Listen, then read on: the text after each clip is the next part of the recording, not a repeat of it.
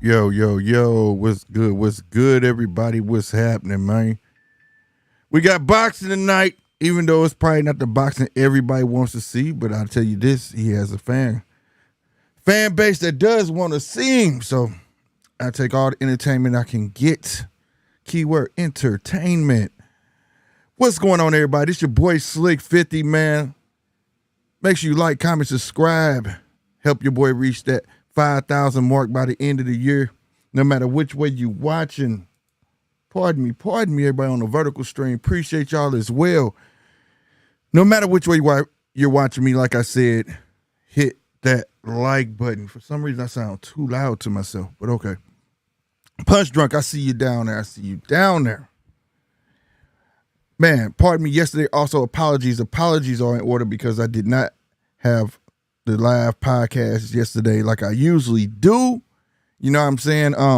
Your boy had a lot going on. My life was a real movie, be freaking crazy, bro. It was like one thing after another and another, and it wasn't all good, but it started here and it just trickled down to the point. Have you ever went home where you just had to go to bed? Like, I don't even want to be woke right now. It was too much. All right. But that's for a whole nother channel. Maybe I'll talk about it on my other channel. All right. Now, let me go on and start this off so I can let my guy Punch Drunk up here say my piece. And then I'm going to let everybody on.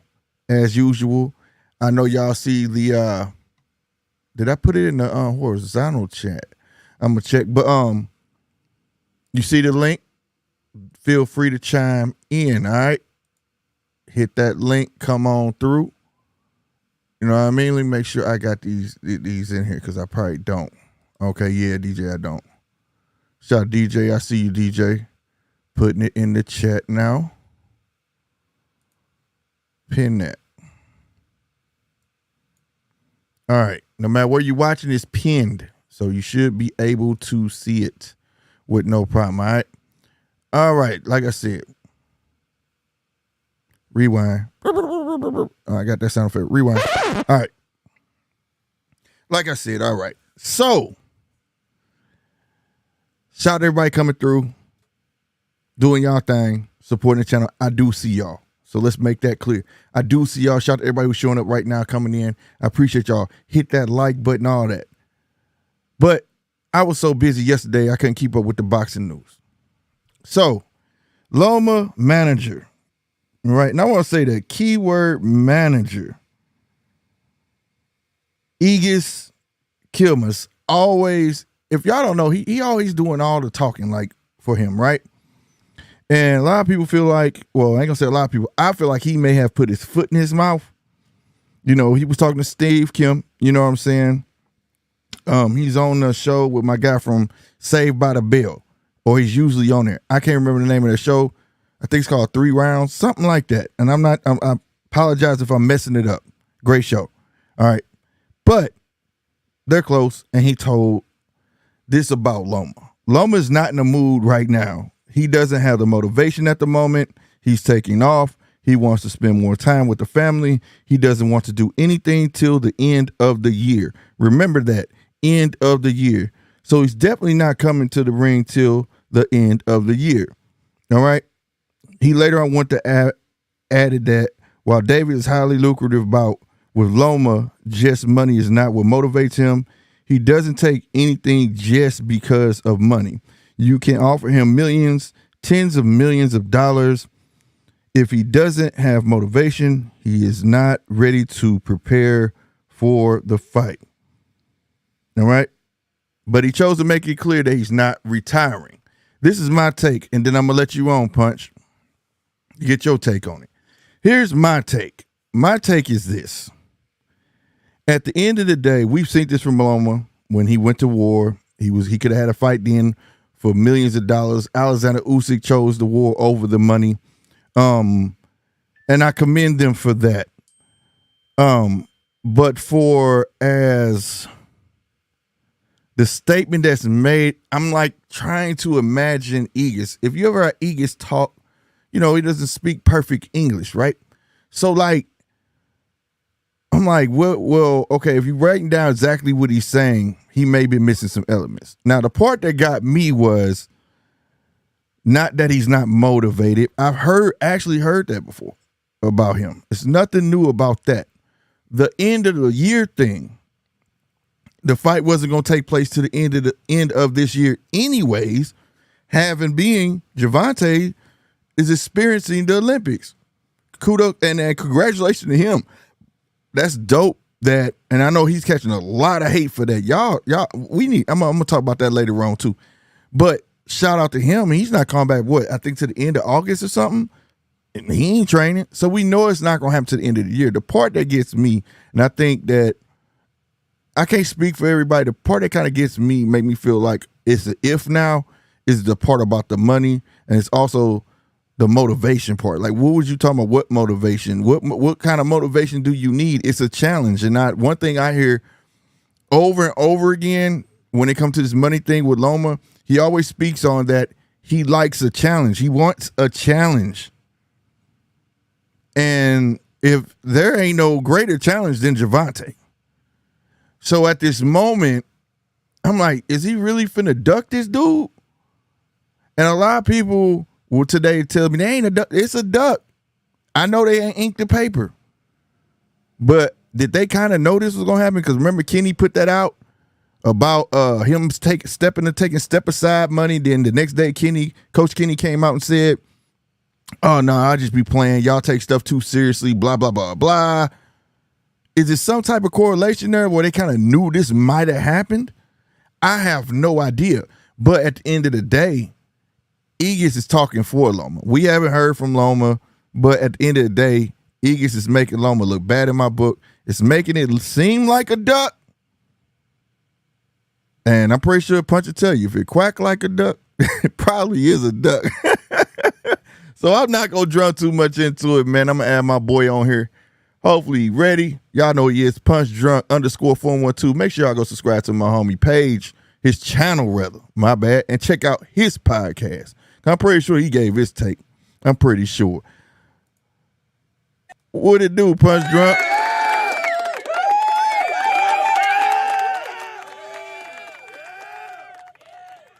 Slick 50, what up, my guy? What's up, Brody? What's up with it, man?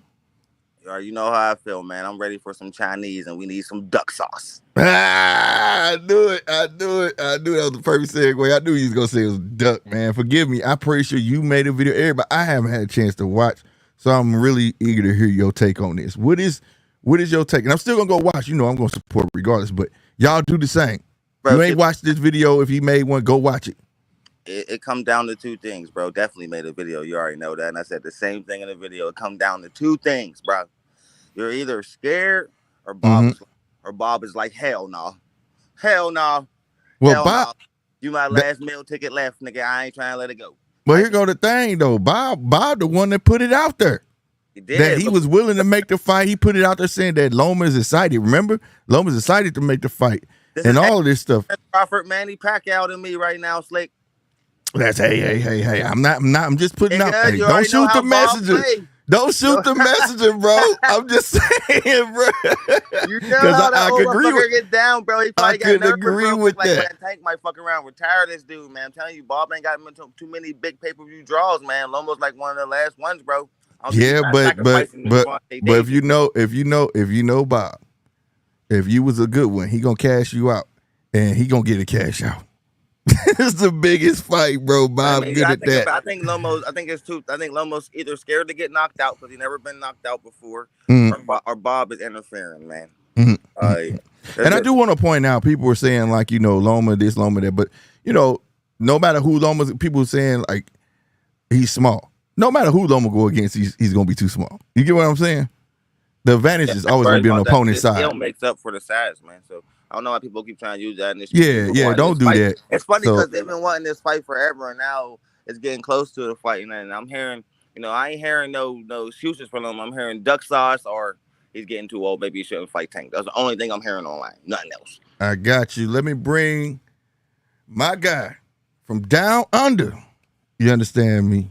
My guy, man. He ain't a casual no more. My dude be on it, bro. Y'all gotta put some respect on my boy DJ name, man.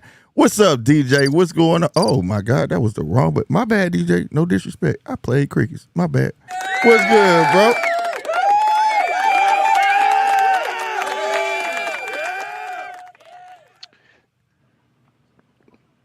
Good evening, gentlemen. What's happening? How's it? What's going on, brother? I got one more guy to bring on, man. What? Larger than life. Oh, Tszyu, he's on time. See, there he is. There he. I was going to say that he because he on time. Give the man the applause. He made it. Yeah. Clap him in. DJ, I swear to God, DJ knew the setup. I knew DJ's going to reset. Oh, shit. Know who this is. This that bag heavy boy. Get your ass in there and hit this bag, my God. What's good, bro? What up? Hey. Hey, he's in the building. Let me say this. Hey, Heavy Bag was down there looking like, where's he going with this? And I was trying to trigger DJ. And I knew DJ was going to jump on it, bro. He said, oh, he talking about Heavy Bag. He here all the time. When you ain't around, bro, DJ be getting your ass, bro. He be like, where the fuck Heavy Bag at? Hard way to go. He give me a hard way to go. But I tell you what, I appreciate DJ, man. I'm so glad he found me. We found each other. Right on, man. Thank you, fellas, for joining the panel, man. I appreciate y'all. There ain't nothing wrong with being fashionably late, my nigga. It's cool. No doubt. Right. Thank y'all for joining the panel, man. I appreciate y'all, man. I appreciate y'all. Absolutely. Hey, can you hear any background noise over here? No, sir. Oh, we're good. All right, perfect. No, sir. I hear nothing. Trying to I'm streaming this fight. Shout out to my 5 Stick boys. Streaming this fight, but I got it turned up a little bit so I can hear it too. There you go, King James. You right. I don't know how you saw that. Oh, you looking on a vertical stream, probably. Yeah. Pippen ain't easy, man. I'm a big Pippen fan, bro. I'm a bigger Michael Jordan fan, but I'm one of the realists. No Pippen, no MJ in me. So gotta give him his respect. I just want to get it straight off Facts. the bat, right? Because we're probably going to go left, right. I can barely hear DJ. Do I need to turn up my? Nah. Oh shit, there go DJ. Hey DJ, we gotta turn up. There you go. Talk up a little bit. Shit, DJ. Man, he done graced the channel. That's what's up. No, I just wanted to prove the punch when I do my homework. I'm not talking out of my, you know what? It's there. That's man, super Prograis Catterall fight. Hey man, hey, I'm gonna be real with you though. The dedication is different. Dude got a broadcaster mic on and everything, bro. It makes sense now. Like, we're gonna get you up the part, bro. That's no. He got the broadcaster mic. He got the pen and the pad. You ready? He's ready, man.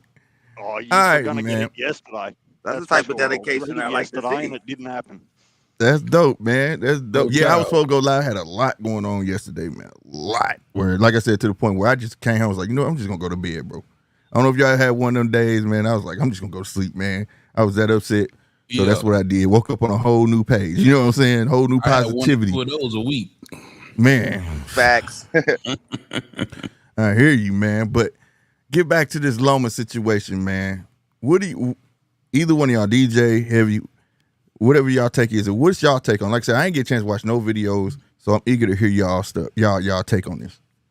I just dropped it. The Loma situation, he's not in the mood. Yeah. Situation. Yeah. Yeah, he's tired. I feel some kind of way, man. You know, this is somebody who Loma says he's been wanting to fight for a long time. Down the time is here. You get another crack at being a unified champion. You know what I mean? You get another crack at halfway meeting your life's work, your life's goal, which is to become undisputed, which he's told us several times. And how do you become unmotivated is the term that they use, or didn't have any motivation is the term used by his manager. How are you not motivated when, you know, you're in position to go ahead and at least, you know, snag 2 belts at this point in time and fight the guy you've been wanting to fight for the better part of, you know, 5 years. So it just seems like all bullshit to me. And I'm disappointed, man. I'm disappointed. That's what I was. Oh, go ahead. You want to finish up? I'm sorry. Go ahead. Yeah. Last point. And for him to not want to listen, you don't want to fight till the end of the year. This is what he's saying. Cool, but at least lock the fight in, right? Finish your negotiations. lock the fight in, get your date, make sure everything's confirmed, and then, go chill. Yeah, you can say what you want at that point. I agree with that. Absolutely. That's the part that bothered me at the end. Now, like I said, if you ever watch the fight, Igis leading up to fight, Igis said a lot of stuff that's misleading. You know what I'm saying? He's done this before. So, like, that's why I was trying to take it with a grain of salt until he got to the end of it. When he said it's not about the money, he's not motivated part. My thing is, he always said that, and I heard Loma say it's not about the money. It's about a challenge, right? And I'm like, what's a greater challenge than Gervonta, bro? Like, there's nothing else. And that was the part that got me. Like, because that last part, he didn't even have to leave in there. You know what I'm saying? He didn't even have to say that. He could just left it what it was in the beginning. And I think that's what making everybody think that he may be planning a duck. Weird, like you're motivated to fight George Kambosos, but you're not motivated to fight Gervonta Davis. Because it was easy. I think that, yeah, it make it make sense. Exactly. That's how I'm looking at it. And like, so my question to you again, Heavy, given that it's coming from Iggy's mouth, do you really think Loma is on that type of time, or it's a potential thing that actually can happen? Also, do you think Coach Kenny probably knew a little bit about this when he put that damn thing out talking about some step aside money, then heard him took it down and said that he was being sarcastic and people take jokes too seriously? Listen. We should plan this another time. This nigga's scared. I think it comes down to something's wrong. I think he's finally feeling the pressure. This isn't a young green Tank Davis he was calling out. No, this is a primed Tank Davis. You know what I'm saying? And I think Coach Kenny spilled the beans.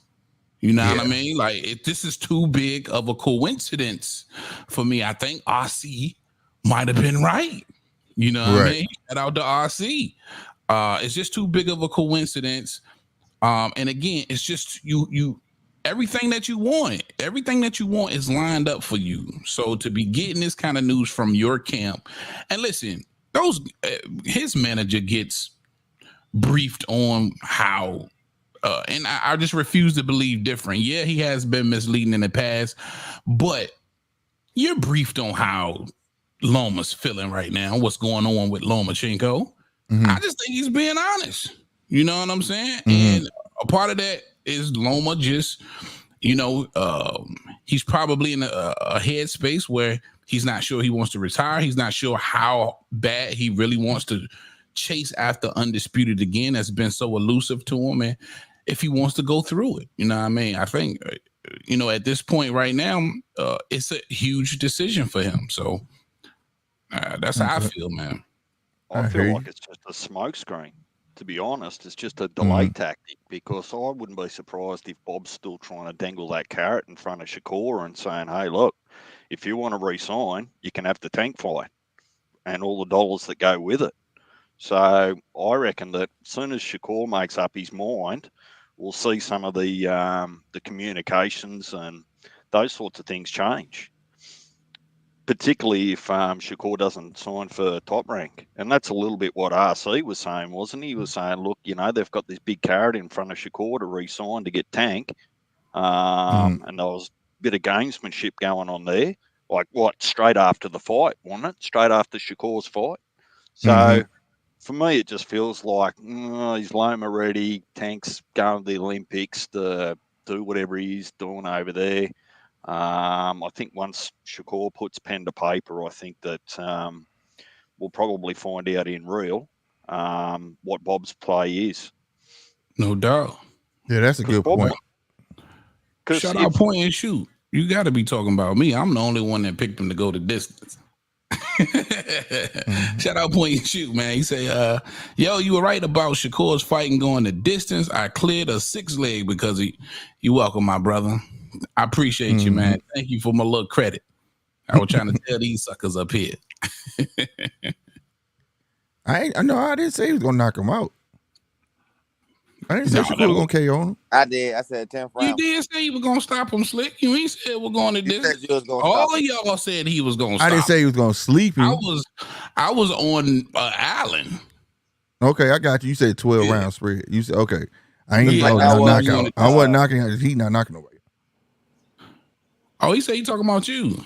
Nah, he said he was gonna stop him. No, I thought I said it would be like a technical. I didn't think it would be a knockout. I think you talking about heavy. I got to look, but I could swore I said yeah. What I did?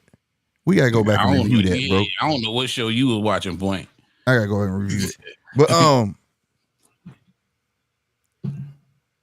man, he got me thinking now, bro. Like you got me stumped, but I gotta really go back and look. I called so many on. Maybe not. But I know heavy did. I don't know. I know when we was all here and we gave our predictions, I was on the island. Mm-hmm. Yeah. That's what I'm thinking. What the hell Julio Chavez Jr. come from? I was they just found him. It's kind of sad that he went from being like upper echelon to fighting 6 rounds, bro. It's kind of crazy. Nah. Now I gotta ask one more question, one more grand question. And we can go on to the fight. Even though these cats ain't fighting to the end of the year, because we all know, I know y'all know Gervonta gone, right? He going to the Olympics, right? He doing the Olympics or whatever. Yeah, that's right. And it's not the fight wasn't supposed to take place at the end of the year anyways. So that's what kind of made me like what DJ is saying. That's why I'm like, okay, that kind of makes it like smoke screens or whatever. And old boy trying to put something, maybe put something else in motion or whatnot. Because I mean, that's when the fight is supposed to start. What's going to happen anyways. So I don't know. Does that make a difference for y'all or no? Or you with him actually being there? With knowing that it was going to take place at the end of the year anyways. Anyway. Nah, I don't really make a difference. For me, man, it's just don't stop negotiations because according to the reports, he ain't doing nothing right now. You know what I mean? And if you're going to fight in November, that's 4 months out. This is Tank Davis. You at least want to have, an 8-week camp, in my opinion, if you're Lomachenko and you're a little bit long in the tooth. You want to have that extended camp. You know what I'm saying? So what was the problem with just going ahead, locking this fight in? November is the end of the year, unless you guys talking about December. But nah, that's not really making a difference to me. Okay. Well, Loma's not that far off his camp. When did he fight Cambosis? Oh, hang on. I'll use Punch's language. Bumbosis. Yeah, that's right. I caught you. I caught you, your channel. Look, honestly, I don't think anything's going to be formalised and a contract signed until everyone works out where, because Shakur's a major player. Like he's a cog in the wheel up there in the the top 4, top 5 in the division. So once he inks it with Bud, DAZN, wherever he's going to go, I think that nothing will be formalised there because it's too much of a big fight just to throw away, not to have a plan after it. And I've always said that about Shakur. What if he runs into Tank right now, next fight, happens to get beat, then what? What's he do then? He might not ever see another big payday ever again, potentially. So I just don't think that everyone's seeing all the cards on the table yet until Shakur inks a deal. And I don't think it's got anything to do with a November or a December timeline. I think it's more about, well, can we get them together and start negotiating or we can't? Because say Shakur does sign with Top Rank, what's the chances that Shakur fights Loma instead of Tank? And that's the easiest fight to make in-house. And then the winner gets Tank. Way easier. That's if I'm Shakur, I'm pushing for it. I'm doing whatever I can do to go ahead and make it. And they've been talking real nice about each other lately. Wasn't he supposed to get Shakur next? Turned that down. Yeah, but this what? Beginning of this week, he was talking real nice about. I like Bob. Bob been right by me. Bob. Before that, fuck them motherfuckers, and all that. And Bob been talking real sweet about him too. They it might be some smoke there. It might be, but I think like DJ might be right. It could be Shakur could be that deciding factor. A promoter might be thinking like, damn, I might be losing out. You know what I'm saying? Because think about it. If Shakur beats Loma, they fight Tank. If Loma beats Shakur, Loma fight Tank. That's a 2-way payday for Bob. You know what I'm saying? Either way. I just doubt Tank only wants to fight once this year. He would have to find another opponent for this year. But think about it. How can he if he ain't going to be in the Olympics? He ain't coming back to the end of August. I mean, there's still time enough to fight this year. Yeah, maybe once. Yeah. Yeah, you said twice this year. I doubted he wanted to just fight once this year. Oh, once. You know what I mean? My bad. I thought you meant like just one more. Okay, my bad. I heard it wrong. Yeah, I'm pretty sure he wants to get one more fight in 24. Mm-hmm. Well, the Olympics itself only goes for 10 days. Yeah, he ain't going to be out there long. Yeah, he does. But he has. I read said he wouldn't come back to like August 26th or something like that. Well, he's going to have a holiday because the Olympics are well and truly over by the 26th of August. They start on the 26th of July. So this week coming and only go for like 10 days. Mm-hmm. So, yeah. Well, like I said, I can't wait till all this pan out, but that fight, I definitely hope happens. But I'm not going to lie. If it end up being Shakur, I'm not going to be mad either. I'm not. Nah, either way, man. I'm happy. Now, if it ends up being neither one of them, that's the problem. But as of right now, is it a duck? No, I don't think it's a duck. I think it, like I said, I think it looks like a duck. Kind of feels like one. Duck but sauce. I don't think it's a duck. Shout out Mark Wynn. What up, Mark? What's good with your brother? Robbie Jones in the chat. Yes, sir. Say Yes, Punch sir. Drunk nailed it. That name, Bumbosis, for sure. That was on point. Robbie says Shakur had a chance with Haney for the belts. That's facts. Shakur did have an opportunity for all of the scraps at 35. That one near my heart though, bro. I'm not. Yeah. I don't know. That's a touchy one though. That's not just how it wasn't just a chance. It was a fuck me over. You know what I'm saying? Because they didn't even know what the money was. They didn't even know what the money was. There's a bunch of. Who cares?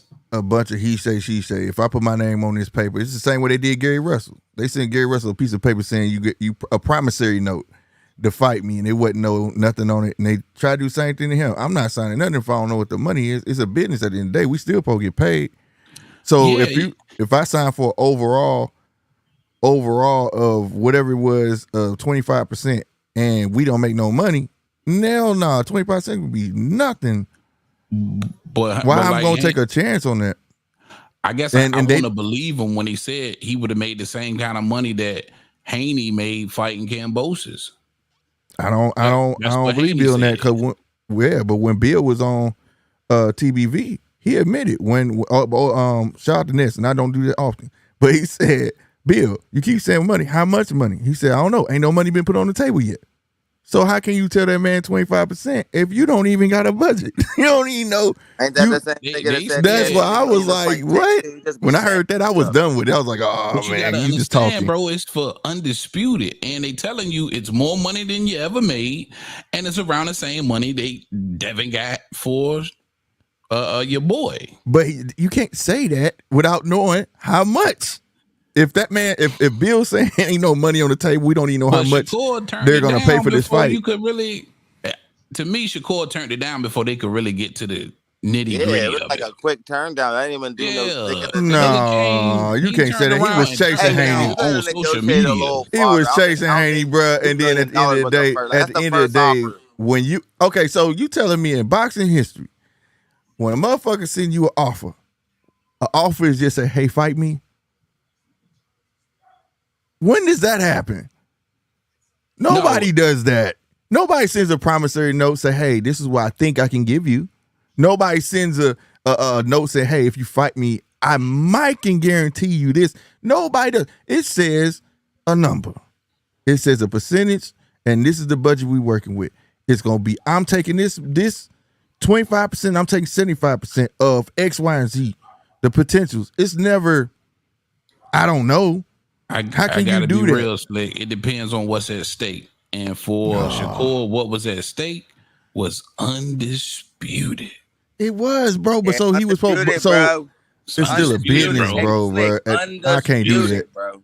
It may be undisputed, bro. But to get in there and then I get fucking, you give me $100, it ain't happening. Like Haney did. But come on, man. But that ain't no duck, bro. That ain't no duck, bro. That's kind not a of, duck, bro. kind of. I disagree. Kind of, but kind of. Stop it. Hey, It's a a mini reverse one. duck, A mini bro. one. Right? That's a mini reverse duck. Like, How you gonna? That's a reverse duck, bro. Slick, man. They should have took that deal. Haney took the same deal. Take that deal. Bruh, you know what they did? I'm about to give you the greatest example ever. Have you ever had a bitter girlfriend, bro, that sit there and tell the whole family you did? Cambosis, bro. Look at the deal they took versus Cambosis. That was my point. But peep this though. He knew how much he was gonna get, and that was his choice to take a shit deal. You can't include your shit deal and then expect the next man to take a shit deal. You don't do that. People undisputed though. That's kind of a you don't do no. You missed the point. He knew what he was getting. He knew what he was getting. Yeah. You couldn't tell Shakur what he was getting. You gave him an imaginary number. At least give him that. Undisputed, baby. All right, hold on. Real quick. The business side of it. We talking about the business side. We knew it's for the belts, but you not finna not give me anything, bro. You not finna at the end of the day say, well, you signed for this. Haney knew he was getting shit. And Shakur, whether you see the numbers or not, you knew you was getting shit. But Haney still went on and went after the belts. I hate saying this like this, but it's levels to getting shit, bro. You're not finna give me less than what I'm already making. It's a business, bro. You're not finna try to fuck me over because you know you might lose. Like I said, then you try to smear my fucking name when I'm the motherfucker chasing you. They wasn't even calling him. Like I said, the way they ran that whole campaign, bro. The way they ran that whole campaign, like I said, it was like having a bitter girlfriend that will go to your family and tell you all the bad shit.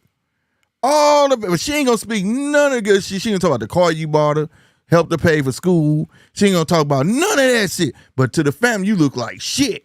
To the master, you was a horrible ass cat.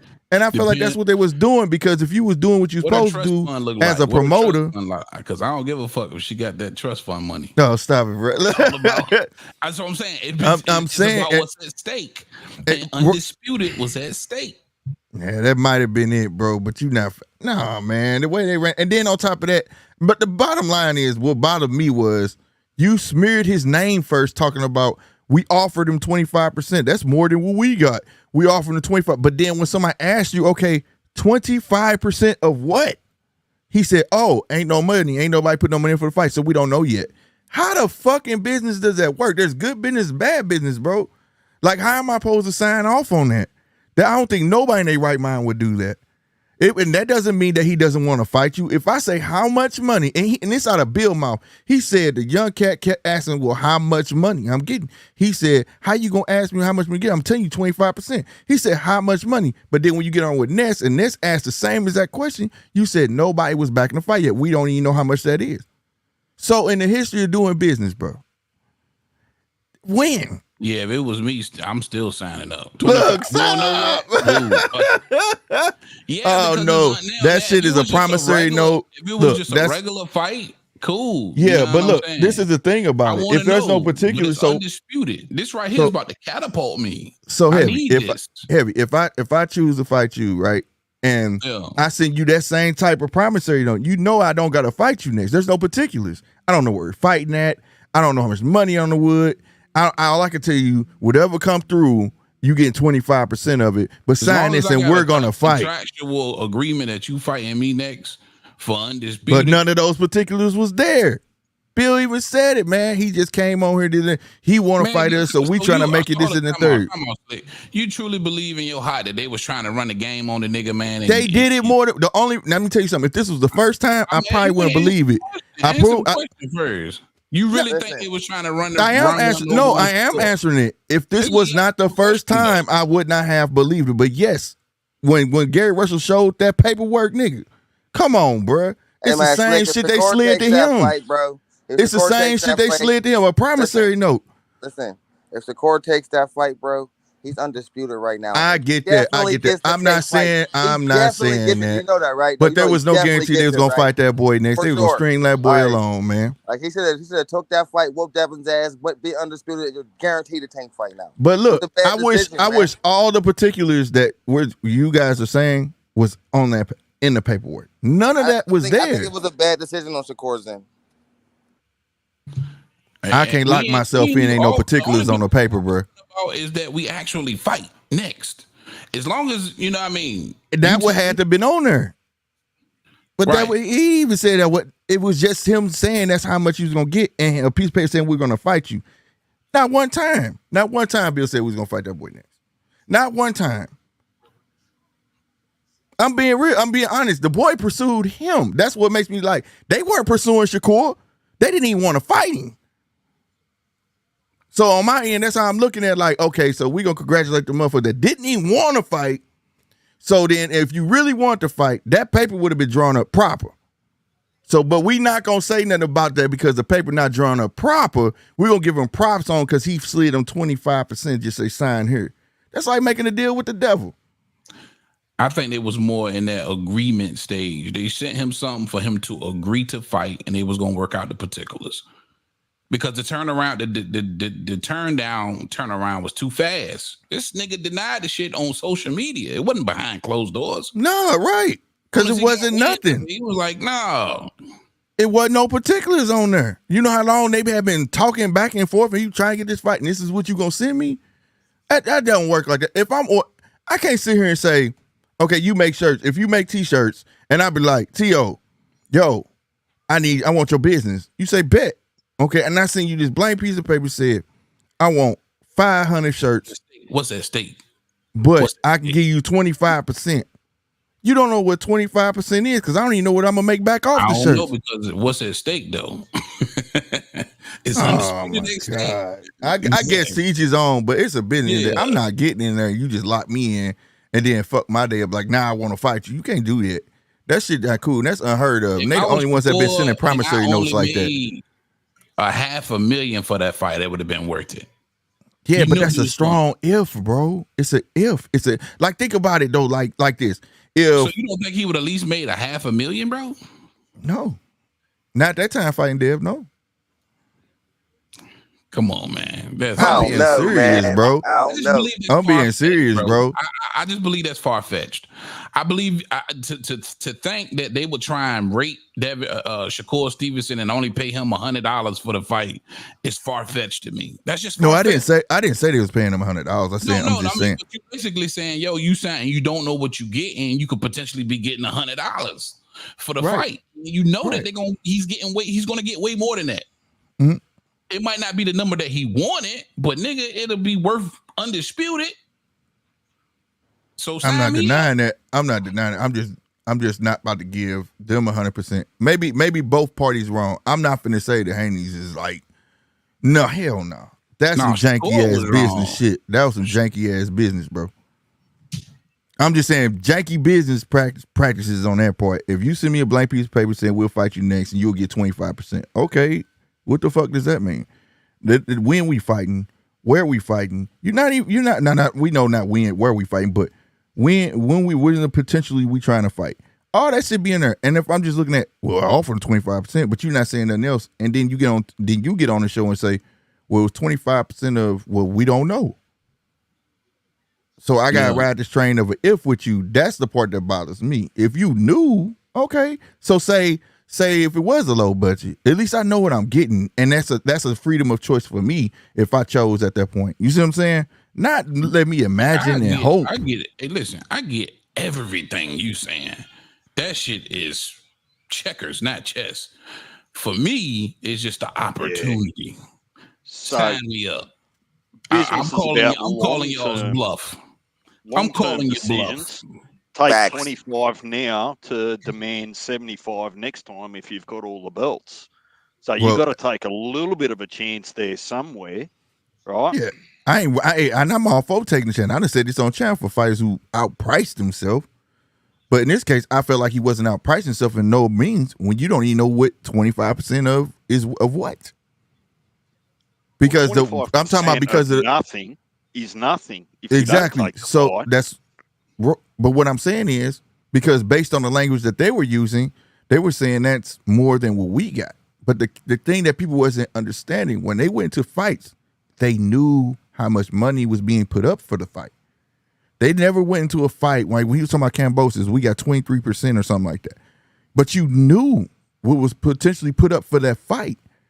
You didn't just go in it for 23%. Now, I commend them on, because people were slandering him for going to Australia twice. I said, shit, he want that motherfucker. That's what you got to do. So I do understand where y'all coming from. Sometimes you got to take a risk.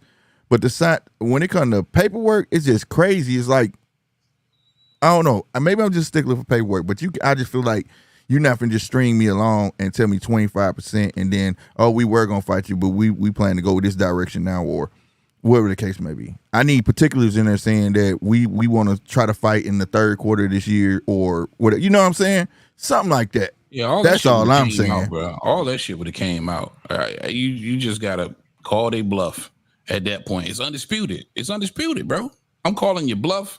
I'm signing on. I'm agreeing. Whatever you want, and then we'll get to the particulars. Because more than likely, it was just an agreement. It was like, hey, this is what we gonna do, and then we'll draft some real offers. Right. You know? I agree with you, Mark Wynn. I'm not denying that he would be undisputed. I was just saying that it just felt, and it was only given because of how I saw it was the same scenario with Gary Russell. You know what I'm saying? Yeah. And then you know how most of these fights, you'll always see the news first. These two guys came to an agreement. Yeah, come to agreement. But it has particulars. Like contracts. No, but you get that. I know. I trust me. I know how it go. You get it, and then but it got particulars on there. We didn't even get agreed to a fight from them two motherfuckers. Right. Yeah, hell no, because it was all over. For one, it was messy. They put it all out. Yeah, we told them we'll do. When you telling them, send them something. You see what I'm saying? With particulars. And also, Shakur did say that I never received anything. It was just word of mouth. But I do agree with you. At that point, maybe she said bet. Yeah, bet. Pull their card. You get what I'm saying? I'm pulling your card off the rip. It's undisputed. And I agree with Mark Wynn. He'd have been undisputed. Yeah. He would have been undisputed if they would have said, if they didn't pull out of it. I just think they didn't want no parts of it. They didn't want no parts of that boy. I don't believe it. At that time, anyways. Oh, 25% tell you. He should have took that. He should have called their bluff. I agree with Tszyu. Yeah, I agree with him. I'm just trying to get that pay. That's serious. Julio so out of damn shape. Yeah, he is. Yeah, you know them parties. This is weed money, bro. This is weed money, bro. Julio been snorting cocaine off of titties the last 5 years. That's what this is like. It's just journeymen just wasting time. Like this fight is so boring. Man, they ain't never waste no time. He gotta get his weed money, man. Chavez Jr. His daddy said he cut him off. It's just one of them sad ass stories of wasted talent, man. For real. Man, stop playing, bro. He never had no talent. Yeah, he was doing that for daddy, bro. Daddy wanted his son to keep the name alive. He was the biggest. I can't believe this is the same bum that almost dropped Sergio, bro. That almost beat Sergio. Yeah, man, that dude was taking pictures of all them girls, and he a rich kid smoking all that weed. His daddy was mad at him, like he's lazy. His dad talking bad about him. I remember all that shit. Mm-hmm. And then not too long, was that last year? He told Canelo he wished he was his son. Like what? What? Yeah. No. He told Canelo he wished, because that whole beef was going on because everybody was like, Julio don't like him because he gonna step on his legacy. And then people were saying Canelo can never pass Julio's legacy. And when he was up there, he said he told him, I wish he was my son. This fight was just an 8-rounder? Yeah. And then he turned around. And then he also that was 6. And then he also said he had disowned him. So my man got to keep some payday coming in, or I don't know. Mama probably getting some. Champion of the world to fight in 6-round fights, man. It's kind of sad. This is weed money, bro. Let me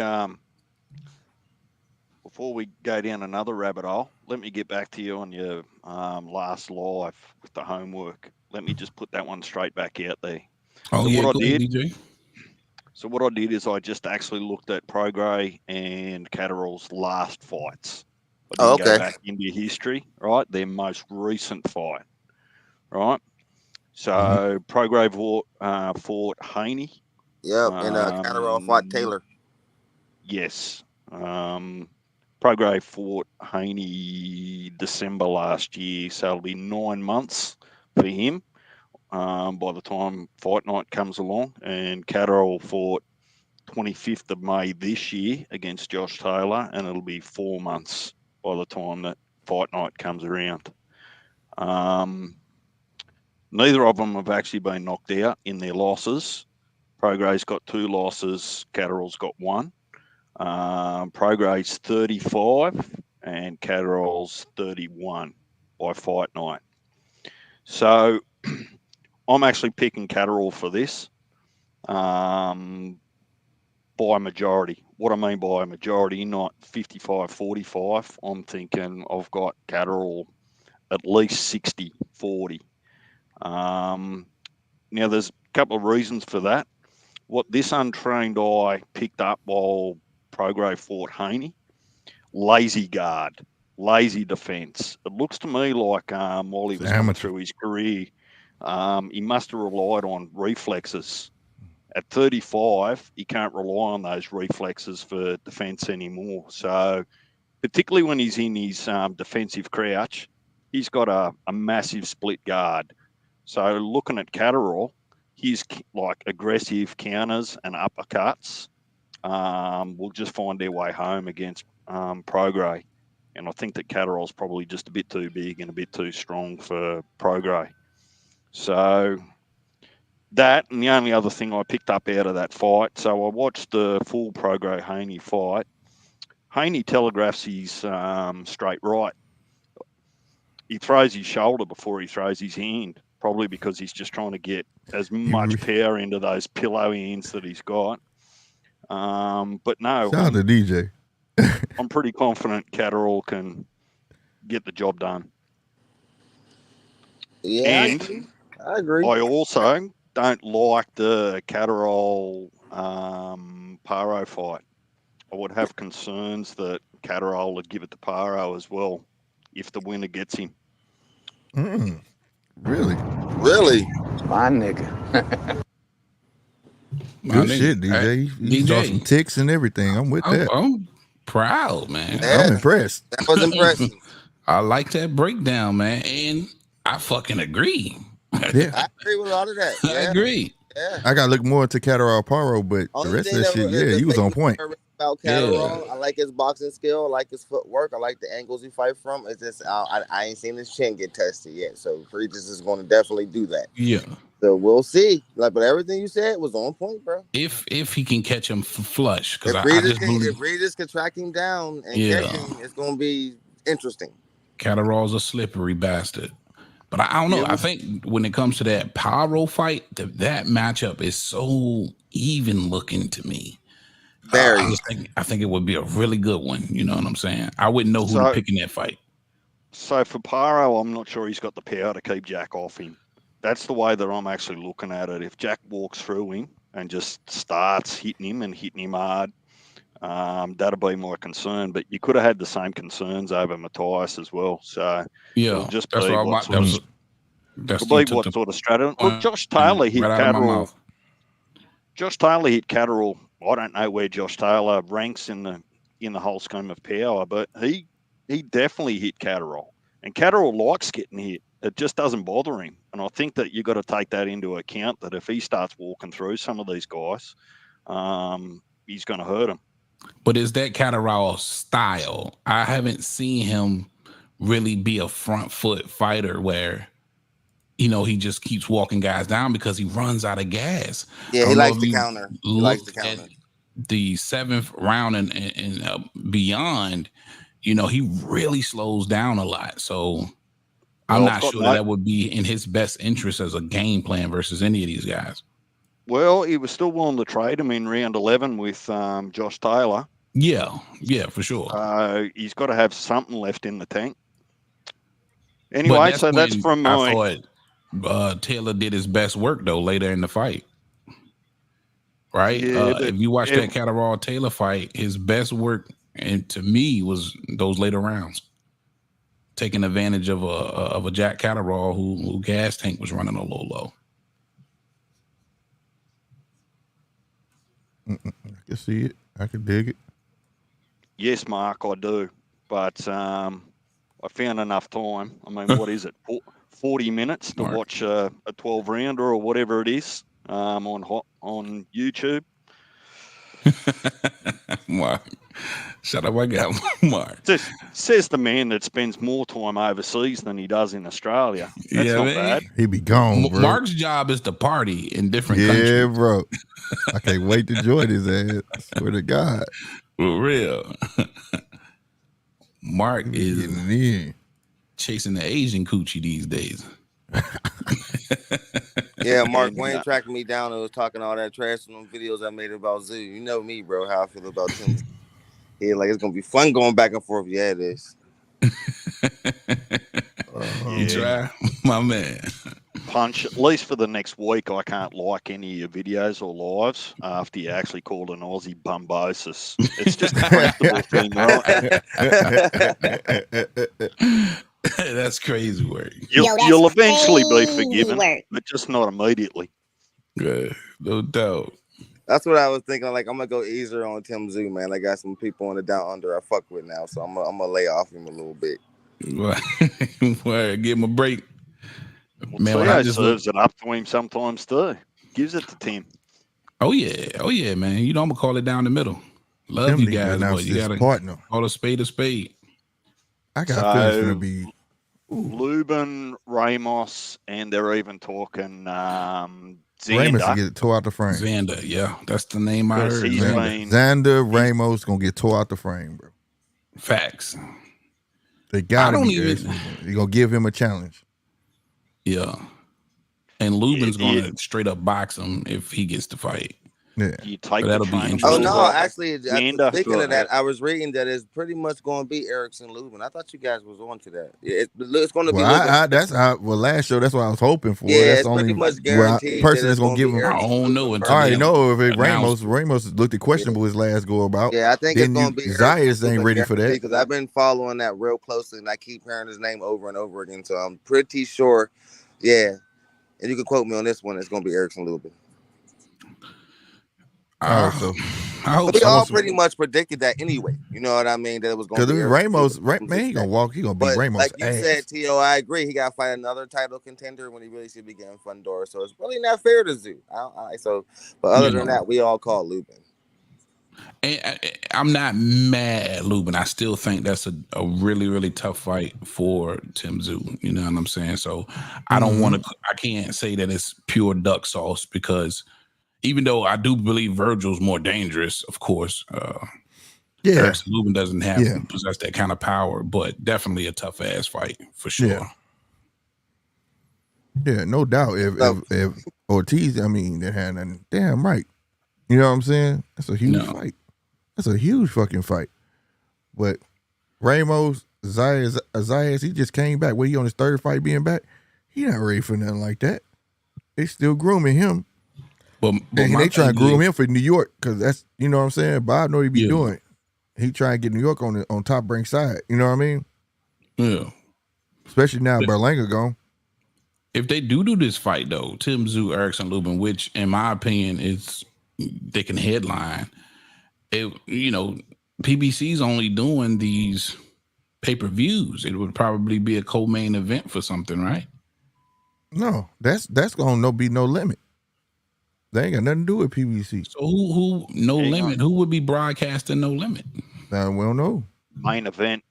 That's what'll happen. That's what's happened with the last couple of PBC guys that have come across to co-promote Tim Tszyu's fights.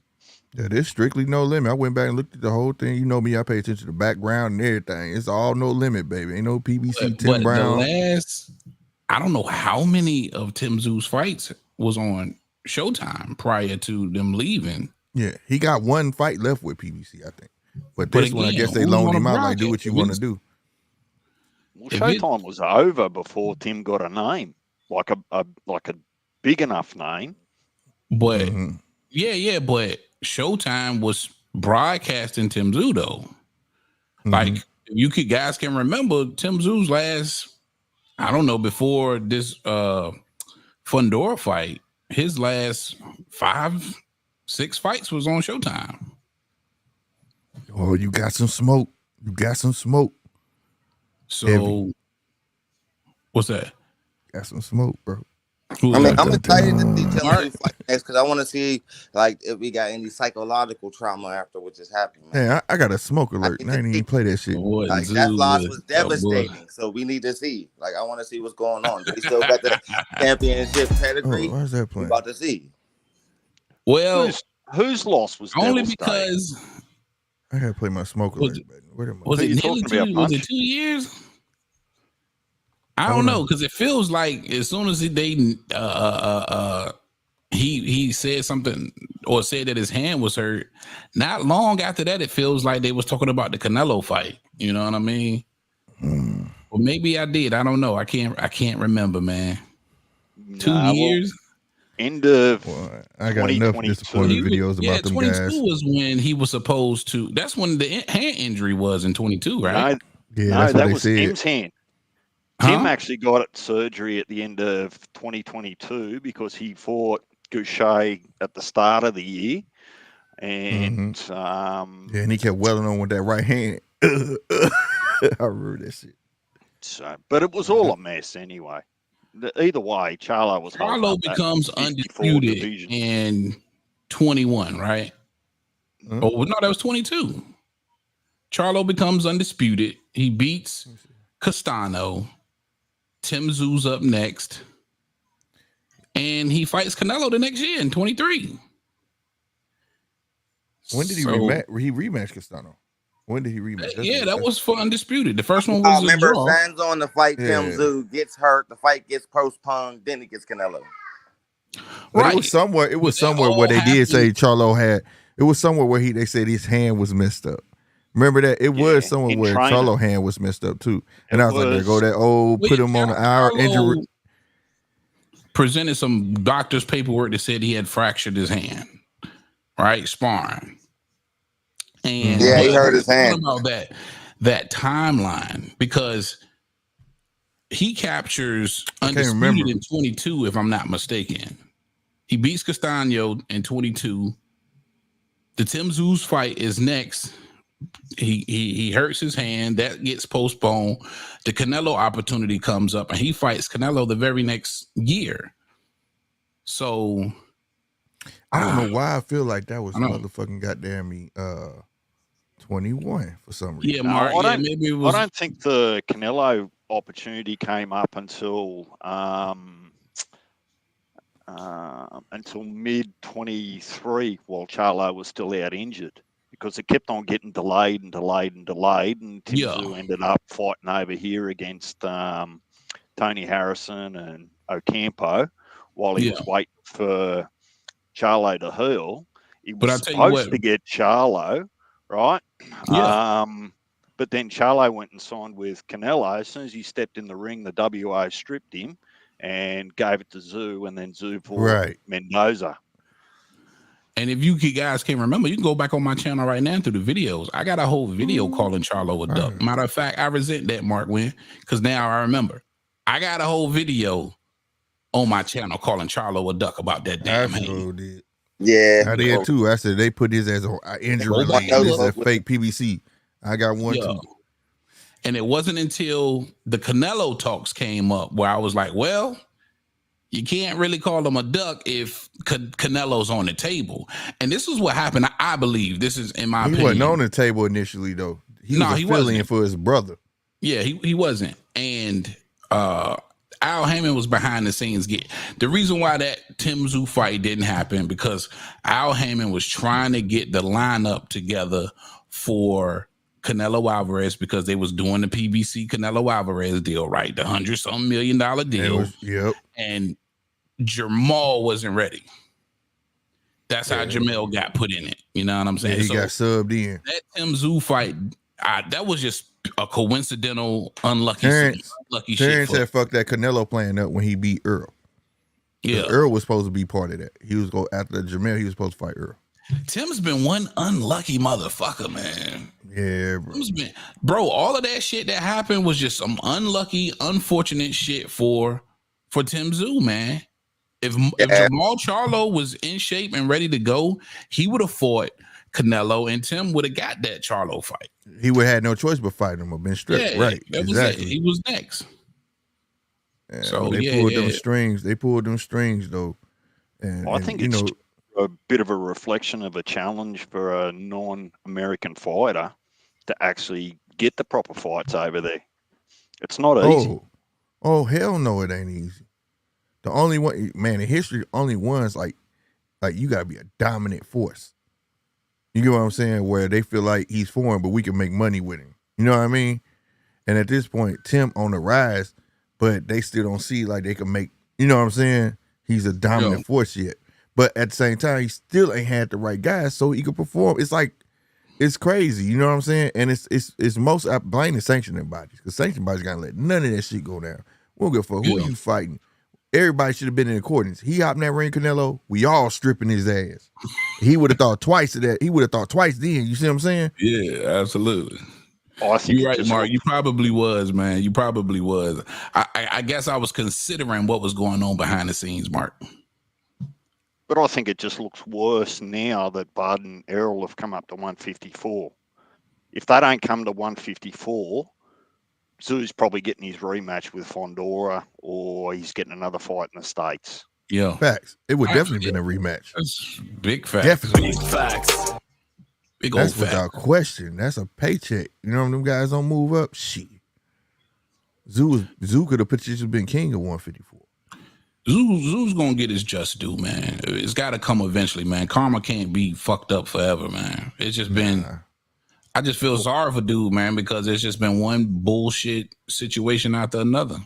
Keep making a name, keep fighting, bro. Don't hold that shit up. Don't hold. I hate it. Don't fall in the Canelo vortex where people be putting their career on hold for a fucking Canelo. Keep going. Fuck that. Build your fan base, and when you get that guy, you're gonna be way larger than life, bro. I mean, the rhetoric in the conversation's not that dissimilar to Inoue. I'm not putting Tszyu in Inoue's class. I'm not doing that. What I'm saying is that what I hear from the States, a lot of people aren't giving Inoue credit because he hasn't fought in the States and he's always fought in Japan and those sorts of things. So until you get across to the States and put your face in front of a crowd and fight some of the better United States fighters, you just don't get any credit over there. Because they made a great point. They jumped on me. I was talking like you, but they make a great point. Fighting, if you're from Australia, if you're from England, if you're from Japan, it's like fighting in your neighborhood. You know what I'm saying? It's like just fighting in your neighborhood. When you come to America, it's like all different nationality creeds, and you got to come over. This is the melting pot of boxers. So until you come over and mix it up, that's when you get your real respect. I think Inoue is good enough to fight over here. You understand me? I'm not taking that away from him. It's just that's what's hindering him from getting that praise, that recognition. He could have been over and been the next Pacquiao, beating the fuck out of everybody. And it might have motivated him more not to want to retire after his next couple fights. You know what I'm saying? Because even though I get you got your whole country behind you, but I don't know if y'all be really, I know y'all do because y'all close to Australia and all that stuff, that how they're not going to boo that man. They'll get in trouble for booing that man. You get what I'm saying? They're going to praise that man. They're going to be quiet while he fights. It's the order to their things over there. You get what I'm saying? So the freedom that we got over here to actually give you that free range, do you really have it? Meter is here. If you come here, people gonna let you know you ain't shit. If you got it, you the shit. You get what I'm saying? And that's the thing I think why people matter anyway. Inoue needs to just take a couple fights over here, bro. I mean, the fights are here. And get your fan base over here. If you dominate like that, show it. I think he could do it. I think he could pull it off. I have no hate for the man. He's fighting Sam Goodman's leftovers slick. That doesn't give him any credit. People don't know who the hell Sam Goodman is. That's why see what I'm saying? Sam Goodman is another fighting in his neighborhood fight. We don't know who he is. We only can go off what we see. Talk about too. That's the one that was always on Tim Tszyu's undercards over there, right? Yep. Yeah. The little fella. I don't even know who he is. And he fights in Inoue's division. What is he, like a 20? He's a 26 guy? Super flyweight. And he won't fight 26. 122, 126. And see, that need to be put out there. That need to be put out there that he's fighting another guy's leftovers and getting the praise for when the guy's already beaten them dudes. What's the dude's name he's fighting? Like Donahue or some shit like that. Donahue. TJ Doherty or something Some like that. shit like that. Some bum. But for anyway, it's different. It's different when you come to the States and you don't have a completely biased crowd. Like, what are you going to look like when the whole crowd is not behind you? That's exactly. I mean, the lights is different here. Yeah, when you're not the spectacle for real, you know, or the, you know what I'm saying? Like, that's why Nakatani came here. Think about it for you in Japan, bro. Right. Look at Nakatani. Nakatani got a fight coming up about 4 a.m. or something like that. Yeah. You know, but Nakatani came here and fought, I don't know how many motherfuckers and fought motherfuckers over here and showed that he did shit from Loma to a plethora of motherfuckers. Yeah, you know, and he fighting over there and still get praised for his pride, you know, and people got respect for Nakatani. You know what I mean? Yeah, so you know, if you're gonna get that recognition, you got to come and perform, man. They be scared to come to America because we be waiting for you to fuck up so we can rain down hellfire on you. So, because you gotta be perfect here. You know well, that's the thing. That's just the avoiding RC. You don't want to come to America and bump into RC. Intimidating, bro. Here's the thing, though. Like, you gotta. That's the thing. American crowd is fecal as hell. Like this. Like, we'll look at you, be like, where are you from? England? Oh yeah, fuck him. Yep. And then, but you put that smack down, be like, what was his name again? Ricky Hatton? What is his next fight? Like, you know what I'm saying? You have to win the crowd. Once you win that shit, I've watched so many fights where the guy that was supposed to lose and he was getting booed, and then midway he started taking over, and the crowd started cheering for his ass, like, fuck it, beat his ass. You know what I'm saying? So, like, that's how American crowd is. Easy to win us over if you really could put that work in. You know what I'm saying? But you got to be able to put that work in. You got a lot of guys that's just like us who, at the end of the day, we don't give a fuck where you're from. You exactly. Because I watch it all. How good you are. Just want to see great boxing. Yeah. That's why I started that Tszyu campaign on my channel, because I thought the dude was outstanding. And that's what struck me about you. I said, oh shit, he watched everything. Because see, like, when I first started this channel, when I was talking about I could watch shit on Famio, all these channels, you know what I'm saying? And they'll charge like $5 to watch each cats. I'm like, I watch every fucking thing from Irish to everything. Like, and motherfuckers like, man, we don't give a fuck about that shit. I'm like, you should, because one day these cats gonna pop up over here. Damn right. You know what I'm saying? And then it's gonna be a problem. I'm really fucking with Jack Catterall. You know what I mean? I was on him, bro. Man, I'll never forget that fight. RC was on my shit. Boy, he was laughing at me. Boy, I was so pissed at that damn Jack Taylor fight. Man, that was some bullshit, man. Catterall was supposed to win that fight. Mm-hmm. Yeah, they screwed him. They screwed him. Now, I'm an underdog better, and I was like, God damn, they didn't cheat this motherfucker. This kid Pyro. I like that shit. He was able to pull off. Yeah. I like it. I can't help it. It's his heart. That heart. See, that's why I like in a fighter. You can have decent skills, but if you got enough heart, boy, those skills look good in a motherfucker, bro, because you ain't scared. You're not scared. You understand what type of sports you in. You know what I'm saying? And he showed that shit, bro. He shut down the boogeyman. He's like, he ain't shit. Let me show y'all ass. And if I get knocked out doing it, fuck it. You know what I mean? Like, I'm with that. I'm with that 100%. Mark, you say anyway. Now I've heard that he's fought over here a few times. I don't know whether it was amateur or I thought he only fought over in Vegas. Like I think he only fought one time. But he fought Vegas one time. He got a name now. Remember they had that tournament over here for their little title. The first when he led up to the first fight of the final was like him and Nonito. So them couple fights in that he fought here, but nobody really knew who he was till after the Nonito fight. You just fucking remind me. I hope I ain't missed that first round. It's a tournament on the zone, bro. It's a tournament. Yes. And no, I can't remember. I gotta go on the zone and look, bro. But it's like a tournament, and they tell you like one taking Japan, taking here, taking here. It's just like I don't know if y'all remember the Super 6 with Andre Ward. Yeah. That it's like that. It's legendary. Like it, but somebody else, but somebody else is handling that. Handling it. I think it's the truth. So if y'all got the zone, check it out. I don't remember if it's because some fights I know it's one fight that's over there in Asia where it's like gonna come on 3 a.m, but I'm gonna watch it at evening, and then it got it lined up. You know what I'm saying? Mm-hmm. I gotta check that out. You just remind me saying I sure forgot about it though. Roby Jones, shout out to Roby Jones. He said, "What you guys think about Jai It's I like Jai. Robbie Jones. Yeah, I like Jai Obatai. I love him. That last fight, old boy had his number. Yeah. That older motherfucker, he just probably sees should have it. lost that last fight, bro. No probably joke. Should have lost that last fight, hey, but I like bro, him. But he relentless though. That's why I like him. You know what I'm saying? That motherfucker, he just spooky to me though. Hey, like, he don't have no face I got expression. I got a question.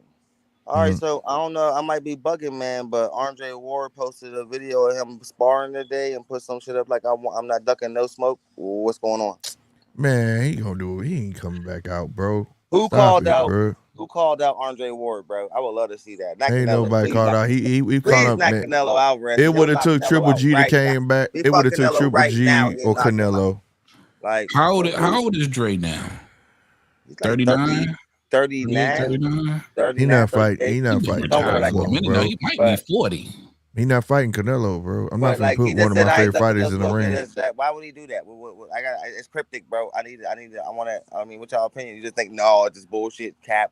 Like he's training, bro, and he looked like he's getting that itch again, bro. He didn't. But you know, he been with Bud. Bud now. Where he looked like he's getting that itch again, and that's exciting. Yeah. That's exciting, but he's smart. He's smart. I'm not putting that. I love you, Andre, bro. If you ever come across, I love you, bro. I've read that book down there 1.5 times, bro. I moved on to something else.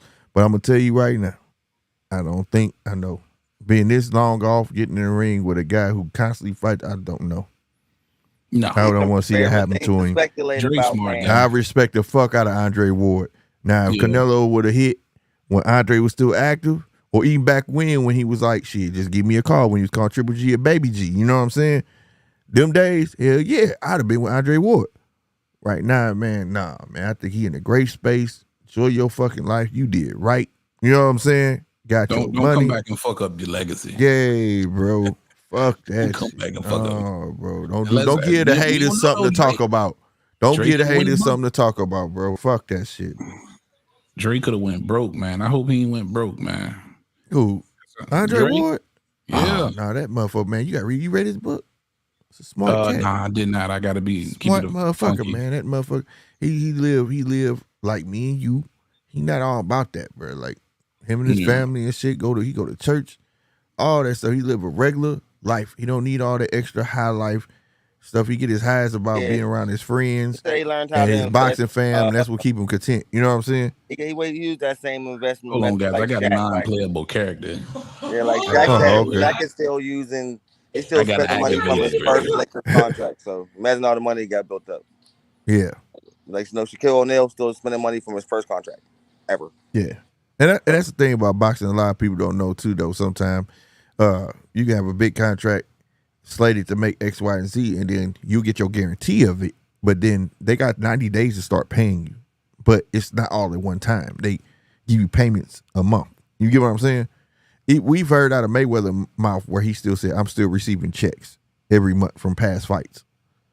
You know what I'm saying? And that's kind of like how boxing promoters work. Whereas, have you ever heard the saying, as long as I owe you, you'll never be broke? All right, come on. It kind of works like that unless you're doing them exhibitions like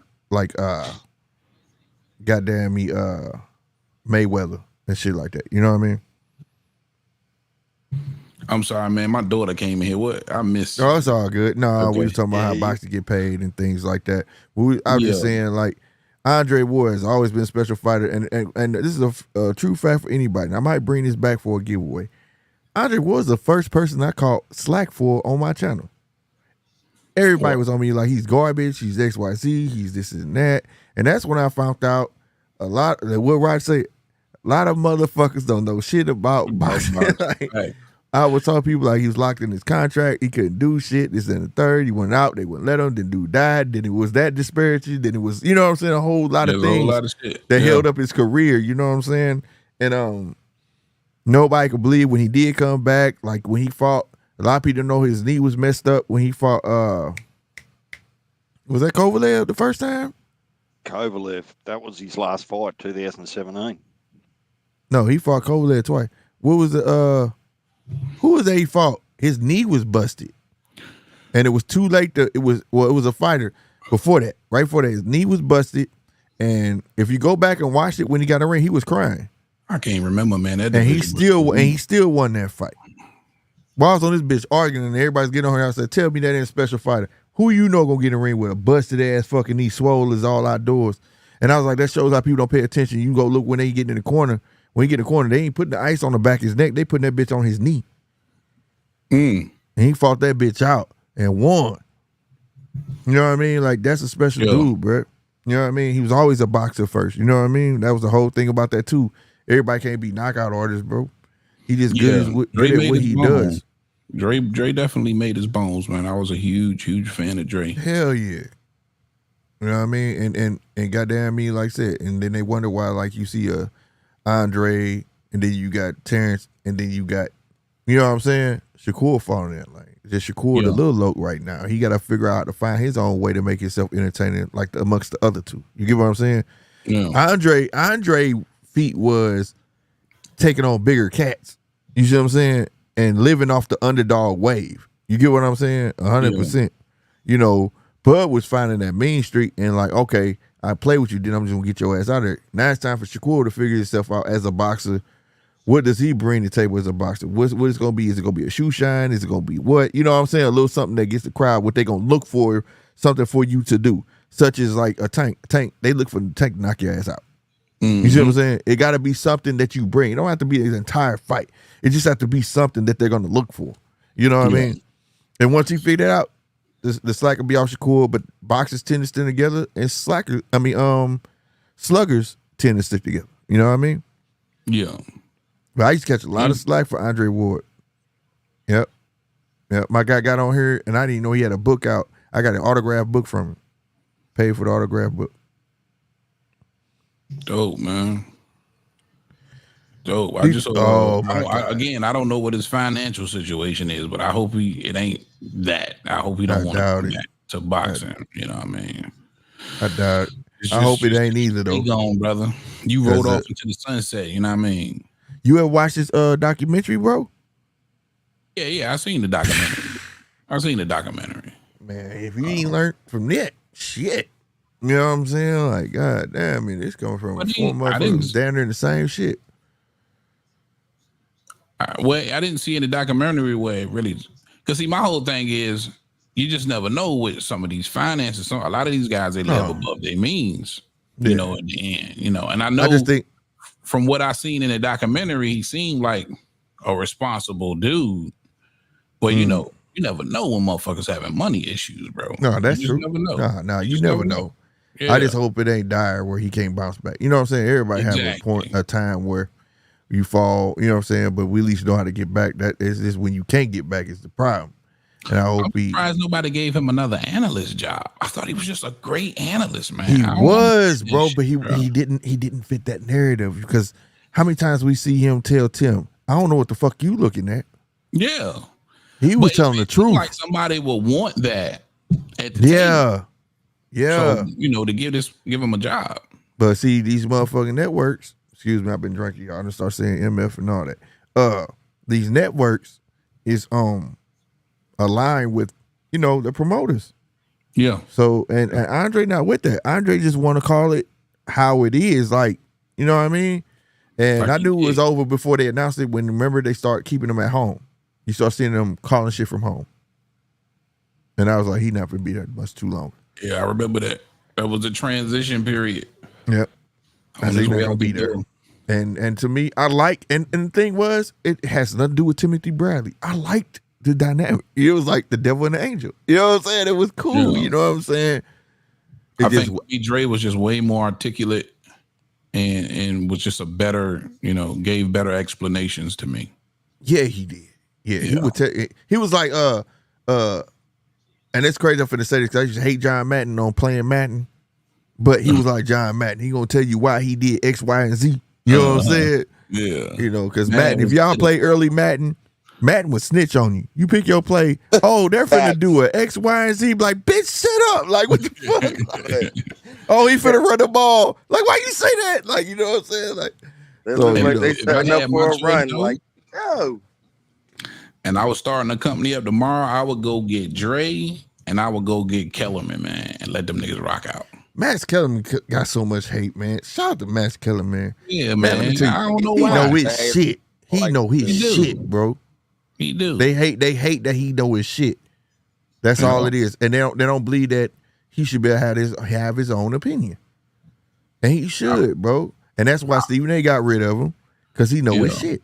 You know what I'm saying? Now, when he was talking about the basketball and shit, like, you could tell what's his wheelhouse. Boxing is his wheelhouse. I just want him for boxing. I don't care about none of that other shit. Because he used to say some weird shit about basketball. Like, what the fuck you talking about, bro? Like, you know what I'm saying? But boxing, shit. Yeah. I fucked with Kellerman on the boxing, man. Hell yeah. Why don't you all explain this to me? I know we're going back in time. Be right back. What's the deal with Oscar and Zepeda? Oscar's saying that, he's not going to give Zepeda to Shakur. Is that one of those things that we were talking about a couple of days ago when I sort of said, well, it hurts boxing if a promoter is protecting a boxer who actually wants big challenges? Absolutely right. Yeah. I know, DJ. But what the situation is that gives me the shit. The WBC ordered Zepeda and Shakur. So that fight supposed to happen next, probably supposed to go to a purse bid or whatever the case may be. But Oscar saying, hey, listen, we don't give a shit that the WBC ordered the fight. He's got 3 other options with the rest of the sanctioning bodies. And he used Canelo as an example. Like, Canelo doesn't give a shit about when, a sanctioning body orders a fight. They ordered the Benavidez fight 3 years ago. So he's basically saying just because they order it, we ain't got to make it. And he's not working with Shakur Stevenson because Shakur made the statement that he doesn't fight for the public. And I kind of agree with him. You know what I'm saying? Like, first of all, people say what they want. It's a lot of people who don't really care to watch Shakur fight. Yeah, he has good free TV numbers, but that's it at the end of the day. And you can't make statements like that and expect for these promoters to want to work with you. Bottom line. Yeah, but Oscar's bipolar anyway, and he'd do anything for a bag. Yeah, but he's all over the place. I'm worried what he's going to do with Virgil. Yeah. I don't know, because sometimes I don't agree with Oscar and sometimes I do. I think in this particular case, I understand where he's coming from, because I myself, when I heard Shakur say that, I was like, yo, you can't say that. You can't tell the fight fans that you don't give a damn about how they feel about your fights. You can't tell them you don't give a damn how they feel, period, right? These are the people who watch you, support you, and potentially going to buy your fights. You can't, there's just something you can't say. You can't say fuck the fans. This dude said, fuck the fans. you can't do that. That's a big no. Not be any kind of repercussion, bro. A big no. Yeah. So he says these guys don't pay my bills. Motherfucker, yes, we do. Yes, we do, nigga. You pay your bills, bro. What are you talking about? There's part of me that still thinks that Eddie could really do someone like Shakur a real big favor, because Eddie could run interference and promote Shakur with all the public backlash, and maybe give Shakur a little bit of publicity mentoring. But also what Oscar is saying, that he doesn't back his bloke to take the actual belt off Shakur. He doesn't back Zepeda to be good enough to actually take the belt off Shakur, which would be good for Oscar's stable. So there's a bit of a balance there, right? Absolutely. And that part I do agree with. But for Oscar, I think he probably he's looking at the money a little bit more than the opportunity for the belt. I think he feels with all of the backlash Shakur's getting right now, making a fight with Williams Zepeda, the numbers just may not be so good to whether it was worth it to make that matchup.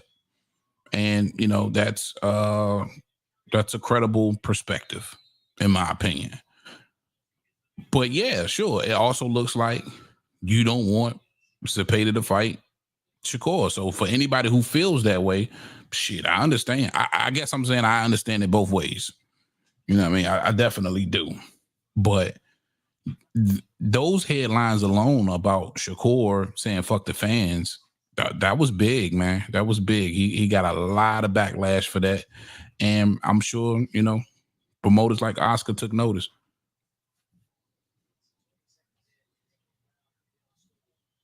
I don't even know who the hell these two dudes that are fight. I've never seen either one of these guys.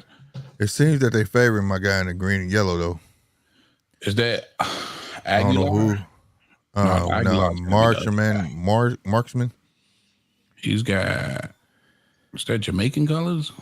Yeah, but he may just be wearing it for fashion. I ain't sure because he got that blue in there too. But what do you think about that? So y'all was talking about Oscar keeping Zepeda away from Shakur, and he says it's because Shakur said fuck the fans, and he's not willing to work with somebody right now who's got that kind of backlash on his name. Shakur gave him a way out, and I'm gonna tell you why. Just because you got options don't mean you don't fight the best competition of that option, right? All right, and by giving him a way out, when he made that comment, he was Oscar was already getting backlash on when Zepeda said he wanted Shakur next. If you go back to the end of Zepeda's last fight, they asked him. He said, "I want Shakur." I remember. And then in the same ring, Oscar said, "No, we gonna go after the belt from old boy." You see what I'm saying? And that's messed up. So it ain't Zepeda that don't want him. Oscar in this situation is the duck. He sees Shakur, and he's also trying to dangle that carrot. If you want Zepeda so bad, sign with me. No, but you don't know why? Let me tell you why. We all know who Shakur is linked with, right? If you link with Bud right now, you link with the Sheik. That's money, right? If you know how the Sheik operates, he operates by not signing boxers, but by getting promoters to loan their boxers out. So he pays the promoters to loan their boxers out. That's all extra money for a fight that they ain't even got to put together. You understand what I'm saying? That's like me, I used to do this coming up, make money. I will go rent the club, right, on a Saturday, pay and tell them they can have the bar. Let me have the door. And that's what Turk does. So it's a little more than just me signing him and making fights and making money on him. Anybody that gets Shakur right now, trust me, it's lucrative. It's big lucrative. All right? Absolutely. So he knows that. So if you want Zepeda, sign with me. Guess what? You sign with me, I give you Zepeda, Turk gonna make it bigger than life. And I'm gonna get all this money, and I ain't gotta do no work. I can't wait till Shakur make up his mind and do what he gonna do. I hope he go to the zone, bro. It's the best thing. He go through Bud, he go through B&B promotions, link with Turk. Man, he did. Now you fucking with everybody. Yeah. You ain't gotta be signed to what we call majors now. We ain't got signed in them. You sign and stay independent through Bud, his promotion company, and trust me, everybody working with the Turk. Facts. Everybody working with the Turk. Yeah, Turk throwing that money. I feel you, Mark. I got another question. Shakur keep fucking up left and right and center. That man need to shut the F up. Here's the thing, though. I feel you. But I think because he won't shut up is why his name is buzzing so hard. Yeah. But there's a borderline to it because you don't want him to write out his mouth to write a check his ass can't cash. You know, but like I said, I don't see. I think he beats everybody but Tank. That's what I'm saying. I don't see nobody beating him but Tank, bro. Yeah, who's there? I don't. Keisha, I don't care. Youngins, they went. Like I said, people got to look at the math of the matter. They've went below him, and when I say below him, I mean like degrading way. I'm just saying cats that coming up under him, saying Keisha trying to beat his ass. Oh, Tszyu, like what? Like stop it, bro. None of them dudes is fucking. Yeah, stop it, bro. Like, he ain't gonna fight. He ain't gonna fight Keisha. What? Like, what is wrong with y'all? Y'all play it. Would you play? Diabolical. God damn it. Now that's diabolical. Yeah, bro. Y'all ruthless, bro. You really served the little lokes up to this cat. You know what I mean? Like, damn, y'all that desperate. So, like, that's what I'm saying. Look at the landscape of things. Who's there really to be him? You know what I mean? Yeah. Right now, look at Golden Boy. Golden Boy's in a rebuild. Who the fuck do they got? Ryan Garcia is a step away from a mental home. He's trying to build up Zepeda. He had Rocha on a small ass card last night. Shout to him, he won though, but nobody even knew he fucking fought. He fought on a Friday. Yeah. Who does Golden Boy have? So he gonna talk that smack, that little girl shit. Is, clap back Thursday. Get Schofield, that shit out of here. But Schofield's still too green, I think. Yeah. He would have. It would be interesting because Floyd Schofield is just so fucking athletic, but he still get beat. He gets beat. He gets beat. There you go. Hey, me too. He's gonna be at the end of a fucking jab. Yeah. Virgil's probably going to be Oscar's cash cow for the short term anyway. But Virgil if he don't start Ryan, giving, of course, yeah. Ryan, But Virgil, I hate that he announced he signed that motherfucking deal. If he didn't sign that deal, who? Virgil didn't. Virgil had put on Twitter he had re-signed. Yeah, if he didn't re-sign that motherfucker, oh my god, I hate that he did that because now your ass locked in, and in a matter of what, Who did maybe you want say, Virgil to sign with? Huh? Who would you want Virgil to sign with? Somebody can keep him busy. I'm sick of people signing with people not realizing who does this person have for you. I don't think that's Oscar's fault though because of that rhabdomyolysis shit. Yeah, but think about fights he had to pull out because of that. Shit. That's cool, but think about it. He healthy now, and that rhabdomyolysis shit only comes if you go to research. I did a whole video on shit. That shit is in his blood, right? But it's only triggered because he's staying underweight. Right. At that time, he was standing. Now he where he supposed to be healthy. Fuck that, dude. Who do you got for me? Can you keep me working? Now I'm asking these questions. He can't keep him working based off Golden Boy alone. He can't. So therefore, you got an option to fuck me. I'm not gonna give you the option to fuck me. I need to go somewhere who can keep me busy. Right. You see what I'm saying? If you can't keep Virgil busy in the 154 division at the moment, you can't keep anyone busy ever. There's so many fights there for Virgil. Not on Golden Boy. Yeah, because most of the motherfuckers is PBC fighters. That's the thing, yeah. Not on Golden Boy. 54 on lock. I would have left. Is that Golden Boy or is that PBC? Who? No, it's PBC. Goddamn me, DAZN got some 154 pounds. Oh. What I'm saying is Golden Boy don't have they're the smallest of the bunch. They don't have that type of work where like they just keep him busy. You know, like I say, what we say, I forgot. The inactivity is the killer of a boxer. And you see that he's trying to do what? Stay fucking busy. The boy trying to remain active. He trying to come back and get everything that he left behind. Is and Punch if still you with us, or is he falling asleep, going for a beer? You still with us, Punch? Shit, I got my beer here. He should have that motherfucker on. Yeah, I'm still here. I'm just listening to y'all. Oh, okay. Speaking of beer. Watching these fights, like I don't know who this dude in the green is, but he's like, yeah, he looks solid. Yeah, they favoring them. Both of them look durable though. That's how I'm looking at them. I don't know who they are, but when I don't know who fighters is, I look for durability first and skill second. So I know if they can match it with somebody else. Because at the first, third, fourth round, if I ain't seen what I want to see, that's what I'm looking for. Durability all day. And both of them seem durable as fuck. They eating each other's shit. But I would like to see if Virgil should have bounced. Yeah, well, so just piggybacking off what you were saying, educate me. Give me one or two fighters that Oscar has managed well over their careers. Canelo. And Ryan Garcia. That's the two that he got it right on. It's the two that he got it right on. See, he had got Ryan Garcia at the right time when DAZN was popping, when they first hit the scene. So they gave Ryan Garcia a platform. Canelo came at the right time when he had Mayweather signed. See, a lot of people don't know. Well, hold on. Let me rewind. Mayweather. He didn't necessarily guide his career, but he had a big part in his career. And it was like a lot of people don't know that and won't give Oscar that credit. So I'm going to give Oscar his credit because he served at one point. It was Mayweather beating up nothing but Golden Boy fighters. And that made Mayweather. You get what I'm saying? Including Canelo. served him up. After that little contract was up, he didn't like that he wouldn't resign.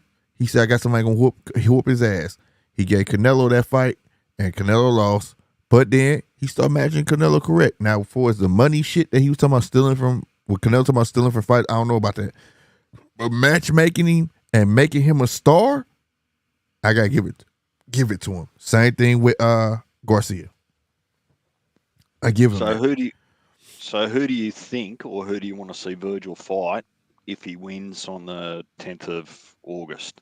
If he beats Boachuk, who do you want to see Oscar put him with next? Another body snatcher like a Stanionis?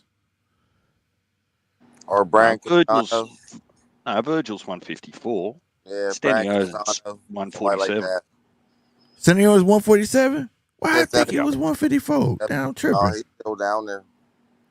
Damn. I still like see that shit.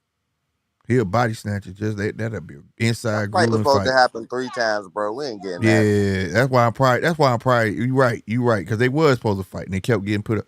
That's why it's in my mind. Like that. Because that's 2 body snatchers that be in the. Oh my God, be a grueling fight.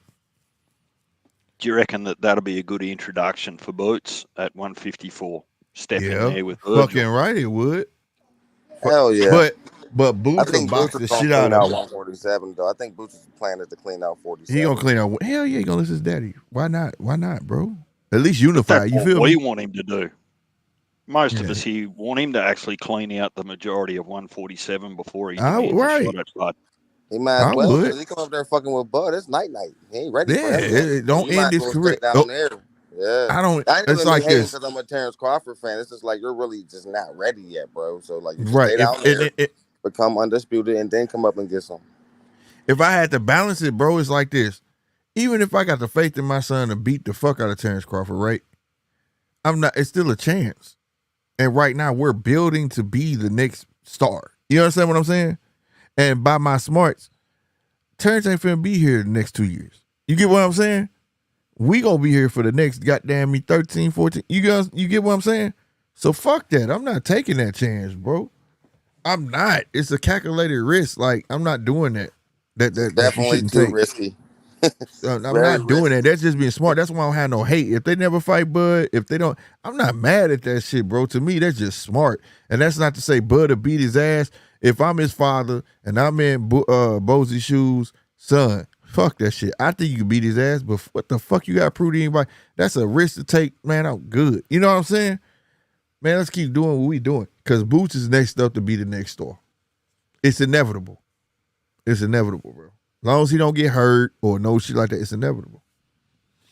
He got future clashes, bro. Virgil, like you said. You know what I'm saying? He got people he can see that will make great fights.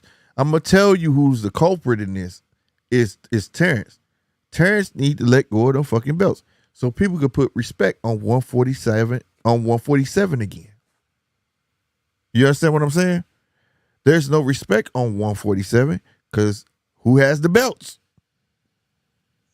But if people could see who has the belts, who's good at 147, who's the champions at 147, who's X, Y, and Z, then why not? You get what I'm saying? I think the 147 belts under Crawford are gone come the 3rd of August, to be honest. Yes, I think if he wins. I think maybe he might even get stripped by a couple of them, to be honest.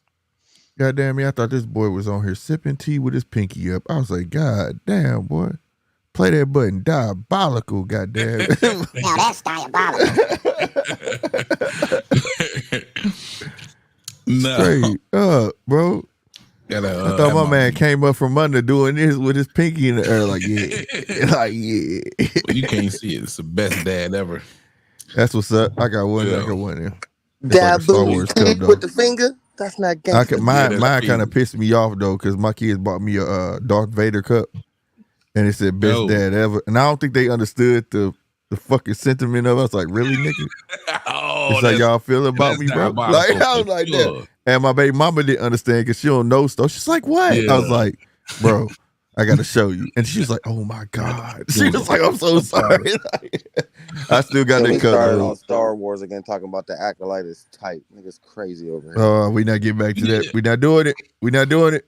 I can't believe we gonna be arguing. Acolyte though. Acolyte was hard, bro. I gotta put him on game. Ahsoka was hard too. I didn't like that. But see, I gotta put him on game though. Mandalorian was hard. You gotta put me on game. I know game. I'm a Star Wars fan, nigga. A fan. I'm not nobody who just jumped on the band. Okay. Quick question before I don't want to get into this. Trash, bro. I'm not gonna get mad at you. I'm mad at the writing. The writing's horrible, bro. Okay, the writing's horrible. But tell me one thing out of Acolyte.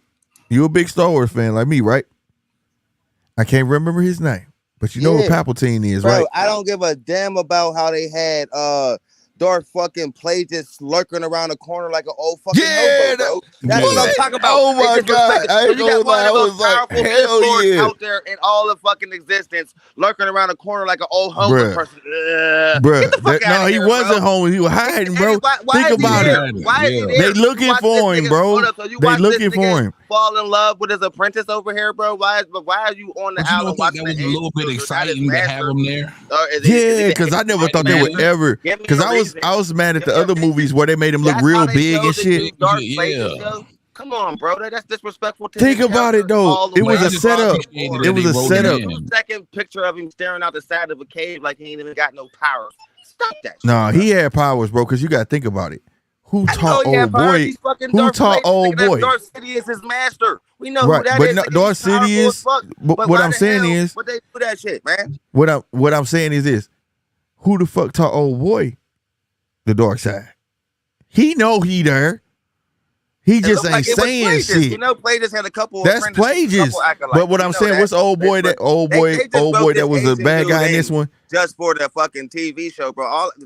Yes, it's a setup. Bro, it's a setup, bro. Do not disrespect Anakin. And Tszyu, it ain't 300 years before Anakin, nigga. This shit is 70 years before Anakin. This is Clone Wars shit, bro. You gotta understand, this is Clone Wars shit, though. Create two black fucking twins made by lesbians. They had two mamas. These bitches rub pussy. It was the Force that created them. They didn't even do nothing. It was the Force. Trying to make it interesting, like, bro. No, it's not twins. It's one person split into two people, and then this one turned bad. And that's the point in Clone Wars. And this one turned good then bad, and this one turned bad then good, and this one turned right. Good then bad. Punch. You gotta hear me out. Let me talk. Falling in love. He mad, bro. He angry. What are they doing? Is this Star Wars or the CW, my nigga? No, check this out, bro. He mad, bro. But check this out. Jedi fall in love, bro. Ain't the whole point of being a Jedi? Control your emotions, my nigga. Yeah, but check this out though, bro. Like on everything I love, like I read the comics. I'm a big Clone Wars fan. And this is nothing like the This is why the ending was how. Hold on. This is how. To the Acolyte, bro. This is hold on. Check out. Chill out. Chill out. This is how they threw a couple Clone Wars characters in the damn show. You're like, yeah, Acolyte. No, that's not. No, that's not how it was, bro. Worst fucking show they ever made. It wasn't show. It was predictable. I give you that, but it was predictable because I already knew what was going down. And the thing was about it, I already knew the twins was one person, right? And the reason that they're one person because in Clone Wars they discovered that you could separate the dark side from the Force, bro. And the one that thought she was supposed to be for the Force, she was running from. She was supposed to be evil, and the one that wanted to be evil is the reason she couldn't kill somebody without a sword. Hold on, bro. Let me finish, bro. You won't let me finish, bro. The reason the one he told her you gotta kill a Jedi without the lightsaber is because she's supposed to be dark side. She wasn't. She's supposed to be the motherfucking Jedi. And the other one was supposed to be that. They had been split, and the mama knew that shit, bro. The same storyline from 50 million years. The good one's really bad. That's Clone Wars, though. That's how that's Clone Wars, though. Bro, and if you go, hey, somebody force choke a nigga to death like that, a Jedi master, so it was just that easy. It just that nigga, Darth Vader did it. Untrained Padawan just force choked a Jedi like it was nothing. But it's innate. Like it's innate in her. It's the only time that there was one that never knew what really good was. All right, so that's why she was always depressed. They never touched Darth Revan. They better not ever touch Darth Revan. I'm just telling you. I'm just being honest with you, bro. Don't ever do it. Because y'all already fucked up Plagueis in 5 seconds. Nigga, no, they ain't fuck up Plagueis, bro. Plagueis a beast. Plagueis a beast. Can I say one thing? That's who Donald Trump is. He just showed him for 5 seconds, bro. Why was he there? I just said his name. Because they're going to have another season, bro. They got to have some debate your ass getting back. Another season, bro. I will bet you right now that don't get another season. Do you think? Hold on. Let me finish. Don't. Got multiple seasons. Yeah, but they all come. Asuka got another one. They trying to do it like the Powers thing, though. Season 3 was horrible. Have you seen anything Mandalorian related since? Hell no. Like that shit was trash. So when they went down that road, trash, when he passed the Dark Saber on the girlie and made it all about her, you gonna be the savior of Mandalorian. Why is it about Bo-Katan? This is the Mandalorian. This ain't the Bo-Katan show. They keep. But you gotta understand the politics shit. I understood it. That's why the Marvel was sucking right now. But I agree with you on that point. I just want to say one thing. Yeah. I just enjoy the in-depth backstories, man. That's what it's a lot of shit. They go hard, bro. Yo, that was in depth to act like it was in depth to you. No. Yeah. For as the Clone Wars about the girls. That never happened. They broke for so the girls. Much I mean, I feel like they had used 2 episodes. That was not Star Wars at all, bro. That was some CW bullshit they tried to make Star Wars, bro. Nah, man, it was about the twins in the motherfucking Clone Wars, bro. When they figured out that the witches, see, they always been talking about the witches. If you watched Ahsoka, right? If you watched Ahsoka, the Chinese lady, remember her? She's a descendant from them witches. How she survived getting so and that a descendant. She's not with them. She's lightsaber through the gut, all the way through her and survived it. No, she didn't. That black lady did, bro. She survived. No, she didn't. She survived, bro. No, she did. She gone for real. She survived. Hold on, who survived? What? That Jap with the Chinese girl, her Padawan. That bitch survived when she got lightsaber her through the gut. You said the black lady at first. Hey, you said the black lady at first, bro. How she lived through that? You said the black lady. You said the black lady at first. No, I said the blonde head lady. When she lightsabered the Chinese chick, I can't remember her name. Yeah. I agree. That was some bullshit. Do that, bro. That's corny writing, bro. Yeah, that was some bullshit. But what I'm saying that Ahsoka, the Chinese lady, is a descendant from them. Old boy got the other 3 witches with them. They are more powerful because they know how to combine both. Bro, they tried to make the Jedi's bad guy, bro. The Jedi's ain't bad guys. They're not. They are. They want to be governing body over all. Everybody doesn't agree with their agendas. Terrible. They make a season 2. I ain't never watched. But it's always been political. Fuck that. Let me say something. Punch, you can't say he passionate. That's everybody's perspective, because when you pushing your values and what everything on other people gonna look at you like you the bad guy when that's not the way they want to live. That's how the world really works. That's what I'm saying. They all the soul fell in love, killed somebody. They told him to leave them fucking kids alone. He went there anyway. I need a Padawan so bad. What is happening right now? When have you ever seen a Jedi act that way? But it's like if you go to Africa and the motherfuckers doing that's part of their training. 1,000-year-old tradition, cutting the skin off a nigga dick, and you like, yo, no, you can't do that to a child. Hold on. I gotta rewind this. He said, "When have?" I'm serious. Hold on. Bring it back. Hold on. You can't give it to them dry like that. You gotta get that shit wet first. You gotta prep them for shit like that. Bring that shit back. Bring that shit back. Hey, I like that. That's hard right there, bro. No, for real. I'm just saying, though, that shit hard. And going into a foreign country and interrupting a tradition that's been going on for 500 years because a kid is involved and you don't like it. They gonna stop and be like, "Yo, what the fuck are you talking about? We finna chop the extra skin off of his dick, and that's it." I understand that, but he said the emotions of a. And the other one say I don't want to go, and the other one say, "Well, if you go, all right, sis, I'll see you when I see you. Not, nigga, I'm gonna kill you." What's happening here? And then the way they all just dropped dead. So you telling me she took the power off this Wookiee, and they all just died? She didn't kill the Wookiee. She didn't kill the Wookiee. That was old boy that killed that Wookiee. She broke their hold from the Wookiee. They all died. Every single witch. They all just dropped dead, nigga. It was the funniest shit I ever seen. I reminded them 1,000,000 times, cracking the fuck up. Wait a minute. I'm lost. That was corny. Yeah, he right. That's what happened, bro. The Wookiee went crazy, started attacking everybody. Nigga, Trinity from the Matrix came in, used the Force, brought him back to reality. All the witches just fucking died. They all just dropped dead right there. That was the stupidest. Oh, they weren't dead. They weren't dead. She broke their hold. She broke their hold from them. They was exhausted for trying to hold the hold. She didn't break their hold. It was dead, bro. Like that. I didn't look at it like that. So y'all looked at it like they died? Bro, they looking at it like they died. I did. I thought they was just trying, like, you know how you from exhaustion they just dropped. You cannot say that was a good scene. That was stupid. Nah, because she had to hold on to the other Jedi boy, and when she released him, he didn't look like he was out of breath or drained. He didn't look like he's out of breath. Nobody died. Hold on, I gotta bring it back. Fuck that. I want to get back what he said. Since we're another goddamn me nigga of the Force can't check his emotions. His name Luke Skywalker. That was his whole fucking problem. Shit, you're not my dad. Fuck you. There was a Jedi that didn't control his emotions. There was only one Jedi like that, and it was Darth Revan, nigga. One. So I'm saying they all have flaws, but the Jedi see they want to govern everything because they're few. Why did Darth Revan turn? Because he them. went after that ill-ass Sith Emperor, and the Emperor whooped his ass and turned him into a Sith. Let me tell you something. The dark side was too powerful. You're supposed to be the Sith. A woman. If you, the way I look at it, if you're meant to be the Sith, you're gonna be the fucking Sith. Some niggas is just mean, and he's gonna take over. Fuck it. That's just how life is, bro. Like, I feel like you don't know don't for kill real. Me, Osha, I feel like the girls. You. What the fuck is going on here? That was horrible. I feel like the girls was one person at one point in time, and they was a Gemini, and they just split their ass in half. And one side was mean, and the other half was nice.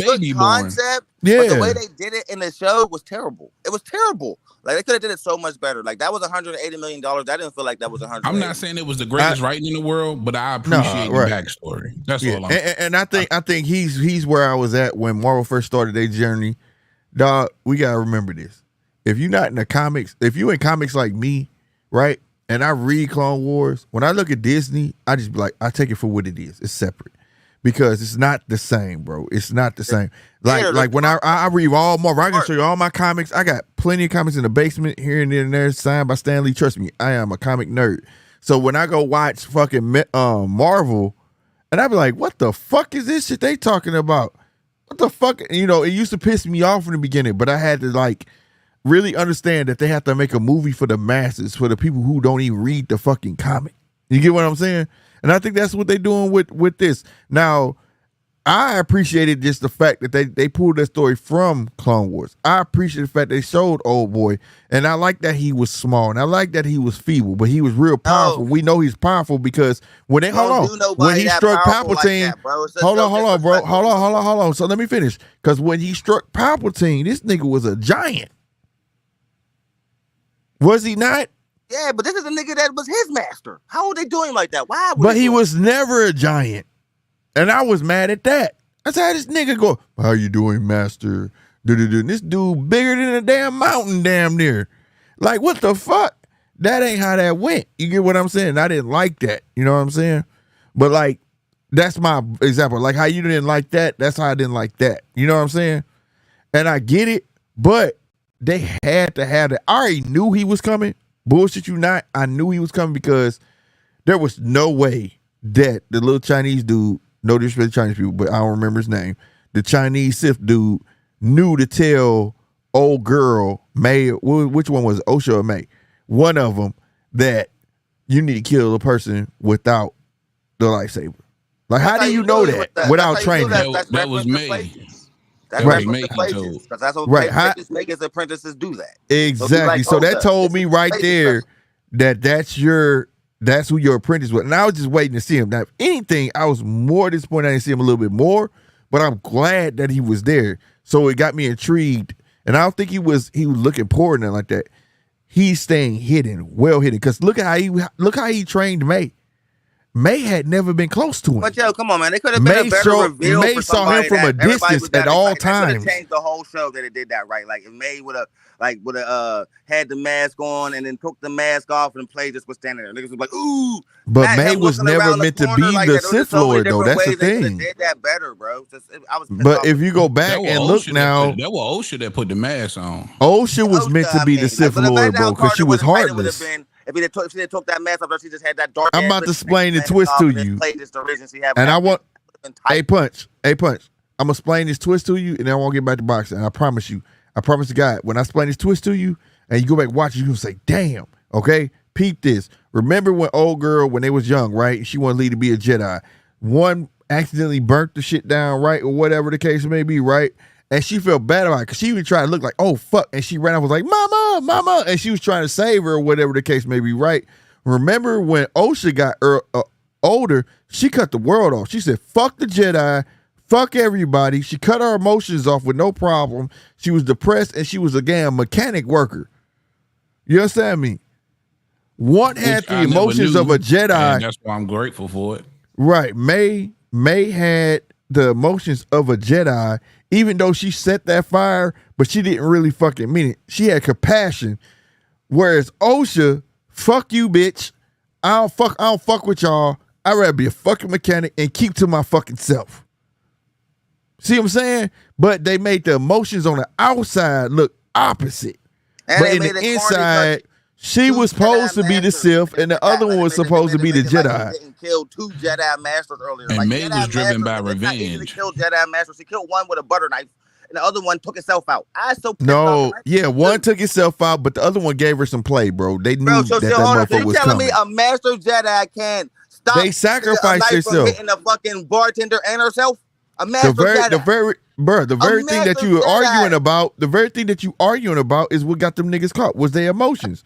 Old girl from the Matrix, Trinity ass was emotionally attached in that fight. At the table, then you get up to fight. You ain't saved none of your friends. The writing was trash, bro. I'm just saying, her emotions is what you gotta catch the storyline. The emotions would caught them. The one that let him kill him, his emotions caught him. He knew that shit was dead wrong because he wanted to go home any fucking ways. He felt like they should have did that shit. And Trinity emotions got the best of her when she looked at her and said, you. She knew, bro, like she was emotionally invested, bro. You know, and the very thing she was on Soul about got her ass killed. And then the Sith Lord, he was so obvious. He kept on, he's going to kill you if you betray. You're him. Like everybody was so. That was didn't know. Yeah, I did. I knew it. You didn't know that was him, Tszyu? I knew it was him. All over that. I'm gullible. I promise I didn't know it was him. I knew it was him the minute he said, he kept changing. You look just like her. When he kept, I found out what he said. You look just like her. Changing it was so obvious. Like you're definitely the Sith Lord, and he was, bro. Yeah. When he said you look just like her, I said, damn, that's him, bro. That gotta be him. Like that clicked in my brain. Like that gotta be him. But I knew old boy was in there, and I'm glad they showed him. But we ain't gonna get another season out of this for 2 years. So you know what I'm saying? But 2 years, I mean. Because they're going to come back around. But if we get another season, it better be by way better. But Ahsoka, now, if you want to argue about something, argue about Ahsoka, how Ahsoka fucking ended, leaving her stranded on fucking shit. That shit pissed me off. Talk for 5 episodes. But the last episode pissed me off, but the rest of it was hard.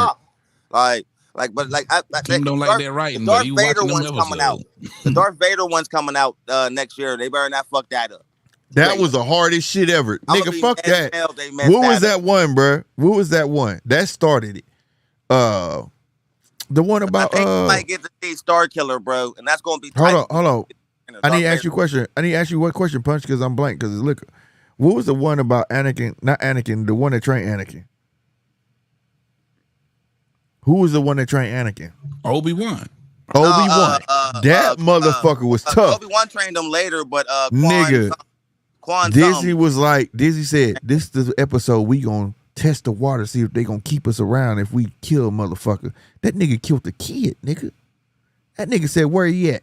That nigga lifted that kid off the ground, and I said, what the fuck am I watching? Is this Disney Channel, nigga? What the hell? It was hard. Hey, it was hard. I can't wait to that next season, bro. Darth Vader went hard in that motherfucker, bro. That was the Darth Vader I wanted to see when I was a kid. Like, this nigga not rude. What's he doing, bro? He got the coldest music, but damn, nigga. Hey, man, we went all the way left in this live. You Shout ain't out lying, to everybody bro. who's still here. Hey, they fighting. They fighting in that motherfucker. That's why we talk. They fighting in that motherfucker. And I ain't gonna front. I'm not like the biggest Star Wars fan, but I do like, because I've seen pretty much all of the movies. I like to see these little series that gives the backstory, because it puts, for me, it connects a lot of dots. And that's what I'm trying to tell him. If you read the comics and shit like I do, I know it's not exactly. It's for the people who don't do that. Enough knowledge to show you that I read all the lore, bro. Come on, man, give me some credit. No, they're not gonna do that, because at the end of the day, they got to make another season. They're gonna mix it all together. I give you enough like knowledge to show you that I've read all the comic books, nigga. That's why I'm so pissed off. No, it's all good. I the way you passionate about it is enough. Like, I got Funko Pops. I don't know if you ever seen my office, bro. This is a green screen behind me, homie. Like this whole I've seen motherfucker the right pops. is crazy, I've seen the pops. bro. I know you feel my. I'm deep, nigga. I on my other channel, Like I got a thing. I got an episode called "The Difference Between a Gangster and a Square," and I swear to God, I'm talking about myself on that motherfucker 100%, nigga. And I show everything I got just to make a point. Like some people grow up in the hood and don't want their life, but they have to. They showed us a Jedi. I mean, they showed what happened when you bleed your Kaiser crystal, and it looked that corny, bro. It looked like a light switch going on and off, red to blue. I was pissed. Like wait, siren. Hey, that's the best I can make that look, bro. Okay, before we get back, I want to get back in this boxing man. While Silver bio, but I want to say this though. Now I'm gonna ask you this: what in the fuck in history of fucking Star Wars though, bro? When you turn Sith and you hold another nigga fucking lightsaber turn red. Well, it don't do that. Look, that's the thing. All Sith take the lightsaber of the Jedi they killed, but they grab the crystal with their hand and bleed it. It don't just right. Like it don't just turn red. Crystal, and there you go. That happened. It was so corny, bro. Yeah, that's not how that worked. Now that part's like what? All wrong. Okay, yeah, we on the same page, bro. All right, fellas. Sorry for getting off topic, but yeah, we on the same page, bro. Man, I ain't even know this Star Wars shit was this. I'm new to the shit. Bro. It's a lot of it, bro. It's deep, bro. I ain't know it was this It's deep, a lot of it. Like on Ahsoka, that's Clone Wars. Her whole clique is from Clone Wars. Like Ahsoka been there, but like, then you got like the girl that she trained her Padawan is from Clone Wars. Her whole clique is from Clone Wars. Like the Jedi's color of their lightsaber, that's part of their emotions. Like you know how Sam Jackson's green, blue, lightsaber was purple. He used a little bit of dark side and the light side. So some Jedi you can look it up, bro. They get purple lightsabers. It's interesting. Yeah, it's like a whole list. You can look it up. Different color lightsaber is a different color for reasons. Like this, he holds these certain emotions. He holds this. And the thing about a Jedi creating and writing this shit got a hell of a goddamn George Lucas, bro. George Lucas, man, was one of them brainiac niggas who thought of all this shit. Yeah, well, he getting paid off of it. Well, he ain't writing it no more. Here's what I've learned as an audience member over the last 20 minutes or so. Right? Damn, it's been 20 minutes. Strong suggestion that you put a disclaimer up. 18 plus, anytime Star Wars conversation comes up, right? The audience need to be warned, right? Second of all, shout out the panel. If this is the energy you're going to bring when you have Friday nights off, have every Friday night off. I heard that. That's what's up. No doubt. I'm with you, bro. Appreciate you. I'm with you, bro. Thanks for sticking in here with us, man. While Tim and Slick got some things off their chest about this Star Wars thing. Yeah, sorry. That built up at the last live. We had to get it's all good, man. Hey, I love it, bro. I love it. I love the discussions, bro. Next, we'll finish this on my channel because on my channel, all topics is open. We talk about everything over there. Politics. Well, it's a judge's table, man. All That's that why I say judge's table. It's a judge's table. We judge every motherfucking thing over here, goddamn. I don't give a fuck. But I agree with you on certain standpoints, though. But damn, this is where Silver had a hell of an uppercut right there. That right uppercut was nasty. But I don't really care if Jake Paul win. I just want to see him lose. I'm only here to see him lose. I started my live saying this is entertainment. And I'm still in the fight. I'm still in the fight, y'all. Look, I'm still in the fight. Right. What's in that damn cup, man? I'm still in it. I ain't seen this nigga move like that. This motherfucker got something in that mug. Still in Jake Paul's fight right now. I'm watching Tszyu just tip those things in the back of his head like they're water. Right? Right. Like he just moving and shit. There's something in that damn mug. Goddamn me. I ain't gonna lie, guys. I'm feeling good. There you go. Good, hey, I'm with you. Yes, sir. Life is good right now. He's not even going to the sideline for a drink. He's got the water boy and the water girl out there just keeping him tight. Right, he coming in the room. He like this. I saw. He said, hey, "Keep him coming. Keep him coming." Garcon. Yeah, keep it coming, man. That's my wife. Keep him coming. But no, real question. Yeah. If Jake Paul really wants us to take him serious as a fighter, why aren't you, working your way up through one of the sanctioning bodies and fighting real fighters, bro?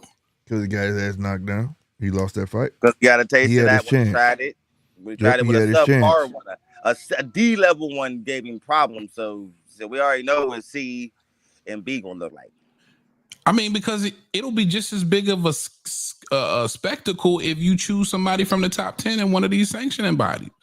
That shit's gonna be big. And I know he's reaching out to some of these, really, recognizable MMA guys and bare knuckle guys, but we're going to really pay attention to you if you try a top 10 fighter. Yeah, put him in there with somebody like Jay Opatal. Let him wash him off the board. You know what I'm saying? Put him in there with somebody like that. Let's see what you really made of. Never gonna happen. He's an entertainer because first. What? He's in there with the cruiserweight champion. Now, right? You think he's ready? Put him in there with the cruiserweight champion. You said he is. Show me. He is an entertainer first. Like, think I'm only about here to it. see you lose. How Jake. you think he put this card? Look, he was supposed to fight Mike Tyson, bro, which was supposed to be a boxing match, and he put this fight together in no time because it's just entertainment, bro. It's not that many formalities, not this and that. You know what I'm saying? Telling us that you a fighter and you talking about being a world champion and all this other dumb shit. He's not. This dude keeps saying he wants to be a world champion, but you're not taking no steps to be a world champion. And I'm gonna tell you, he's waiting on the right time to challenge some weak cat to get a belt and think he can get it. I think if that happens, he will be a world champion because of that factor. But he's not willing to put in that work and take the lumps and bumps that come along with this shit to actually do it. You understand what I'm saying? Yeah. He could get that right now at 160 slick. But no, he's an entertainer first. Yeah. Exactly. That's why I said he's an entertainer. I started my live because I've said plenty of times I would not be on this motherfucker letting no Jake Paul fight, but ain't shit else on, so fuck it. But this is entertainment, and I'm all for it. It's strictly entertainment. And then you got all of these real fighters on the undercard. I'm baffled, bro. All these real fighters. Oh, shout out to Shadazer for getting our green. I'm a fan of Shadazer Green. Are they knuckle or am I or this bullshit? What? Say that again, Pun? It's gonna be a bare knuckle fight? No. Or are they boxing? They boxing. They boxing. Yeah. All right. So another person Jake Paul gonna knock out in 5 minutes, pretty much. You ain't looking at it, bro? Well, bro talking about you gotta go to shit. Let me put it here. I ain't gonna say that. Yeah, put it in the chat. Did any of you, speaking of entertainment, did any of you actually catch the documentary from Turkey, Al Sheikh, on what was it called? Knockout Chaos? No, they got a documentary. Yeah, on I saw that. Yeah. No, it wasn't a documentary, but he was. You talking about the interview, right? No, it goes for I've seen the interview. An hour, 20 minutes, something like that. Just look up Turkey Al Sheikh on YouTube, and it's called Knockout Chaos, and it was everything leading into and how they were trying to set up the Joshua Wilder fight. Then Wilder got beat, and then Joshua fought Ngannou. Well, it was entertainment. I didn't learn anything about boxing, but it wasn't a bad watch. I gotta check it out. Man, heavy. Right back, fella. Joshua fight heavy. Hell yeah. Rubbed it in the MMA people face that day. Yeah.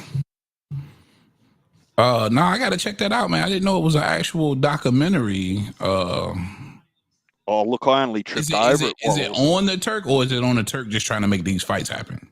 Turkey Al Sheikh channel on YouTube. Okay, got you. Yeah, I might have to check that out, man. You know, I rock with Turk, man. And get your pen and paper too, Tszyu. We'll put some of my details in the private chat like you asked last time. Okay. Yeah, absolutely, bro. And they've been having, I know y'all been following that little episode of the series they got about Crawford and Asimov. It's on like the 3rd episode now. Y'all been following that? I got my pen and paper right here too, DJ. So whenever you want to put it there, I can get it. In my office now. This is my office / studio. I've converted.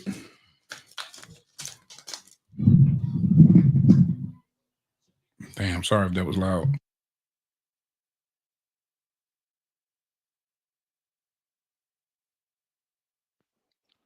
Just try them. If I've got to get WhatsApp or something like that, I can still do that. But they're the ones. Oh, email's perfect too. That's cool.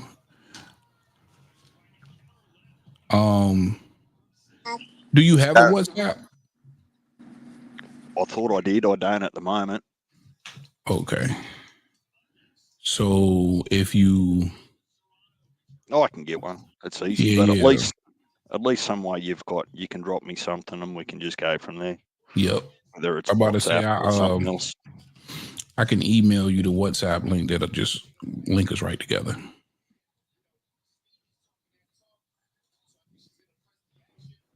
Where's 9 tonight? Did you ban him? Where's RC? Friday night, man. You never know. Friday night, who knows? No real boxing on. It's Saturday night over there, isn't it? Oh, it's Saturday night. I'm sorry. Yeah, Saturday night.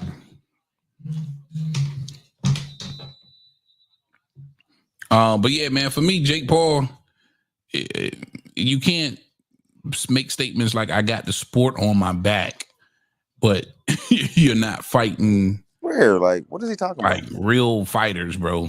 I mean, not to serious, discredit the MMA guys, but you're coming in way bigger than he's going to be way bigger than this guy Mike Perry tonight. You're coming in all these fights across the stage in the weigh-in, man.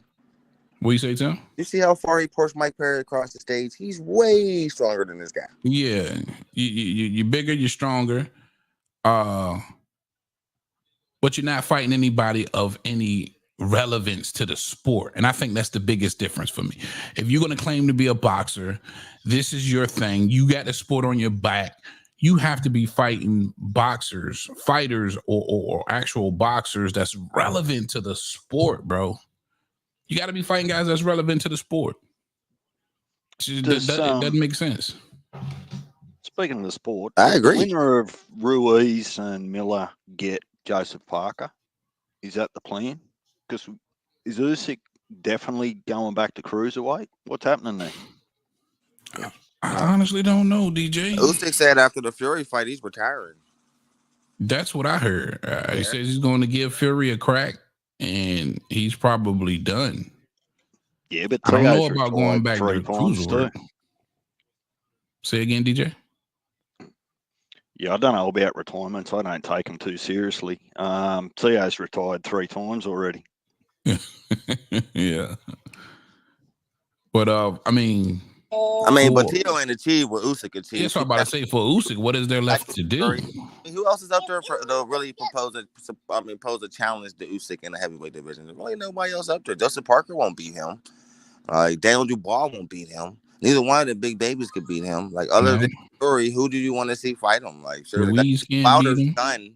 Like, there's really nobody else left for Usyk. So it's probably a good time to make another $20 million and then retire. Might as well. Undefeated. Like, if you scan through top 10 all of the bodies, or even just the top 10 heavyweights, period, who beats them?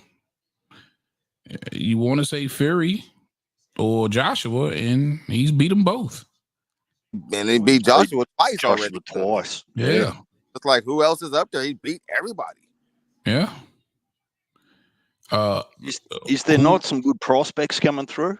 Who's fighting next? Joshua and Dubois. And he's already beat Dubois, if I'm not mistaken. Yep, this is the shot at Joshua. Yeah.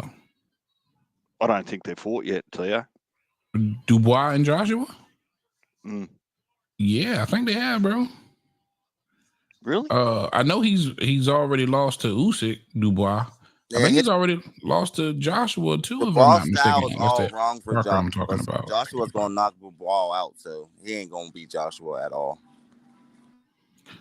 He's tailor made for Anthony, unfortunately. Double check that, DJ. I don't have my other phone. Yeah, I don't think I think this is their first time fighting. I might be thinking about Parker or Joe Joyce. I thought it was he got Dubois. No, he beat Parker. Anthony Joshua. Parker. Yeah, it might be Parker I'm thinking about. I think Dubois doesn't. I think it's his first shot at Anthony Joshua. But you already lost to the man that, Yeah, you lost beat Joshua. But I don't know, that body shot, man. A lot of us agreed that he really won. So yeah. That ain't look like a low blow to me. Yeah. In all reality, he probably should have won that fight for sure. Yeah. But his style against Anthony Joshua, Tio, I don't think he's gonna stand a chance against Joshua. Nah, especially if he got that many holes in his defense like he had versus Usyk. Yeah. Yeah, so if Joseph Parker's really the only one that's active, like who'd he beat? He beat Wilder and then he beat Zhang. Yeah. So who's he get next? The winner of Usyk Fury, he should be. Well, is that ever going to happen? It's been delayed every time. Or does he get the winner of Joshua Dubois? Either one. I'm pretty sure he'd be happy to get either one. Yeah, I think that's who he probably get because he was trying to work his way back up to Anthony Joshua. You talking about who you talking about? I jumped in. We're just talking about Parker, right? You talking about Parker, right? Slick. Yeah.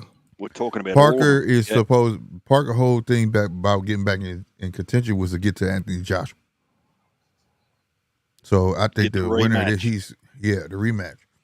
That was his whole mission. You know, so I think he gets he's done that. You know what I mean? Yeah. So I wouldn't be mad at him getting that fight next.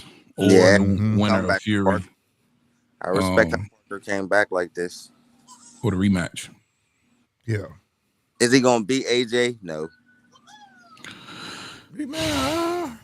Man, he looked good versus Zhang and Wilder. Zhang put him on his ass. He can pace himself the way he did those fights.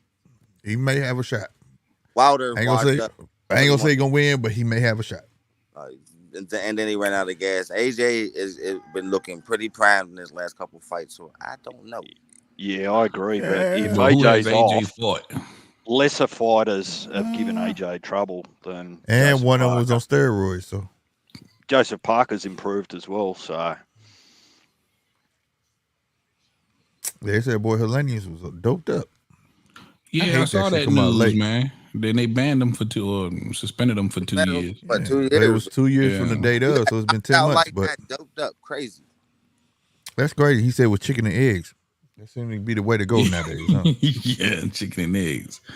The clomiphene. He tested positive for clomiphene. did I see that Teofimo is petitioning for 147 officially now? I hope he do going up. Yeah, go.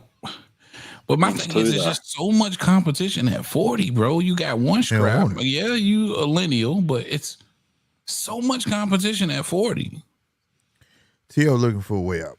Tszyu wants a big fight so he can cash out and retire. I don't think Tszyu want to do this shit no more. He can't question himself too much. It's at 40. All of them will beat Tszyu. Yeah, all of them? Every single one.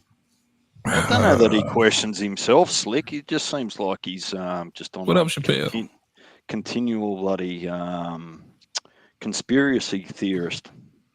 Just hates the politics and everything else. Yeah. Okay, I'll say that. Yeah, I'll say that. Yeah. Just doesn't seem he's tired of it. Yeah, but he right on a lot of that shit. You know what I mean? Unfortunately, but you know that shit come with the game, man. Yeah, that's what it is. He just tired, bro. He's trying to go where he can get the most lucrative fights. Motherfucker too young to be tired, man. He is too young to retire, but he got a lot of shit on his plate. I say to be tired. He too young to be tired of what's going on, bro. This shit, you ain't even in your prime good, man. You know what I mean? Tszyu still like what, 25, 26? I think he's more close to 30. No. I don't think he's 25, bro. I think he's over 25. He might be 26, 27. He might just be entering his prime good. Mm-hmm. To be talking, I think he's probably seen enough of the business, though, where he's like, this is just a bunch of bullshit, man. Like, but what's the motivation to go to 47? What's the motivation to go up he's there? 26 years old. He's 26. Okay, yeah, I knew he was young, man. He's saying the motivation is Terrence Crawford, but Terrence Crawford's still a weight class away. So what are you talking about? Yeah, but that's consistent with everyone calling out the pound for pound, like just to get clickbait. But it ain't just He's never going to get Crawford. He know that, man. Y'all got to see past that. Crawford, ever. He sees when Terrence hit August 3rd, belt's gonna be relinquished. Terrence's name is I can never say where it's subsequently. I can never say that word. It's in my brain. Subsequently. Thank you very much. There it is. Subsequently, it's connected to who else? Boots. It's a big fight, bro. Either way, he sees that. Errol It's Spence, just not Errol going Spence. directly at the target, but you gonna link him with it. The minute he ain't gonna get that fight, they gonna say, Tszyu, well then fight Boots. He knows that. You're gonna throw him in that way. You're gonna throw him that way. I mean, that's what I want to see him fight at 47. Boots. You want to fight? Come up and fight Boots. Yeah. I mean, if I was Bud, I would consider it. I still think that's a big fight for Bud, and I still think they would pay him the kind of money he wants for it. I don't think Tszyu can fight that heavy, to be honest. Bud, I feel bad spanking him He asking for it. Hold up, man. He is asking for it, though. Tio's IBF champion, right? WBO. He's WBO. He's WBO. He gets the right to challenge it. That's why he's screaming his name. Definitely could have challenged Boots. What? Can he challenge Boots with WBO? We move up? No, you ain't challenge the WBO champ, but you can't challenge Boots, right? He can fight Brian Norman, but that's about it. Bud still got the WBO. That'll be a mean one. That last Brian Norman Santillion, but see, that was that fight was hey, if you don't win this, they gonna let your ass go fight. He gave that nigga the business, man. I think Brian Norman do Tszyu in. Very underrated. That was a good fight, but at the same time, though, he had some flaws, but he fought like he was really in shape. Shout out to Bud, like you said, shout out to Bud in there for helping him out because he was in the best shape I ever seen him in. Oh my God, he slept, buddy. Oh, he gone, huh? Did y'all see that knockout, bro? God, I did. I caught it just in time. It was an ultra. It was an ultra. Well, it was an ultra. That nigga, it was an ultra. Hey, bro, come on. It was come on, man. At this moment that he knew he fucked up. Get him out of here. Beautiful. Yeah, that's lovely. That's the kind of knockouts you talk. That's the KO. That's the KO. That's the not KO. the That's what I be wanting. That's bring out the All smell he of soul. deserved the ultra, huh? He's snoring. Damn. Ooh. Put Buddy to sleep. They said it was an ultra. It wasn't no glass, Joe. Man, it was night. It was a great. Ooh, it was vicious. I'll play it for him one more time, man. It wasn't that. It wasn't that. It was really this. It was. He needs some milk. It was at this moment that he knew he fucked up. Yeah.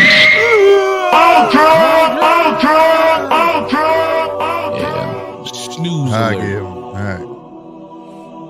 Snooze fest. It was so vicious. I'm about to write dude's name down. Like, who's this guy? Caught my attention. It's one of them. Hey, that's the point of watching these fights, bro. Man. You never know, So bro. remember And a lot of these guys are fighting for contracts. You know what I'm saying? Or trying to get noticed, bro.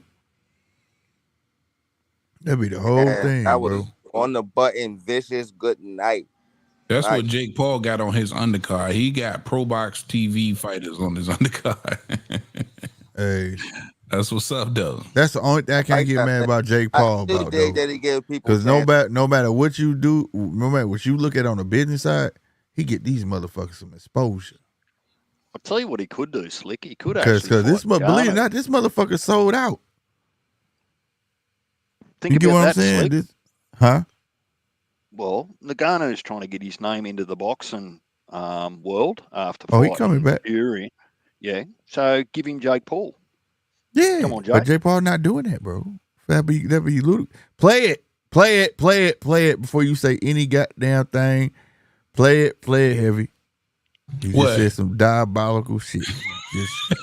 Now that's diabolical. He gonna get Jake Paul. He said, have that man fight Francis Ngannou. Jake Paul? Jake ain't gonna do that. Yeah. Now that's diabolical. Yeah, exactly. Well, hang on before you get carried away, right? You did say that you wanted to see him fight someone with some boxing credibility. Now, Ngannou might not have that boxing credibility, but to Punk's Punch's point, you don't mind seeing the bloke getting knocked out. So if he does get in there with Ngannou, I actually think that that's probably a little bit closer than you think. But I agree, though, because of who he's fought and definitely looking halfway decent against Tyson Fury, I think he does get a little bit of good credibility there. Oh, hell no. In those two fights, Ngannou got more experience boxing than Jake Paul got in 7 fights, man. He's been in the ring with 2 If he knocks out, do you know the fucking shit if he gets rid of Ngannou, bro? They gonna be like, Jake Paul's the greatest boxers on earth. He's gonna be the greatest boxer on earth. Fuck But at least no, I'd be I willing don't to give want that. Jake a little bit of credit. I would be willing to give him some credit.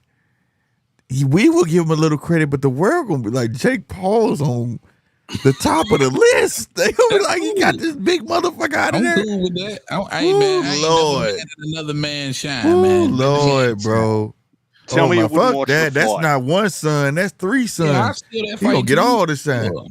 Tell me you Yeah, wouldn't he watch that slept fight. that. Oh Lord. Yeah, I'm oh. Yeah, that was that Pacquiao shit right there when Pacquiao fell on his face. Oh my God. Bam. Oh my God. Did he die? Did he die? Did he get on the way down? He lined him up for the gurney, bro. If they brought a gurney, all they had to do was just roll him over. They didn't have to straighten no legs out or nothing. He just straightened himself up. You saw that? Look how he straightened up when he hit the ground. It's like legs straight, arms folded.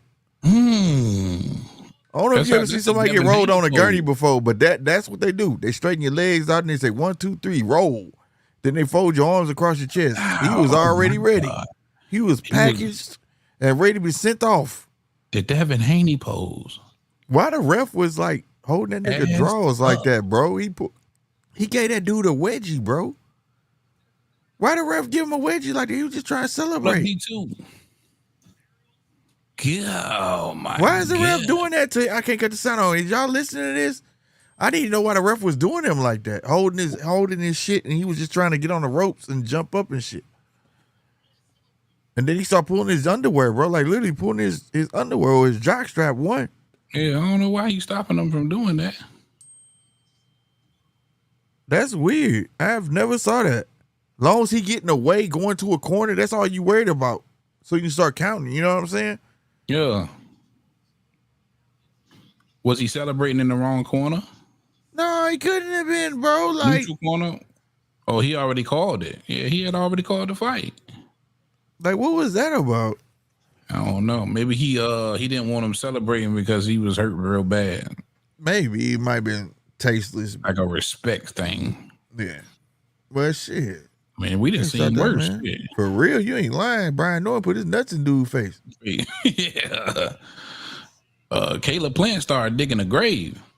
Damn, my dude look like LeBron's son, don't he? Don't you like Bronny? Yeah, he kind of do look like Bronny. Yeah, damn. Hey, he slapped his ass though, bro. Shit like this to make you quit boxing, bro. That's how you get slapped. That's a knockout. That's not a TKO. That's the KO. That's what we be talking about. That's what I be talking about. Yeah.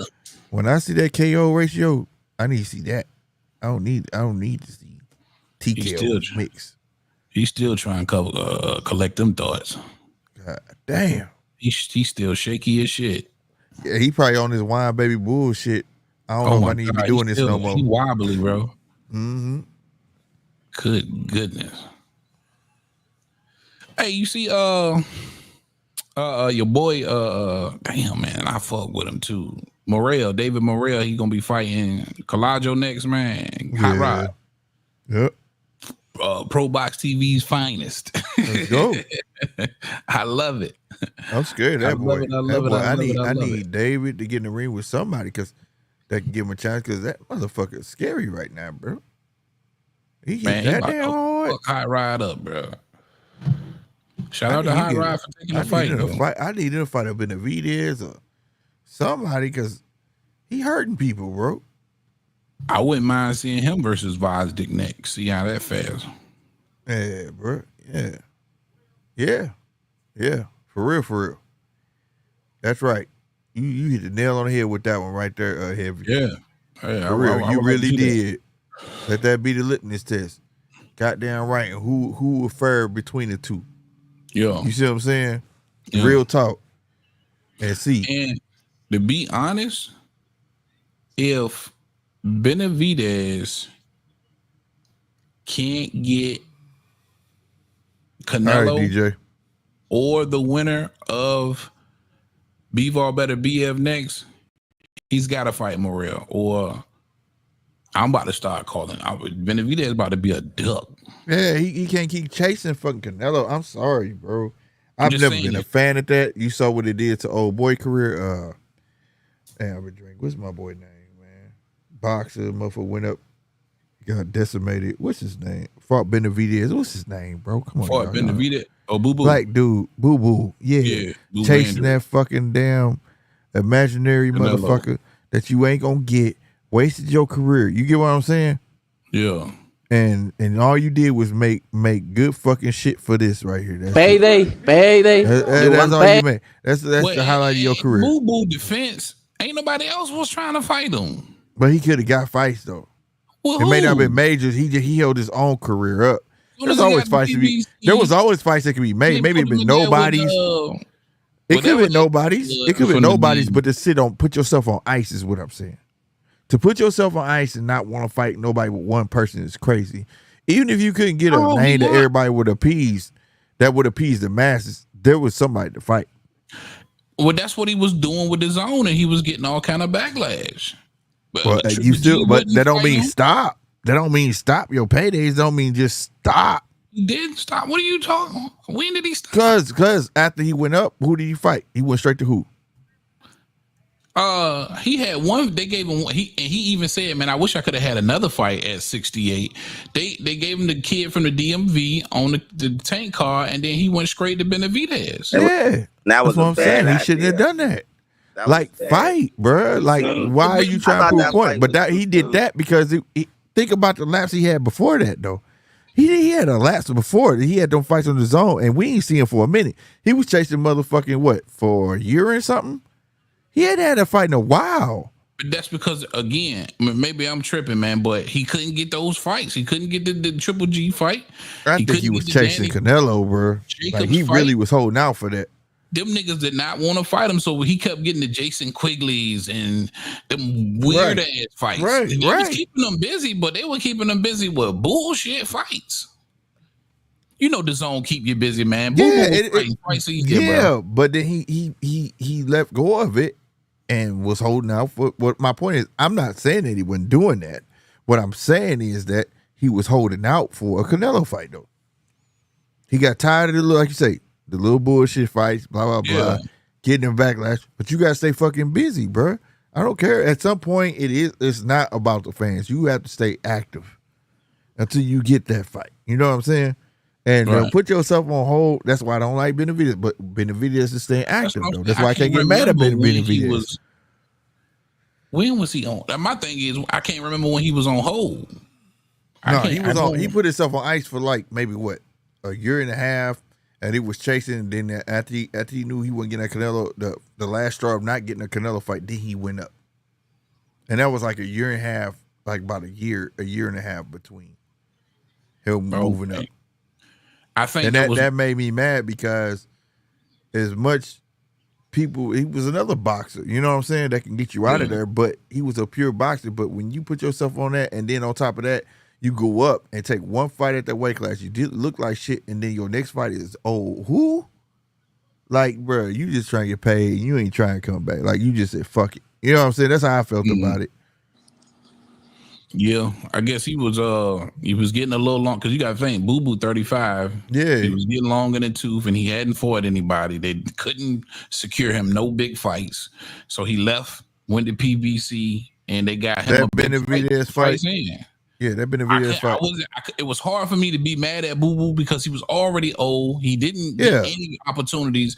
As soon as he got the PBC, 2 fights in, they get him David Benavidez. Yeah, I mean. Yeah. And that made me mad, and I felt like it was his retirement because even the way he was trying to sell the fight, Boo ain't never act like that weird ass. No, it was weird as fuck, bro. That shit was weird. And I was like, dang, he's trying too hard. He trying too hard. He had never been in that position, so I think he just didn't know how to react. He was just doing his best to sell the fight. But I felt like he had deserved to already have been there, and I he made the right decision to do it. Bro, you know? Boo Boo used to be at the top of my list, bro. I'm talking about at the top of my list, bro. Yeah, I love a boxer, bro. I love that shit. But I just felt like when he got on that, Canelo ain't gonna do it. Canelo, he was just Canelo. What you understand is because he was old. You understand? Yeah, he was up there, but you know he had been screening Canelo for the better part of 4 years. He was already old. He was already 30 something. Yeah, but still, Yeah. 4 years, bro. Fuck that nigga. That's how I feel. I ain't gonna lie. I used to be mad. That's what made me a Canelo hater, because everybody would stop their reign in hopes of a Canelo payday. But the way to get a nigga to think about you is not to talk about him. Like, fuck him. You know what I'm saying? Fuck him.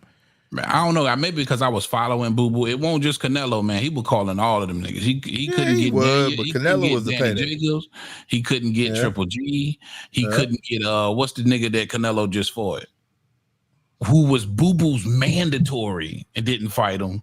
Canelo just beat the young kid. Oh yeah, Munguia. Munguia. Yeah. He couldn't Boo. None of them niggas would fight Boo Boo. None of them niggas. Nah, he a boxer, but his main focus was Canelo. I mean, yeah, he kept calling Canelo out, but he called these cats out too, though. You know that, right? He did. Yeah. No, I know. I know. He called all of these cats out.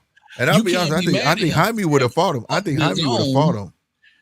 The zone, y'all ain't putting none of these niggas in the ring with me.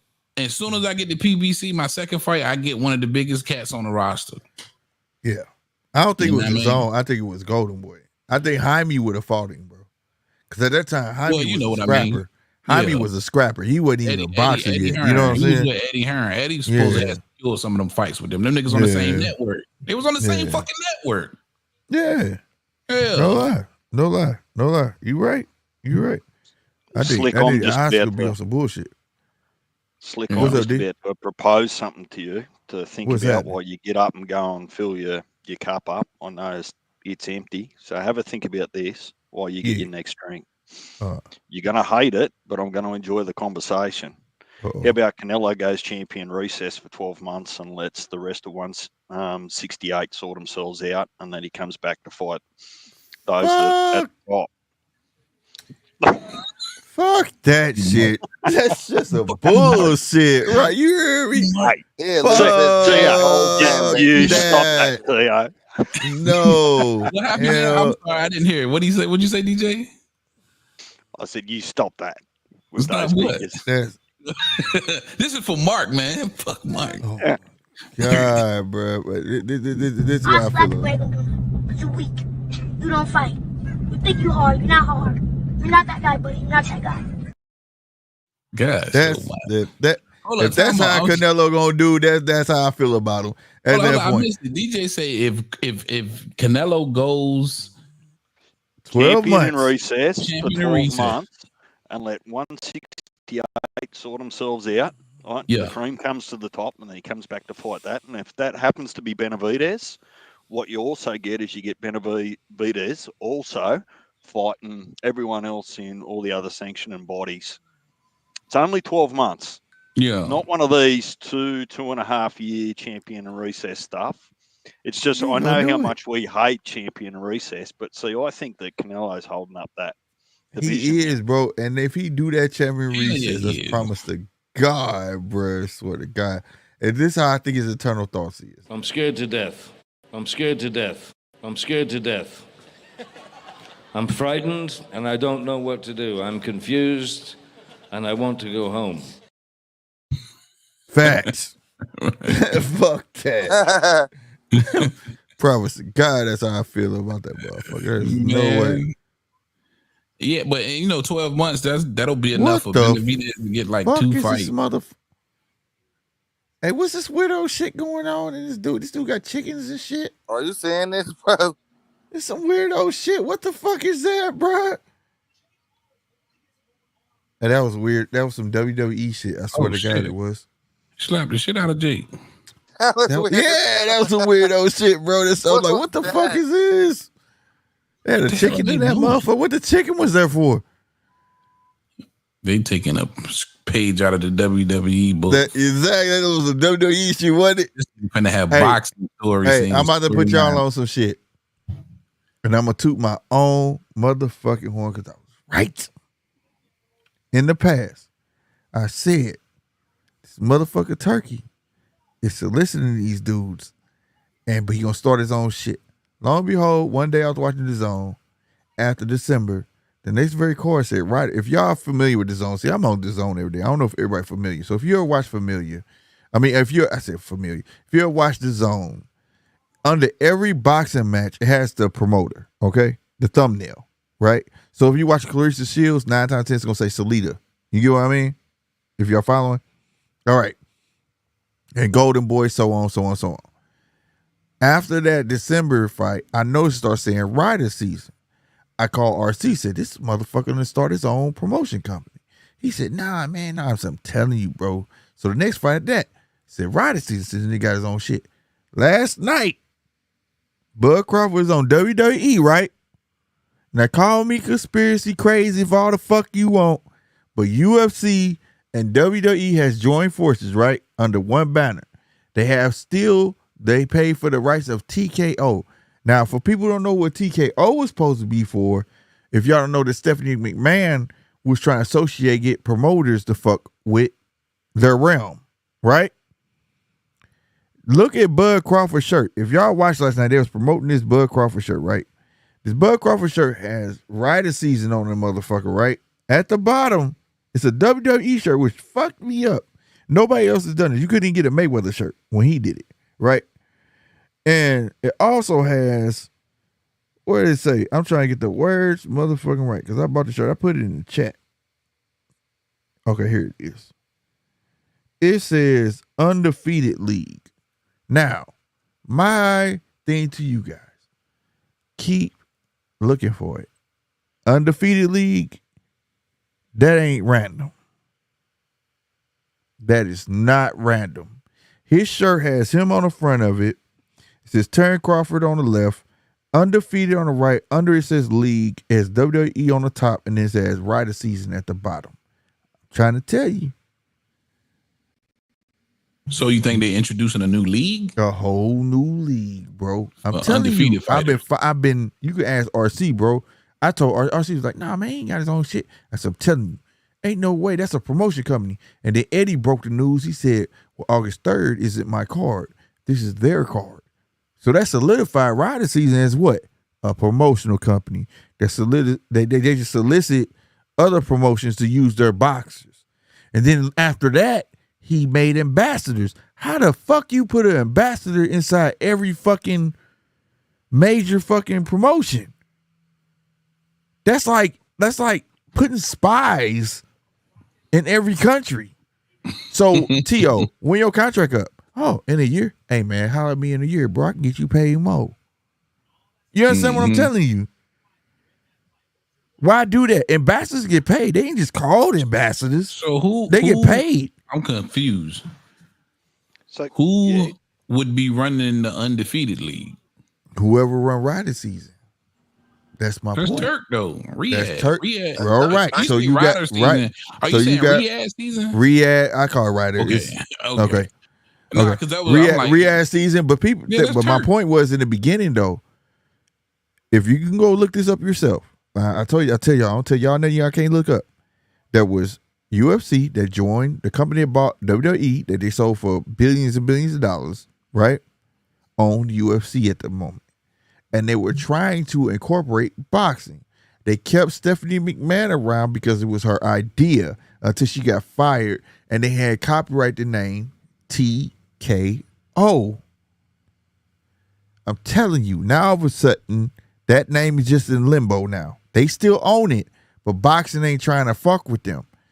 You got, if you know anything about the Turk, for people who don't watch WWE, me and a bunch of other people already know who he is. Because this is why you got them going over to the Middle East. Do you understand? WWE been going over there. Oh, so the Turk already been fucking with the WWE. Yeah, he been fucking with WWE. Oh, yeah, I don't watch it, so I had no idea. So now you got now he put on his shirt, Undefeated League. What the fuck it mean? I don't know. But I'm telling you, it means something. It ain't just there. And on top of that, they're selling Terrence Crawford shirts right now. Okay, I put it in chat for y'all. Terrence, that's why I put it in there actually. See if y'all can peep it. Terrence Crawford shirts on WWE. He's not part of WWE. He's not. Unless he was featured on WWE though. He may have been featured. Yeah. But he's not part of that motherfucker. He was wearing that shirt in the crowd. He was wearing it in the crowd. He's not part of them unless that the Undefeated League is going to be something new and going to run under that TKO banner. That's my bet. That's my bet on that. Could very well be. And that man run shit under the radar. Like I said, if you go look at December, that shit wasn't under fucking Rider season. That shit said the zone. Bullshit you not. That shit said the zone under there. After that, every fucking boxing match said, I keep saying Rider. What is it? Say it again for me, Tio. Riyadh. I apologize. Riyadh season. Everything. I swear to God, I called RC. I said, bro, you people. He said, what? I said, go to the zone. That should say Riyadh season under every thumbnail now. Every thumbnail. And then Eddie let that shit out. He said, well, I will hope to see Terrence Crawford fight Boots, but you know, I can't make the amount up because that's their card.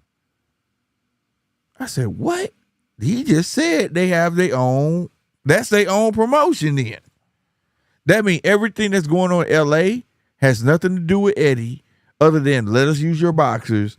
They did all that themselves. Yeah. I ain't gonna front, man. I've been put that together.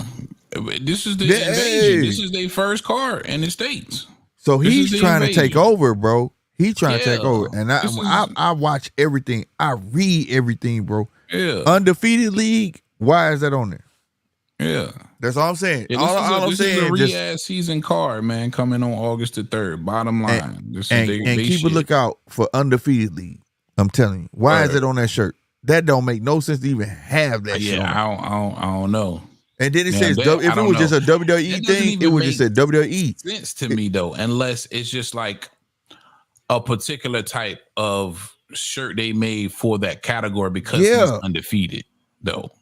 You understand? They don't have that in WWE, though. They don't have an Undefeated League. They don't have it. But it said probably special for Bud. Nah, you don't think so, bro? You can't be in a league of your own, bro. Like it's no. And then if you look at the shirt, the way it's designed, and then if you look at the way it's designed, it's in the forefront. It's in the forefront, bro. And WWE is at the top, and right below it says Riyadh. If I could, I would Google it right now because and I buy a lot of WWE shirts. It's probably Googleable. Yeah, you can't. It's Google. The shirt on that motherfucker. I swear to God, I can pull it on my phone. I'm talking about Undefeated League. You should be able to Google Undefeated League and have some information, being that it's made its way to a shirt. Well, if it made its way to a shirt, don't mean that they put it out there like that. Just like December, I believe that was Riyadh season. Period. Paying all that money up front and get all them heavyweights on one card. The Zone didn't do that. Yeah, that was an intro. I think that was just an introduction to see how people was gonna gravitate towards it. You get what I'm saying? All that shit that they did. Promotions. Go ahead, DJ. Well, Riyadh promotions have been around for years. Like they're the promotion base, the Saudi promotion base that brings everything together for the fights and bits and pieces over there. I know about it for wrestling. I don't know about it for boxing. You see what I'm saying? So it was the same for all the Opataya fights, all the other stuff that happened over there in the Saudi. That was all controlled by Riyadh Promotions, and you'll see some of that if you watch that Turkey Al-Sheikh documentary that I was talking about, or short film, whatever you want to call it. But let me go the other way and put the ball back into your court and say, well, if there is an undefeated season, right, what do you want it to be? Do you want it to become a boxing knockout, between 6 people or 8 people, or what's your wish? I don't know. I'm just intrigued of what he's trying to promote. Undefeated League. Like, what is this about? I was always under the impression that all of that shit that was happening in Saudi was under the Riyadh season banner. It was Riyadh season promotions, and they just now taking their show on the road. That's what I always thought. The first one, the you can go back on the Zone. The heavyweight one is not under there. It says this. Well, I'm not gonna say it's not. It was there. Okay, I'm gonna clarify. It was there, right? For it's on the Zone. The way they put the thumbnail up, and you can click on it, and under it, it says the Zone. Everything after that, the thumbnail, and it says Riyadh season. You get what I'm saying? So that's how I followed it. I'm trying to give y'all a way of how I followed it. Now, I know Riyadh and old boy always mess with WWE. That's why they go over there every year. They don't miss it. They're going. You get what I'm saying? Period. Is that they're going. But for his boxing, it threw me off. So I was like, how is this working? And then So I'm like, okay, so he just solidifying, other boxes from other promotions. Like, I'm gonna pay the promoter, let us use X, Y, and Z. You get what I'm saying? We'll pay the boxer, and I'm gonna pay you some money. Let us do this. You get what I mean? So that was cool. But this threw me off. So remember the belt he made for Undisputed? He already was complaining about the sanctioning bodies. Then he made the Undisputed belt. So this whole Undefeated league, I'm just following the breadcrumbs he be leading. So now, I think he might be trying to implement. Maybe it's a tournament, maybe whatever. I don't know what it is, but I think he's gonna transition or something. I do. And then, okay, if you don't plan on the transition or nothing, why the fuck you need ambassadors in America for Riyadh season? You gotta be trying to you gotta be wanting to sign people. Riyadh I'm actually the capital of Saudi Arabia. It like it was a plan from the beginning to me. Yeah. Yeah, I mean, that's gotta be the only logical way he's going with this, right? That's why. Where else could Turkey be going with this? Like, unless you're trying to start your own thing. But what he stressed that he's tired of the sanctioning bodies getting in the way, promoters getting in the way. You get what I'm saying? He's already proposed to promoters like, you can still own your company, but a certain percentage belong to us. I won't be 51% over everybody. So when y'all get arguing, I can say fuck that. You get what I'm saying? This is what's gonna happen. They said no. So I think he's just trying to find a whole nother way around. Now you got ambassadors. And dude, your best fighter might be up on contract, and Bud or whoever you got as ambassadors, from Sheeran to Big Baby Anderson to whoever, and say, hey, you not happy? Oh, I got somebody can make, you get what I'm saying? Come on over this way. So I'm just coming at this I'm on Google now while you guys are talking. So Riyadh is the capital of Saudi Arabia, and I'm just going under Riyadh Promotions, right? Mm-hmm. So I'm thinking that they need to tie the Riyadh to the public investment fund over there where all the money is. Mm-hmm. Oh no, they already is. They already is. Yeah. So that's where the name comes from. But I'm just trying to do a little bit of homework on some of these previous fights. Yeah. Google but do you reckon Undefeated League too, DJ? Yeah, Google that. Because that IPS league, whatever you said, that independent fund, they already done linked up. That's the one that they nominated Turkey Al-Sheikh to be PIF, Public Investment Fund. Yeah, they already Public Investment Fund. They nominate he proposed it to them. Like, he already had the Prince's money, right? That's what he started with. Then he went to them. They said, we believe in your idea. We got your back. Make it happen. You get what I'm saying? So now he's on this whole new venture. And then, like I said, think about it. Like, then he went to BMO, bro. He could went to Staples Center. He could went where the they play the same, but he went to Staples Center, and I'm pretty sure like we got basketball, we got XYZ. He could went to where the Rams play. No, we got football. He went to the BMO, bro. One of the biggest stadiums in LA. It's an open stadium, right? And he know the shit he can get off in that motherfucker. And it's virtually no around the year to get that arena. Mm-hmm. So now he has a home. Vegas is not finna let him in. You can forget that. Vegas, until he get large, and it's gonna make major sense to Vegas. Vegas is not finna let him get a fight in Vegas, bro. They're not finna let him invade Vegas. He could buy Vegas if he wanted if they let him, though. See, sometimes it's not about money. It's about who run it. I'm telling you, the power to be in Vegas, shit. I'm telling you, he'd have been in Vegas. Why go to LA then? For that card should be in Vegas. You know why? Vegas is what? Top 5 tourist attractions in America? Easy. Why that card wouldn't be in Vegas? No, they're not going to let him in Vegas. So he put it somewhere close where he can get it and people will go. So, and then he put Eminem in that bitch. He not making no money off this fight. Trust me. He's not. How many can BMO hold, though? That might be a part of it. Because it was like 20,000. It's up there, bro. So around and like it's outside. T-Mobile can hold. Yeah, and it's outside, bro. Hold on. I won't give approximate numbers. They saying Amanda's supposed to knock Shorty out. Damn. Yeah, this is a fight I wanted to see too. Oh my Amanda's goodness. beating the shit out this girl. Yeah. Round 1, and she whooping her ass.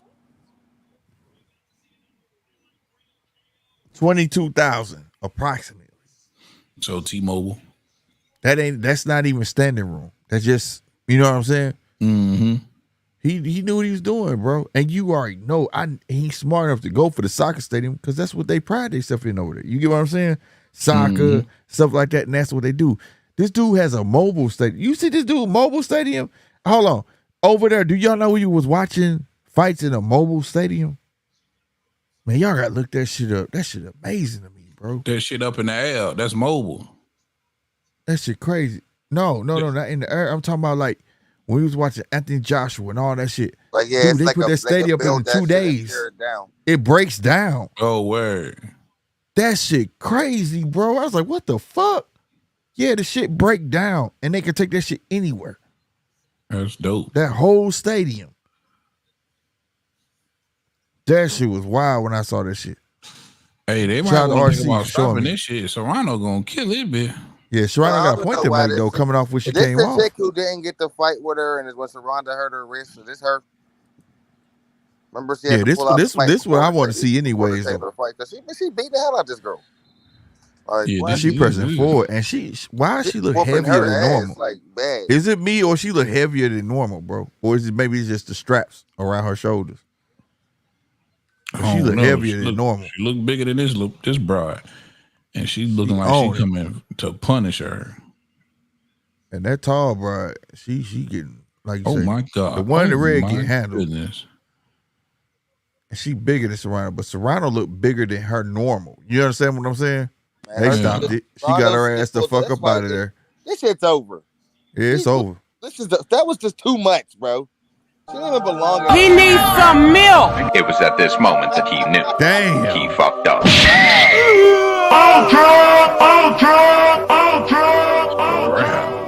Hey, that's how that shit was supposed to go, bro. I'm not even mad at that. That ref did right. That bitch, that tall broad didn't want nothing. It wasn't no contest, bro.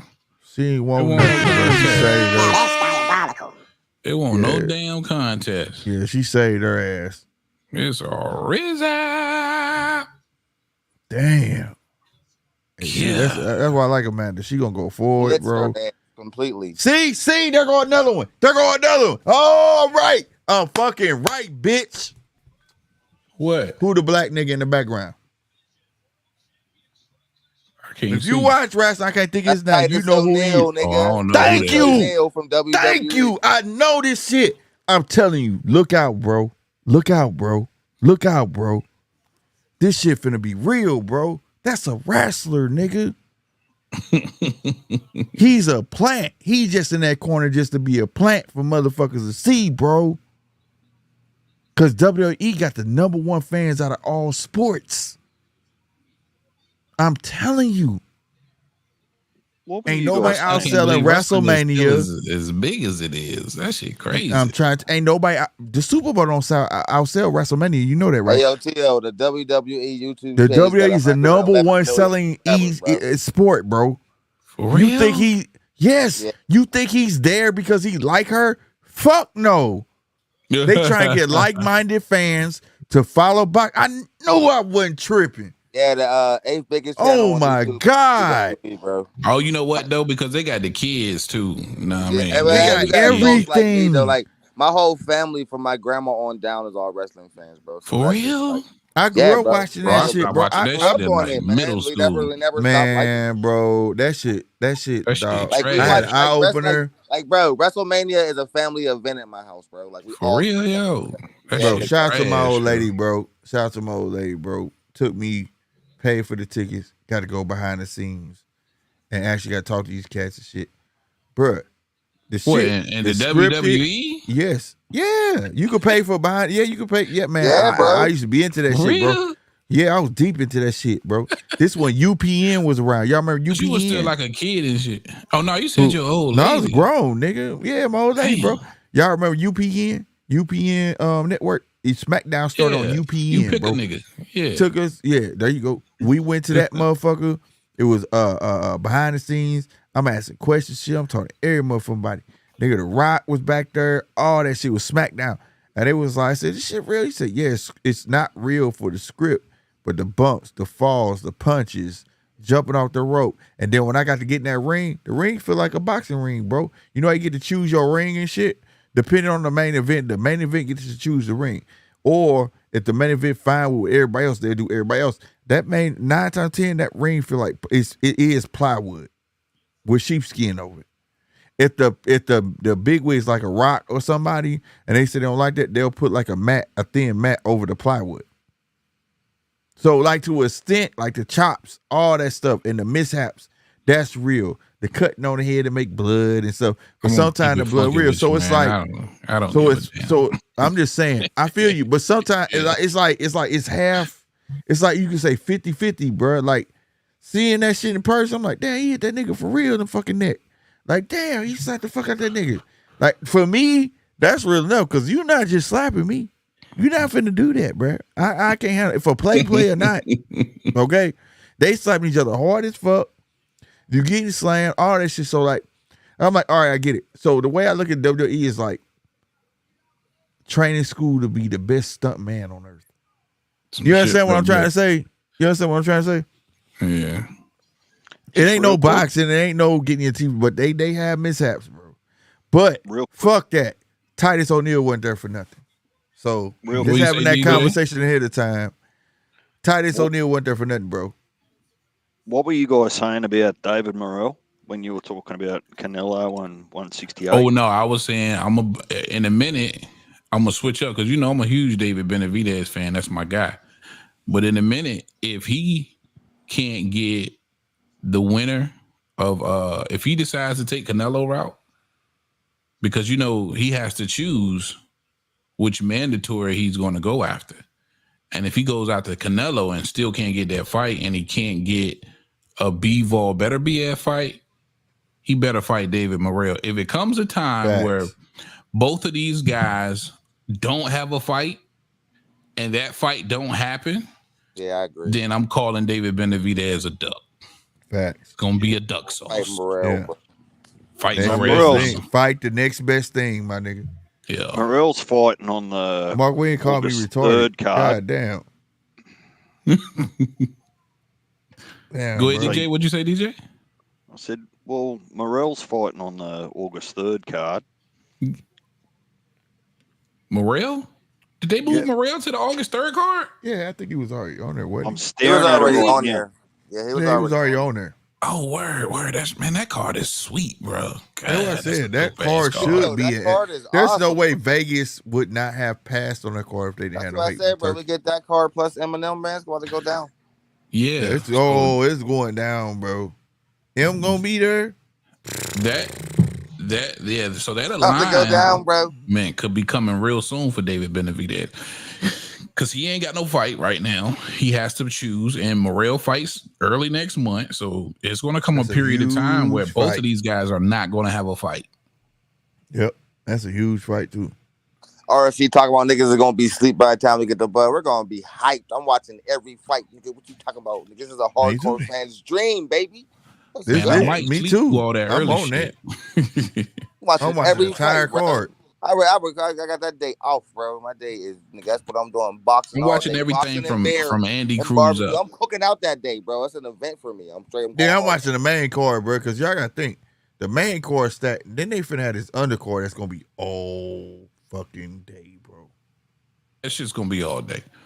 I'm going to sleep through most of that. I'm starting at the main card. The five main, because the main card is 5 fights. Don't worry, I'll put all the. I'm on that. I'm gonna do the 5 fights, but that other rest of that shit gonna be all day, bro. All day, bro. If I'm up though, if I happen to be up, I'm probably be watching it. But I know me, man. I like to get a little bit of rest. I'm going live. Because I hate to be sleepy for the main event, man. You ever been sleepy for a main event, bro? Yeah. No, ain't nothing worse than that, yo. That shit piss you off. Yeah, dude. Tszyu, you'll sleep when you're allowed to sleep. Right, step up. It's once a year, right? Sleep 3 days beforehand. Come on, manage your time a little bit better. My man said manage your time. Damn. Bruh. No time, Right. TJ. You're absolutely right. TJ ain't playing. TJ ain't playing, bro. It's the over top. My guy said, you gotta moderate your time, bro. So that was the co-main event, right? So Jake Paul. Yeah. Jake Paul next, bro. Shout out to everybody who's still in the fight tonight. I think he just needs. I think at this point, Serrano needs to be. I think Serrano needs to be main event, bro. Gonna be co-main event. You could advertise it, whatever you advertise, but let Serrano be main event, bro. If you were gonna put her in the forefront, because that's the one that you picked to survive your brand, right? Yeah. Put her in the forefront, bro. Gonna advertise you fighting XYZ, but she should be main event, bro. And you can start a whole new wave. You can start a whole new wave with that. All these fights should be before Jake. Yeah. Jake should kick it off. Yeah. Because I admire Jay for trying, but go on and concede at this point, bro. Because you full of shit. So I'm guessing they held off the Katie Taylor fight for the Tyson card. That's why they held off all this. This was last minute notice. All this was last minute. Okay. So you gotta take all this with a grain of salt. That would have had you know to what be I'm saying? 100%. You know, even her opponent, grain of salt. Mm-hmm. You know what I'm saying? Everybody that fought anybody on it was a grain of salt. Anybody that was the headliner, their opponent was last minute. This was just like shit. You know what I mean? But because they still supposed to do the mic card. You know what I'm saying? But like I said, I didn't think it was gonna happen in the first place though. Like, dude, that's why Serrano came in and got her out of there in 2 rounds. Like, bitch, I got trained with Taylor. Get the fuck out of here. Yeah, bro. I got Taylor on my mind, not you. I don't the even way know her size, her shoulders are bigger. Amanda tonight. Did she even touch Amanda tonight? No, bro. Like, she landed Amanda 10 was punches, big and for I ain't her making size. it up. 19%. Hey, what weight was they fighting at? She threw 50. Listen, I got the stats. She threw 52 punches. She landed 10, landed 19%. Got blitzed. Damn. Shouldn't even been in the ring. Almost She ain't even no pro. That was a journeyman. That was a tomato can. That was a cab driver. She was an Uber before this fight. She was Ubering before this fight. She shouldn't even been in there. What was they fighting at, bro? I don't know. They look kind of big. They might. Because she was big. Man, that's the biggest I've seen Amanda. Undisputed belt, bro. Whatever she fight at. She won 40, 140, right? 40, 47. That's the biggest I've seen Amanda, though. 135 or 140. They're fighting for undisputed belts. That's crazy. Look at Jake Paul, goofy ass. More crazy. You sleep when you dead. Shit. Fuck that shit. Not getting no sleep gonna have your ass. Jake Paul should be fighting fucking Macaboo. Didn't Clarissa Shields say she'd beat Jake Paul too? Yeah, you know that bit crazy. She gonna talk crazy, bro. She gonna say whatever, bro. That's my girl, though. I want her to fight Shadeja Green. Even though I'm glad Shadeja kind of redeemed herself, I felt like Shadeja could have did better. She was the main event of the prelims. Yeah. I hate that he bucked her back down to the prelims, but I think she proved herself worthy to come back up to a main card. But that was her first time being under the lights in that last pay-per-view. You know what I'm saying? And she was nervous as fuck, and she lost that motherfucker. You see, was all nerves. You know what I'm saying? Being in front of that many people. But I watched her in the prelim. She looked real good. Old girl thought she got knocked out, but it wasn't knockdown, but it wasn't knockdown. She tripped over her own feet. She did good other than that, but I want her to fight fucking Clarissa. I think Shadeja would give Clarissa a run for her money. Now, will Shadeja win? I don't know. But I also want Clarissa to fight Hannibal. What's her name? Hannibal. Jake sound like he on steroids, bro. Who? Jake Paul. This nigga's angry. I can't hear it.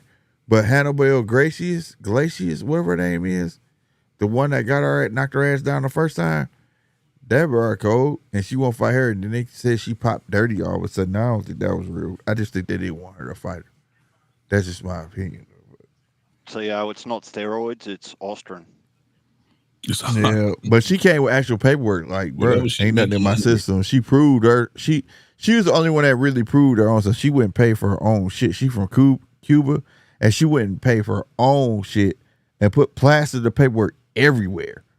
You know what I'm saying? Like, I don't know what paperwork they got, but these motherfuckers saying XYZ, and this shit was like Quest and other motherfuckers. Like, she proved herself to the point where they was like, she's not suspended. Bro. You get what I'm saying? 9, what up, 913? Get your ass up here, nigga.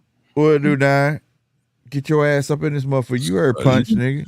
You heard that nigga punch, nigga. 9 in the building. Yeah, for sure, man.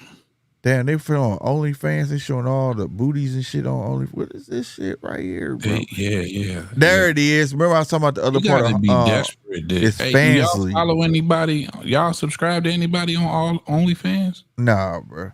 Fansly. It's called Fansly. Remember the other time I said it's OnlyFans here. There's something else over there. It's called Fansly. Tim, you over there. Who you subscribe to, Tim? Nah, I ain't subscribed to nobody, but my wife will kill my ass. Damn, DJ, you ran, bro. DJ got a lot of them, bro. DJ fell off right when you said that, bro. DJ got up out of here. DJ said, "Oh, time to go." Not my topic. Damn, yeah, I come back after this shit. You gotta be desperate though to. I ain't gonna say. I know somebody who let me use their shit just to see Ruby Rose.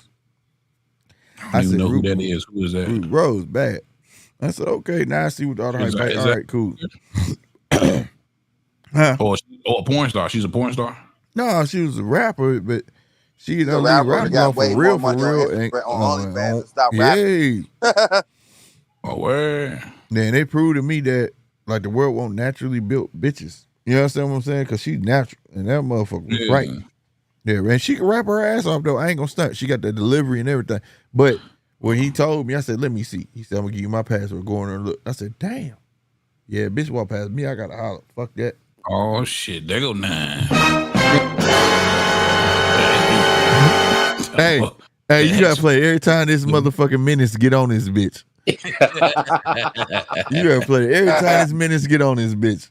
Man, salute to the homies, man. The homies is homieing. You know, damn right. This nigga from LA, you gotta play it every time, bro.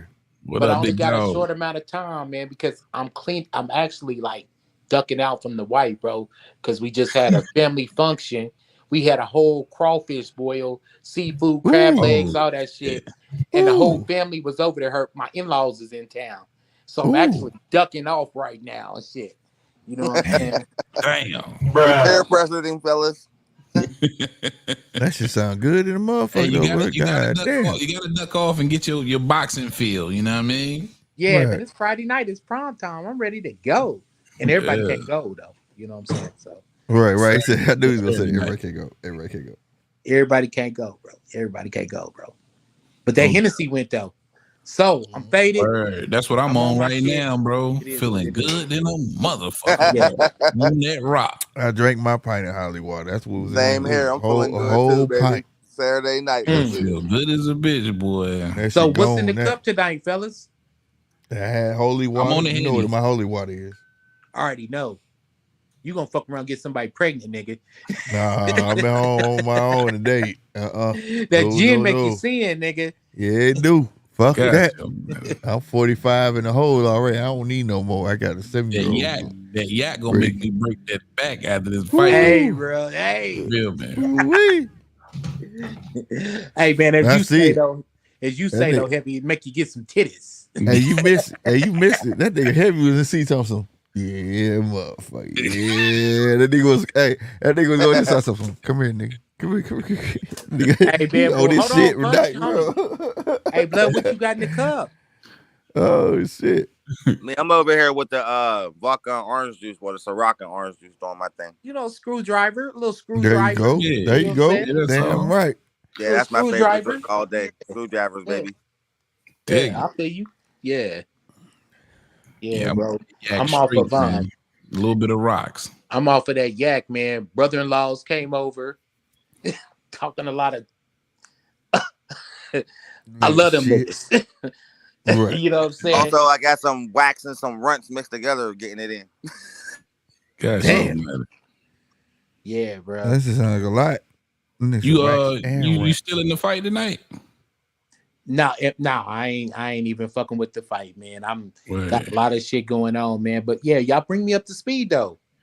Man, we've been shit, talking man. about Serrano just everything blitzed but up. Jake ass. But Yeah, for Serrano just real. had a tomato can. She blitzed in 2 rounds. Chick only landed 10 punches. Yeah, Amanda looked real good tonight versus a cab driver, man. She fucked this girl Stevie Morgan up 2 rounds. Got her up out of here. So now the main event, you know, Jake finna bring his fake boxing ass out versus Mike Perry. Oh, shit. Yeah, if you was gonna miss any event, this is the one to miss. And then before that, we had a spectacular, like, if dude was known, this would be a spectacular knockout. Everybody would be showing the next day, like 2 no-name niggas, but it was a spectacular knockout. Dude was Canadian, y'all. And remember, I got some news. Fighters, and dude just came out and KO'd somebody like that, so it was impressive. I can't remember his name. Lucas Body, it was his name. All right, news like that. Alicia Baumgardner. Yeah, I got a little news interrupter. I'm sorry, I had to do that. Alicia Baumgardner says she's tired of the GWOAT talk. Hey, you guys. No, that's the wrong one. Let's be honest. Amanda hasn't fought a puncher. Now we back to this shit. Come on, man. I mean, there's a little bit of truth to that.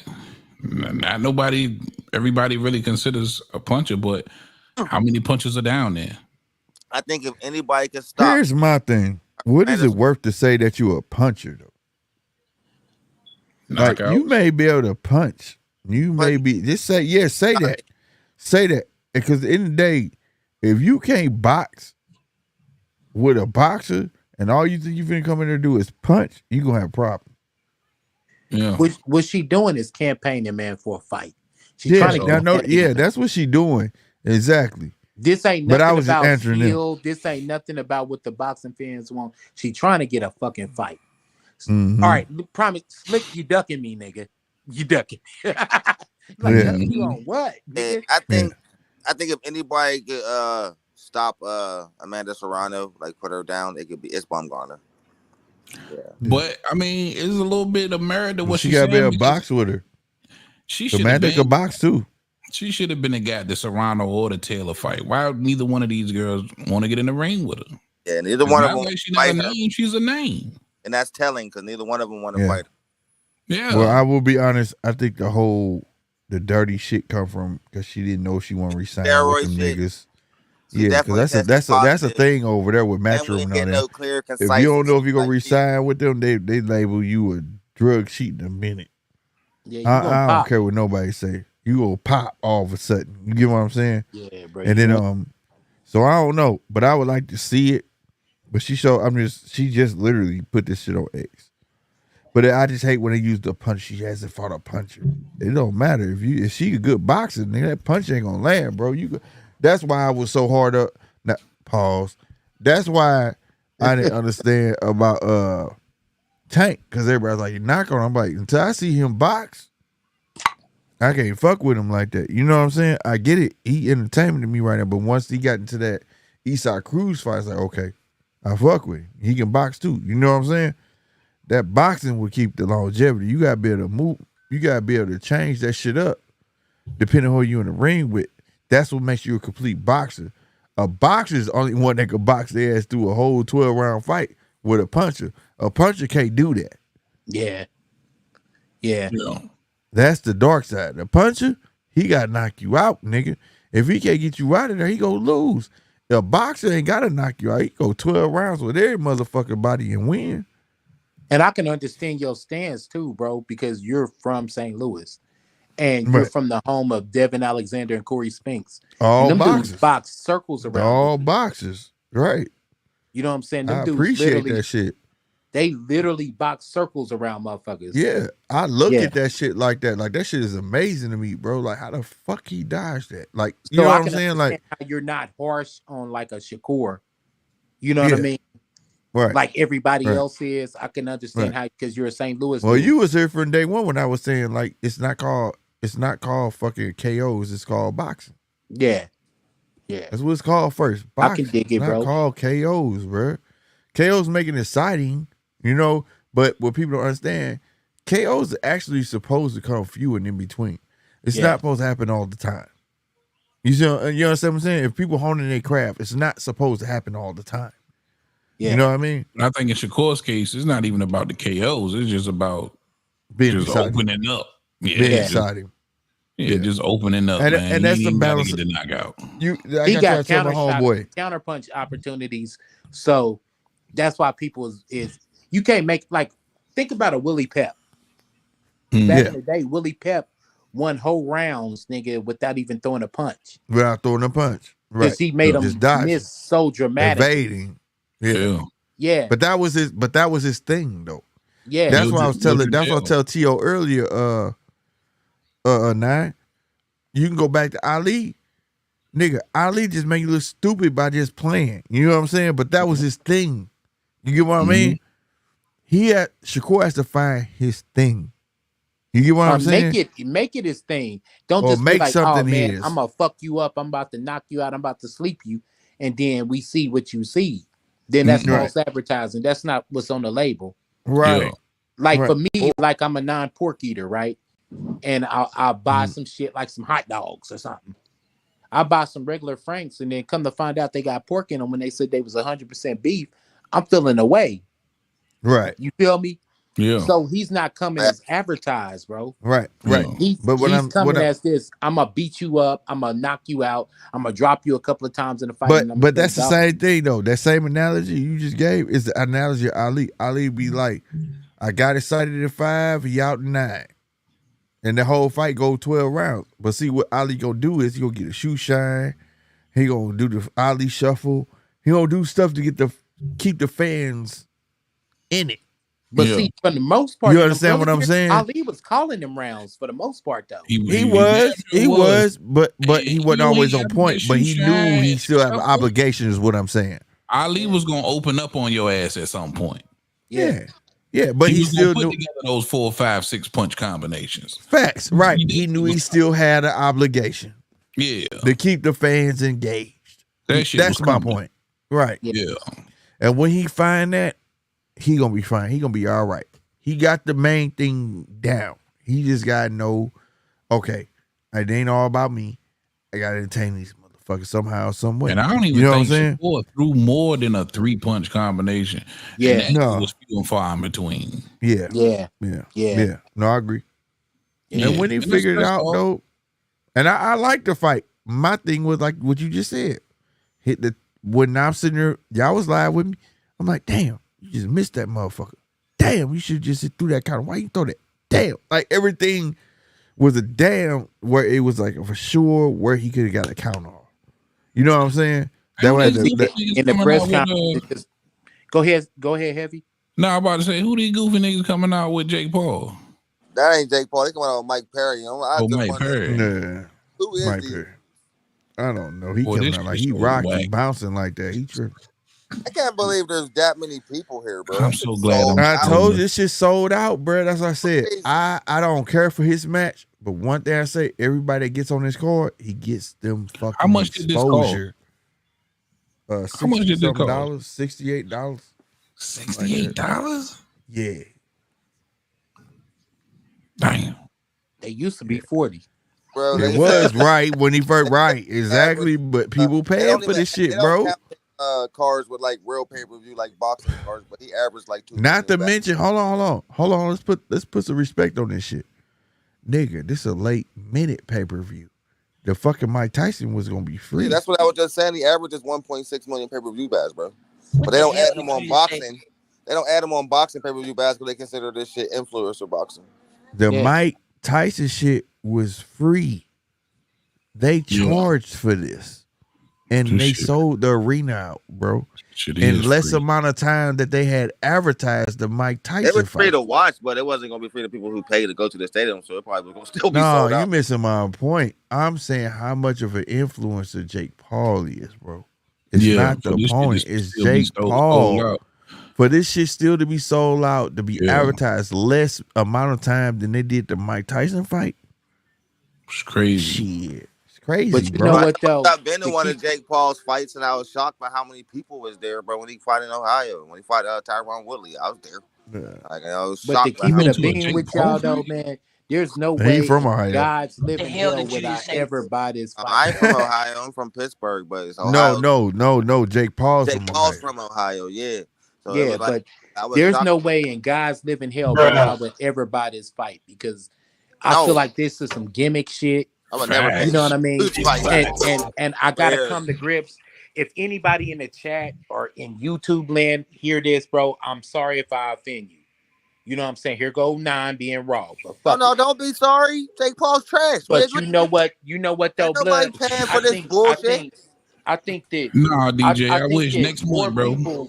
More people are dumb than they smart. So y'all keep falling for the banana in the tailpipe. And this is some gimmick shit. Just like motherfuckers is watching pro wrestling, and you know it's fake. You know pro wrestling is fake, right? But you still watch the shit. That's always the craziest shit ever. More than a Crawford versus Spence in numbers. You know what I'm saying? And you know this shit's fake. It's more people that's stupid than not. Motherfuckers want to live in a la-la land nowadays. They want to escape from reality. Well, and me, I don't have that luxury. Live it vicariously through somebody. Yeah, I don't have that luxury, bro. I'm in reality, bro. You know what I'm saying? So, yeah, I don't pay. But I would say this though. I would say this: fantasy is always sold more than reality, but it's not. It's also a thin line between boxers and selling that product. Yeah, Ali had that product. Ali had that product. Ali had that product. His shit talking, his brash talking, and succeeding on his word it empowered a lot of grown black men. Because there's a lot of grown black men talk just the same shit as he could. That don't mean they could perform just as good, but they really believed in that shit. You understand what I'm saying? I'm talking about you have to have that brand. And I think that's what it is. I don't want to be the negative Nancy ass nigga, but I'm not watching this shit. I'm just keeping No, I hear you. But see, you gotta look at this shit with an objective eye. Like, it's entertainment. I'm not taking none of this serious. You know, like you say WWE, I think WWE for what it is. It's entertainment. I'm like, oh my God, look at this shit. Did you see he broke his arm? No, it's entertainment. Motherfucking goddamn, this is entertainment. You understand what I'm saying? Like, it's no different than when I watch a movie. You feel me?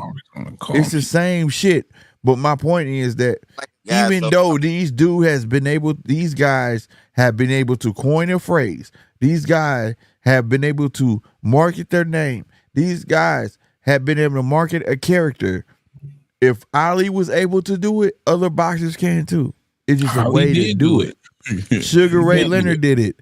There's other people who have done it. These newer boxers have not figured out how to do so. And I hear you knocking, bro. But with the wrestling shit is different because that shit appeal to kids, man, for the most part. Yeah, I hear you knocking, but on some, are you not entertained? Nah, blood, I'm not entertained at all. I'm not watching. No, but see, I'm not. No. This wasn't for me to. Right, me too. But this wasn't for me to convince you. This is like me. Like, you may not like the Marvel movies, but I watch the Marvel movies, right? This is Jake Paul. Jake Paul is in the Marvel universe for me. That's what I'm trying to say. He's entertainment. Okay? Yeah. I don't look at him like as a contender in boxing. This is WWE. That's how I look at these things. Like, people say, how you watch wrestling? It's just entertainment. I don't look at it like, oh my God, this is fake. I know that, but it's entertaining. Fuck it. That's why I watch it. Like, those are the things I know how to differentiate the two. But what I'm saying is, there has to be something where these fake motherfuckers is doing right to market their name, to make millions and millions and millions of boxers millions of dollars to do something. Find this shit entertaining. Yeah. So therefore, I fuck with it is because the nigga actually got real boxers on the undercard. You know what I mean? I fuck with undercard too. I fuck with that too. But all I'm saying, I definitely wanted to see Amanda Serrano tonight. For people to say that there's a real difference between the fake shit and the real shit when it comes to selling shit, it's not. The difference is that these motherfuckers learn how to sell a brand, right? First, they put the brand first, and the other motherfuckers don't. Case in point, Ryan Garcia. He's the highest decorated motherfucking prospect in history of boxing. It's harder. Listen, let's keep it funky. The only reason why the WWE is as successful as it is with all of the shit that they do is because it's just easier to capture a child's mind and take them into that world. You know, that's majority. No, I got a big difference. I'm a grown ass man. I got a big difference on that. I got a big difference on that. Soap opera. WWE is like it started as a kid, but do you know who the fuck? What's my guy name? God. Yeah, because I was into that shit heavy as a kid. I loved it. Hold on. As a kid, but nigga had grown people. What's Willin' and Dylan? Limousine riding. What's my name? Yeah, that nigga Flair, Ric Flair. Exactly. He had grown men. Grown motherfucking men, bro. Hey, fellas, wanted to be go. I gotta go, but in my closing, I'm gonna tell y'all this. From the very first time my uncle put me in a boxing gym, right? What? I used to hit the heavy bag, and right in front of my favorite heavy bag that I used to always hit, because yes, boxers got their favorite heavy bag they like. Right in front of my favorite heavy bag was a sign, and it was said, "You don't play boxing." There you go. You don't. And so that's been instilled in me since I was a kid. And I just look at a guy like Jake Paul as playing boxing. But on that note, fellas, I hate to hit and run, my nigga, but I gotta go. Man, I ain't mad at you, my brother. Hey, appreciate you hopping on the panel, bro. Appreciate you. Real shit, man. Love to y'all, man. Hey, man, y'all motherfuckers hit the like button. Nigga, it's free. And guess what? It don't cost nothing to pay attention to a pimp. Holla at y'all, man. Appreciate you, sir, big yes, dog. sir. Thank you, man. But no, what I'm saying is, but it just when boxing learned that, and that's why I had a show about this. I said, if anything that the boxing community could adapt from WWE, it's how to sell your brand. These It's motherfuckers never gonna be as know big how to as sell. WWE because it's gonna. This shit is boxing is real. Boxing is real, but your persona though. You're not your going persona. to get. It's if you watch boxing today, it's not gonna be appealing to kids. Bro. You got to understand again great amount of the attention that the WWE get. That shit come from children, bro. I'm trying to. No, listen to me.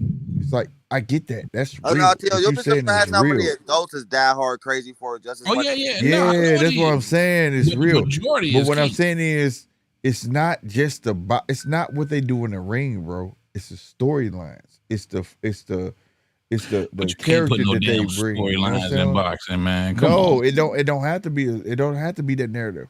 It has to be what they do, and it has to be who they are. And if you could put two and two together, people gravitate towards that. And that's the thing. Like for instance, I'm gonna get real with the instance, and this is real. Now, what I'm saying ain't fake. I'm not putting nothing fake on this cat. Fucking Tank. You know why people gravitate? The people who gravitate towards Tank. Because they from the hood. They can relate. He has that je ne sais quoi of the hood. Even though he's trying to straighten up a bit now, he has that. And that's going to resonate with that demographic. You understand what I'm saying? Yeah. Boxing don't have PR teams that understand that. They just be like, talk this way, move this way, don't do this, don't do that. They don't have that. Like, for instance, I'm going to give you another example of where they fuck up. Shakur Stevenson was known as he was black until he got his first belt. Then all of a sudden they want to say, hold the Puerto Rican flag. Now he confusing the masses. What is he? You understand what I'm saying? Yeah. WWE would already have motherfuckers in the lab like, nah, he coming out Puerto Rican, bro. We know you black, bro, but you coming out Puerto Rican, bro. You gonna lock down that Puerto Rican now. It don't matter what you do. Them niggas will never be as successful as WWE. No, they may not. But what I'm saying is, the point is to be able to grab hold of an audience that would not let you go. Versus Ryan Garcia. Ryan Garcia knows how to. He has his audience. It's hard to grab grown motherfuckers. Ryan Garcia does it. Think about it. Ryan Garcia did he knock this nigga down already, bro? And that's hard. That's hard. It's still hard to do. And look how he doing it. He doing it by being fucking crazy. Bro, he already had his audience though. He been playing the internet for ages. Already dropped this dude, bro. He dropped that nigga already. That's why I thought it paused on me. That shit was behind the head. Look like was that behind the head? This dude's not making it out the second round. Man, but no, to what you said, Tszyu, you gotta think. fucking Ryan was playing in there forever, bro. Boxing like Jake Paul He been playing it forever to where it was to the point where they're gonna follow him. That's what I'm saying. You feel me? Yeah. I don't like how fucking Jake Paul fighting though. His head way over his front foot. He ain't with this shit. Man, this nigga big as hell, man. He is. He's way bigger than this dude. This motherfucker big, man. He don't way look like bigger. a cruiserweight. He got his boy by at least 20 pounds. Easy. Yeah, he don't look like a cruiserweight either. Slick, would it make you feel better if I turn up here on the 3rd of August dressed as the Ultimate Warrior? Hey, that's my favorite wrestler, believe it or not, bro. Him and the Undertaker. Ultimate bro. Warrior was your favorite wrestler? Hell yeah, one of bro. my favorites too, bro. One of Hell my favorites. yeah, goddamn, you shake them fucking roasting. I used to go crazy, bro. But no, my number one is the $1 Million Man. That's my nigga. He's the only one up here that I got a Funko Pop. $1 Million Dream, baby. That's my nigga. That was my Undertaker, baby. It was more because I remember the colours and the sort of half suits and that he used to wear. Yeah. With all the different colours and that sort of sticks in my mind. The Ultimate Warrior. Ultimate Warrior was that dude, bro. Hey, he used to get that ring, shake the whole fucking ring. I remember as a kid going to that motherfucker. Goddamn me. My uncle used to work for Monsanto, so he used to get like free tickets. So we used to get to go to that shit, man. That dude shake the whole ring. We used to go crazy over this shit. Like, God damn, he's strong. You know, as a kid, like, damn, he's strong as fuck. He doing shake the damn ropes and shit. We thought he was strong as hell.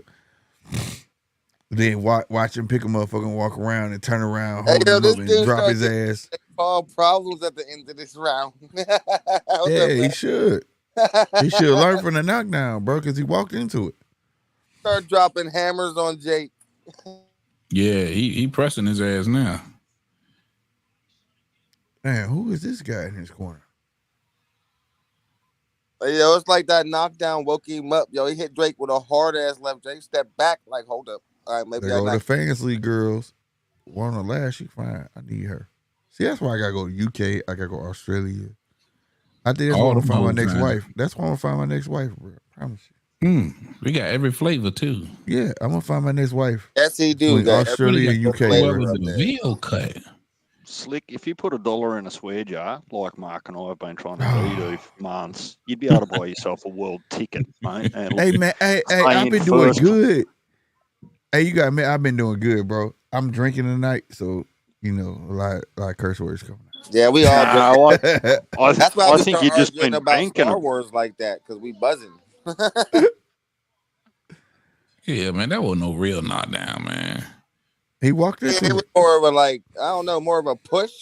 Yeah, I said he walked into it, and that's what happened.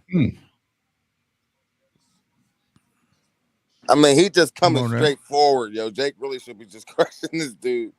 Look how big he is. And that motherfucker massive.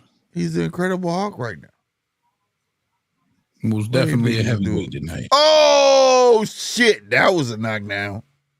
Bam. That 1-2 is nice. Damn. Gosh almighty. Told you another dude, Jake Paul just gonna run through it like Mike Perry went down second time. That was nice. Now he trying to go in for the kill, and he gonna fuck around. Overexert himself.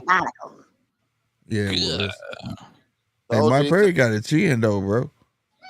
He right back in the shit. He's known for having a hard ass chin. Okay, he right back in the shits though. But he can't take Jake's punch. That shit's clearly affecting him. Yeah, but he getting back up though, like you know, because that punch, that 1-2 was like goddamn. Working the shit out of box the to save his life. His footwork is terrible. Why is he in the ring with him? Yeah, Jake ain't got no footwork, bro. Mike Perry really ain't got no goddamn footwork. I'm talking about Mike Perry. He UFC all day. The way he walking is UFC all day. This motherfucker making Jake look good. Jake look amazing with this, this dude. And that's what I'm saying. Not to discredit Jake Paul, because I said he's put a lot of heart and energy and effort into this shit. If you want to be taken serious, man, fight some real fighters, bro. That's all. Yeah. He real fighters. We ain't talking about top 10 fighters. Just real fighters. Yeah. I would take a crack at one of them. Fuck it. It's some top 10 niggas who don't supposed to be there. Cause I'm just saying it because he started late. You know what I'm saying? But fight boxers. Give boxers these paydays. You understand what I'm saying? If I'm Jake Paul, I would pick. Damn, he flexed that nigga to the ground, bro. I could find where we would really give him some credit, man. Because that's all he looking for from the real boxing fans anyway. He just wants some credit. Right. I agree. I agree. This dude just got his hands down, just walking forward, getting punched. Just like, why is he in here? Like, it makes no sense. But this is what I mean when I say it's disgraceful to boxing for him to even be fighting somebody like this. If I'm Perry, I'm rushing. If you rush Jake Paul, he gonna fold up. That's all you gonna do. Be mad, nigga. Like, Still the rounds. Still the rounds, Perry. Just rushing. And shoot shot. Bah, bah, bah, bah, bah, bah. Hit him all ear shots. So small. He do. He look tiny, don't he? Yeah. Just rushing, bro. Man, look how tired he already is. Like, you're in the second round. And he's too big to be scared like that. Jake Paul too big to be scared like that. You ain't finna outbox him. Like, and see, that's really for me, man, when you in there with somebody who just completely outboxing you, you got to realize that and just make it ugly. Man. Exactly. That's why I said rush his ass. Fuck that. Understand, I'm not going to outbox you. Oh, shit. Turkey Al-Sheikh said, "This is not boxing." Hell no, this ain't boxing. Wow. Damn, Turkey Al-Sheikh shit. He did, bro. I swear to God, bro. He said, he just popped up my phone. Boop. This is not boxing, goddamn. Like, what did we watch it? Nah, he was just listening to you guys and listening to 913. Hey, is it true, though? Hey, I agree with. I can't make this shit up. Everybody talking about agreed. It ain't, bro. I can't make it up. Shout out to Turkey. Oh, that's not him. Hold on. There you go. Yeah. That was a good shot. This is not boxing. Damn. This is not boxing, sir. He's serious, too. Well, it's only one nigga in there boxing, and that's Jake. Yeah, one's just walking forward, getting punched. Jake boxing. But the little one, I'm gonna be real with you though. If I'm him, I'm like rush that nigga because he just scared. Yeah, might as well. Rushing. Make it ugly. He trying to stick that stick out there because he's scared of what you really got. Rush his ass. He should wild ass overhand right. Some Sean Porter fights. Yeah. And he came in Nick way Ball. bigger. You need to look at some Nick Ball, Sean Porter and Jake fights. Paul should be ashamed of himself coming in this size, but you dodged that fight with Hakeem Ratman's son because he was gonna come in 5 pounds or whatever it was heavier. Just that Look bitch. at your ass. Oh my goodness. And that bitch with full-fledged titties fighting this little dude. Had y'all heard of this dude, Mike Perry, prior to this? UFC. Yeah, my first time. I guess I'm oblivious to the UFC, bro. I'm oblivious. My boy, he put me on that shit, UFC. She tried to hit me on and shit, and then shout out to E-Dub. He was here earlier. Oh, look out. Here he is. Shit too. Robert Cole. Oh, shit. What's good, God fellas? damn. Go to the chat, everybody. The panel. What's up, Rob? I see. You better come with it. I see. You better come with it. Yeah, Lord have mercy.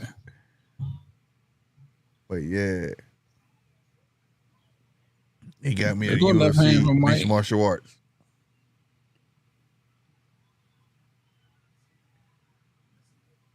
Hell of a right hand to the body.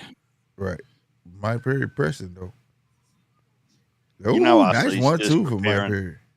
RC's just preparing that hand grenade that he's going to jump up here and just drop in the land room like he Right. does.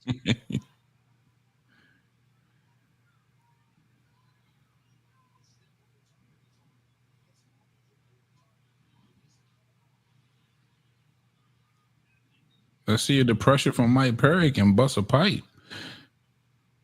I'm noticing that I look like he bruised easy, bro. And when he's getting inside, he's making it ugly now. AOTO, I think he heard you. Yeah, man. But he need to go downstairs. He bro. try to go upstairs, and all Jake Paul got to do is keep that jab out there. And he Yeah, go if he can keep that downstairs, jab. and Mike Perry bruised easy. His face is like paper, bro. You see that shit? From the last He already round look to like this he's round? been through 20 rounds in round 3. Like, look at his face right now, bro, from the last round right now. And the round not over, bro. Now it's over. Look at his face.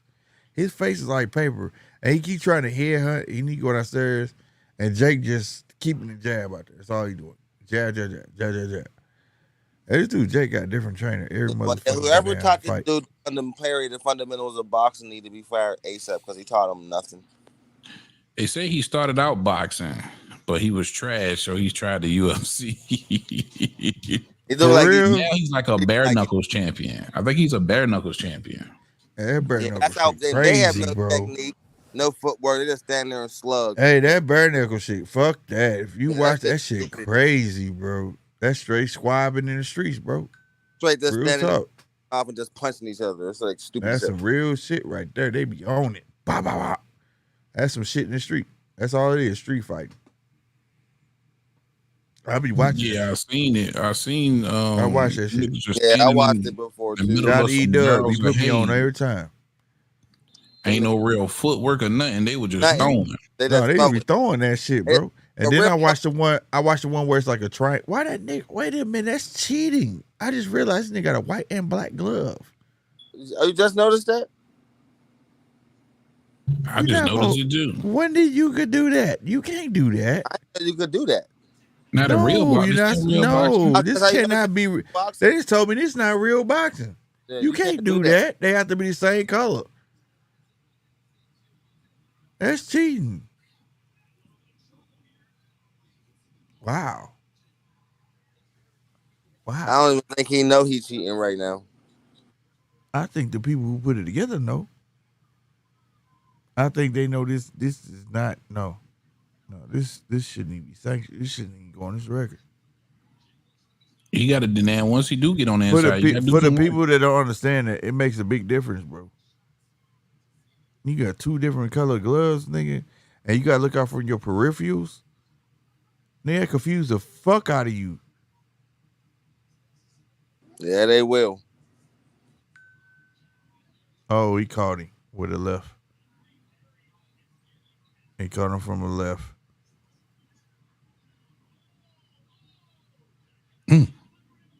Uh-oh. Did he get up off that motherfucker? Or did he fall? Too small, man. You gave up too. You gave up the weight, the height, the reach. He's too little. You gave up everything, bro. Everything. Hopefully it was a good payday because you gave up all. I mean, you came in here with not one single advantage. Right. That's why the UFC fighters do it. They come to Jake Paul, get that payday, and they go sit down, bro. They don't care about that shit. Because like I said, in the UFC round, nigga, it's not like boxing. You know what I'm saying? Mm-hmm. They'll take this loss like, oh, we don't give a fuck, you know, and their fans gonna ride with it. You know what I mean? That's one thing I say I like about UFC fans. Their favorite fighter could be fucking 6 and fucking 20. He's still the greatest fighter ever.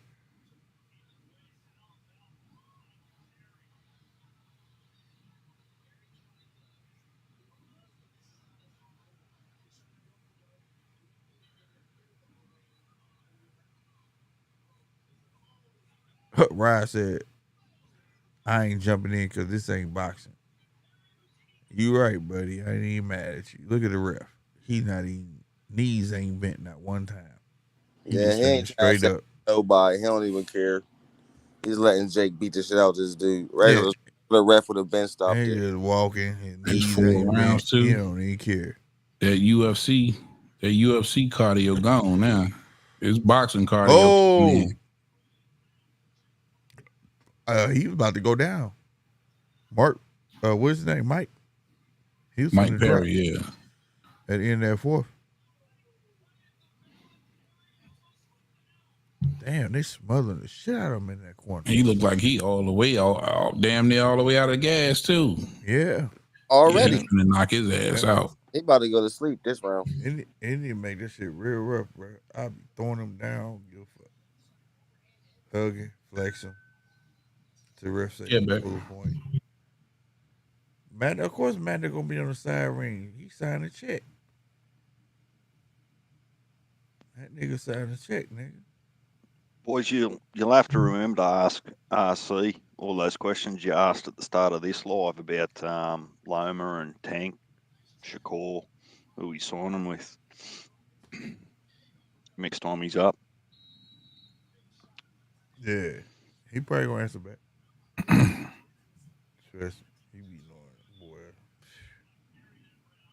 Especially with that one. I'm pretty sure he gonna know before everybody else know. Like, the UFC dudes always coming in here talking all this trash, and the same thing happened to all of them. They get the shit beat out of them. Y'all Because they can't don't know how to box, bro. They know how to strike, y'all but they can't think box the same striking is time, boxing. It's not the same thing. bro, it's not the same. Y'all footwork's terrible. Y'all jumping into y'all punches. Like, man. What's my guy, the black dude? What What is was the black dude? Oh man, It's only You know one what? guy I It's a felt different like kind of cardio, bro. It's a different kind of cardio too. tired as cardio, hell, but it man. was only Like, one dude that I felt like could have came in boxing. look how he's that standing. would have Standing like a survived, but I can't UFC remember. He fighter. had broke his leg Like and shit. boxer, bro. Like that shit will get you knocked out. That standard, that stationary shit. Punch drug. Yeah. What was the black dude name, bro? That could dodge all the punches and knock your ass out. Oh, Ben Whitaker. No, not Ben Whitaker. I'm That's talking about him? UFC, bro. UFC. Oh, you mean the spider? Yeah. What's his name? Anderson Silva? He already fought him. He already fought him. I'm talking about young. He gave him his hardest fight at 50 years old. Talking about Anderson. What's his name? Andersondo? No, he said it right. Israel Anderson Silva. Adesanya. No. Anderson He don't got Silva. no chin. His chin's Right, but what I'm saying is a younger him. I think a young spider would have beat the shit out of him. Yeah. Yeah, I'm not talking about fighting Paul. I'm just talking about from the transition from UFC to boxing. He could have did it. Younger him would have been a beast. Yeah, he could have did it. He was a motherfucker. Older him looked solid against. Actually, older him looked the best against Jake, other than Fury. I was like, this dude right here is the motherfucker. Nigga dodge everything and look at you like, what you doing, bro? And beat your ass like, God. I think if Jake would have fought him in like his 30s, he'd have gave Jake problems. Jake fought him at 47. Yeah, he was old. Too old now. But he still gave him problems. But he was the only one I saw that like they can come from UFC when he was younger and be like, if he got in boxing, I think he could be something. Head movement or nothing. Nah, he's straight. He just there. He's a fighter, bro. He wants to grab. Trust me, right now he wants to grab this cat. He wants to kick him in the nuts. He wants to fucking kick him in the thigh. And the only thing he can use is his hands right now. That wasn't this his bullshit. idea of a feint, yo. And they need to understand that's the difference between boxing and difference between boxing and fighting. Fighting, you use everything under the sun. You know what I'm saying? You can bite a nigga. You can do everything. Elbow. Take him in the kneecap. He just getting hit with hard left. Like, for instance, Mike Perry just threw an uppercut at motherfucking 21 seconds left in this round, and he didn't even know how to throw it. And it landed down there on target. But if he knew what he was doing, he might have knocked him out. He just don't know what he's throwing. You get what I'm saying? For them type punches, diversional punches. You get what I'm saying? Going, man. What are you doing? Those are diversional punches for UFC, but them are real punches. Bro, this boxing. is the Jake Paul fight I'm watching, bro. I'm not supporting this shit no more. Man, I gotta read up on this. Something going on with the boys too. Like the undercard fights was better than this, man. Right. And that's how it always is in the Jake Paul cards. I gotta see what's going on with the boys. They talking about, oh, look at they're going, no wrestler. Look at that. Look at that. See, I'm trying to tell you. Something up, bro. Something is up. Y'all see this shit? I can't wait. If this dude, that's the ultimate wrestler, nigga. That's Hogan. If this nigga announced another like boxing league, wrestler, that shit nigga. gonna be That's Hulk crazy, Hogan. bro. No, that's what I'm saying. I'm just saying though. What we talking about? Tell you, dude, itching this shit way in, bro. I think he got something going, bro. Told you he was signing with Terrence Crawford. People who don't know wrestling know who that is. Interview showing his attempt at promoting Shakur boxing is. I know boxing is Rob, but the way he was shitting on us, you got me fucked That up. is Like funny. y'all just doing it on your own. As Hulk Hogan is at a Jake Paul fight. Like, why are you here? Crazy. I think he did. I'm telling He's you. actually attracting celebrities. That's funny to me. No, I don't think that. I don't think that's Jake Paul, bro. I don't. You want to know what I think it is? I'm gonna tell you what I think it is. Matter of fact, I am gonna show you what I think it is. This is a nigga right here. This nigga with the infinite rainfall as these bitches like to say, is him. He's the reason that motherfucker there. I'm telling you, this nigga trying to bring all of this shit together so he can control it, bro. I promise you, stack after stack, fuck dropping ones. I'm just gonna throw stacks. Perry's out of there. Yeah, it's over. It's a wrap. He stumbled. He needs some milk. It was at this moment that he knew he fucked up.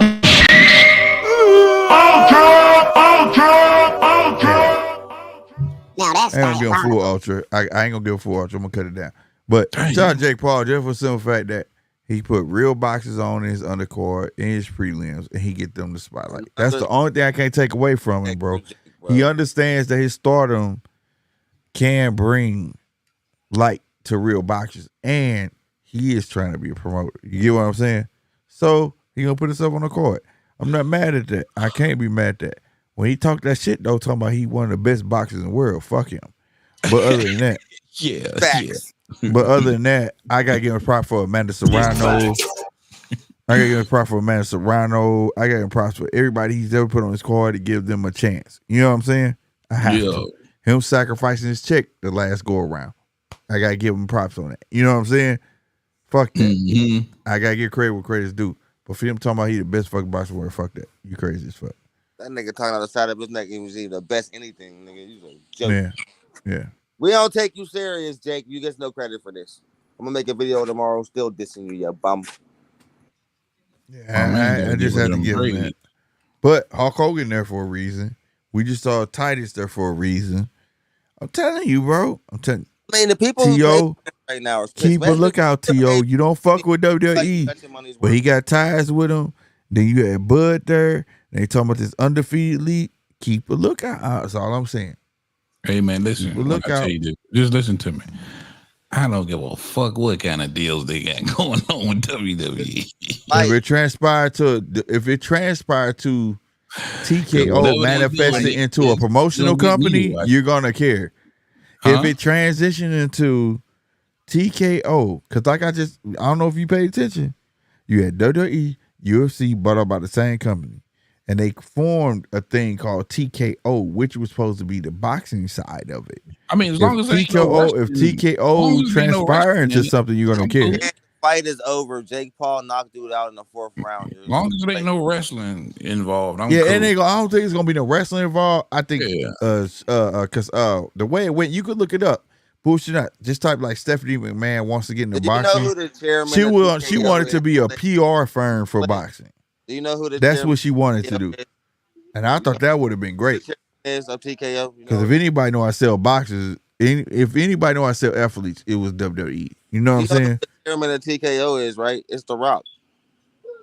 Say it again. The Rock is the chairman of TKO of the board. Oh well, there you go. You know why? Do you know who owns TKO? Who bought WWE and UFC? This is about to blow y'all fucking mind, bro. You know who owned that shit? No, the what Rock's you calling agent, it? bro. Listen, The Rock's agent is the nigga who bought this shit. No, it's actually he's part of it, bro. He's not the sole thing. He's not sole proprietor. $2.5 billion. It's whatchamacallit them, bro. They in the Hall of Fame right now. Billion. Listen, I did the whole research, man, on this. And the agent I said the only reason I'm going to buy TKO. Listen, the agent really bought WWE and then incorporated it. Fuck Jake Paul. Like, but anyway, but Jake Paul ain't gonna have no ties, and that's the thing. Either way, if they have their own boxing side of things, detrimental to boxing. Boxing to be knocking off these MMA motherfuckers. All he beating up is MMA niggas. He don't want to fight no real boxer, but he all to go on. He making exhibition money. These should be exhibition matches. He said he's gonna Cancelo's ass. And this will mess me up. You allow these cats to just go ahead and petition to be boxers and get in, but it should be a stipulation. That's just furthermore show you how fucked up boxing is. You get what I'm saying? When you got amateurs that go on and on and on, and to prove themselves to be boxers, and then the guy just walks up and get one of the biggest paydays of his life. You get what I mean? And just to say that I'm a boxer today and I'm gonna fight Jake Paul tomorrow. That's devastating to me. Like, I don't like the rules of that. Like, that should not be it. And I feel like when you do that, he cannot count that on his record. You should not be able to count that on your record. This should be an exhibition. He fought a UFC fighter. Whether I know RC gonna say it only costs $700 to become a boxer. You go register as a boxer today. Yeah, but he was just a UFC fighter yesterday. He hasn't even put the work in to be called a boxer. He hasn't even did anything to be called a boxer whatsoever. You see what I'm saying? Somebody just said he the real deal. Who the real deal? Who said that shit? Commentators just said Jake Paul's the real deal. Man, stop playing, bro.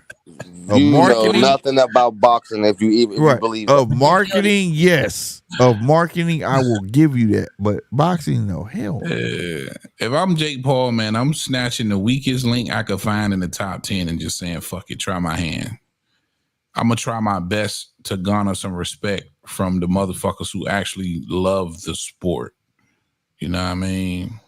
Like, I think at 154, Jamel still owns 2 belts. Mark Wynn.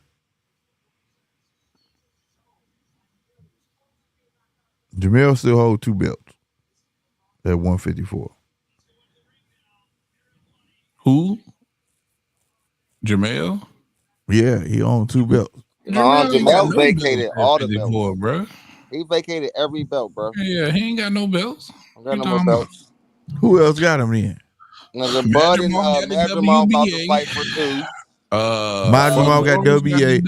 And Fundora got the other 2, WBO. WBO. Yeah. And that one dude's got the IBF. Oh, Soto? That bum got the IBF, got no name. Yeah, whatever his name is, start with a B. So WBO and WBA, Crawford and Madrimon about to fight for it. Yeah. Fundora got the WBC and that one. Hey, Mark. Like I said, Jamel still on 2 of them belts because he can come back and go for 2. Because Fundora had WBO, but he vacated it because he was stripped of 2, but 2 he was put in recess. He still can come back and grab them belts.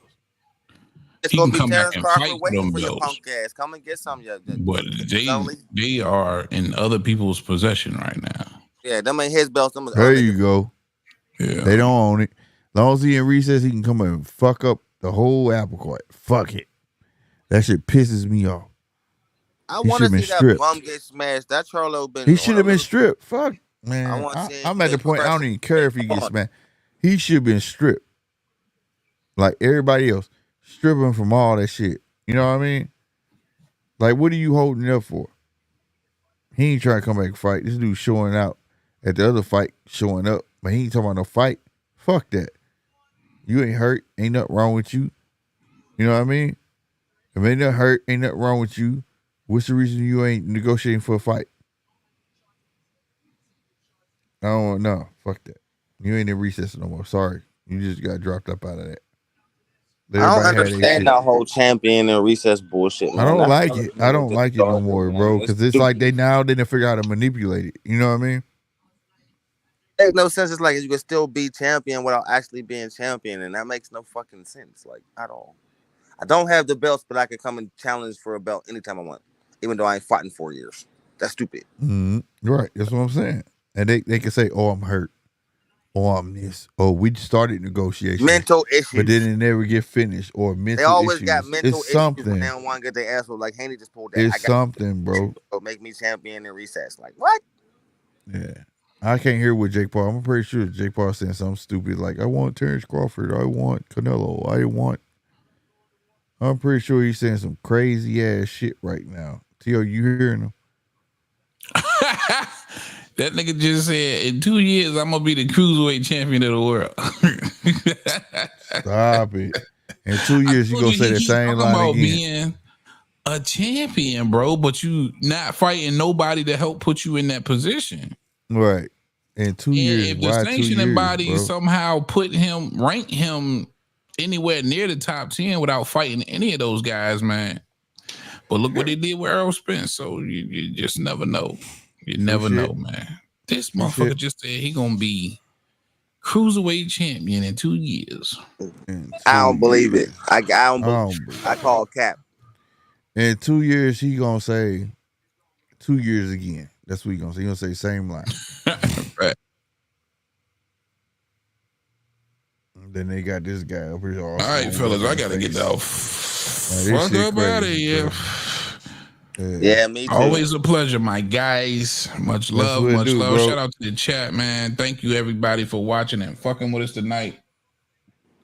Everybody have a good night tonight. I got the ride. Appreciate you, Slick, man. You already know, man. Punch. Yes, sir. Yes, sir. Yes, love sir. is love. I gotta get the fuck out of here. I rock with my niggas, man. I'll see y'all My next boy time. Loaded. All right, bro. Peace. Deuces.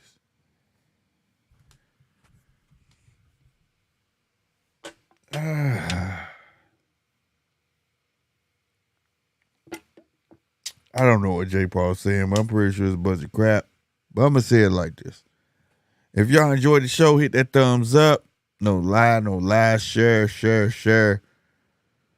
But nonetheless, I was entertained. I'm not going to hate on the man. He threw a hell of a show by way of putting real boxers on the undercard. His show, I'll take it for entertainment. Amanda Serrano did what she was supposed to do. I know a lot of this was short notice. You know what I'm saying? There's no hate for me on this. This is just entertainment for me, being a boxer fan that I am. I'm pretty sure people getting into boxing is loving this XYZ. I'm looking right now, Amanda Serrano is up there with Jake Paul with this new brand there. I don't even know what it is. It's like a W or whatever. But this is what this is about. And I'm just going to take it with a grain of salt. You know what I'm saying? Shout out to my boy Tszyu, Punch Drunk, 913 dropped up in there. Always welcome from down under my boy DJ, man. I really appreciate that, bro. DJ be sliding through, bro. That's a huge deal for me. You know what I'm saying? And showing his face on my channel. That tripped me out, bro. I ain't gonna say. That was the thing. That was I swear that was a highlight of my night. Bullshit, you not. You showing your face. My man had the headphones on, the mic. He had the broadcaster mic. He had his pay work, bro. That's what I'm telling you, man. My boy dedicated. He with the shits. I see you, Mark Wynn. Cheers to you, DJ. Thanks to you, man. Hey, everybody, anybody, for real, help your boy get gone. I was taught closed mouths don't get fed. Hit that like button, bro. And hit that subscribe button, bro. We try to grow around this way, man. We shouldn't have to take all day to get to 5,000 subscribers. Having said that, I'm your boy, man. You know what I'm saying? And I'm finna get up out of here. Y'all be easy. You understand me? Y'all be easy, bro. Deuces. All right? Peace.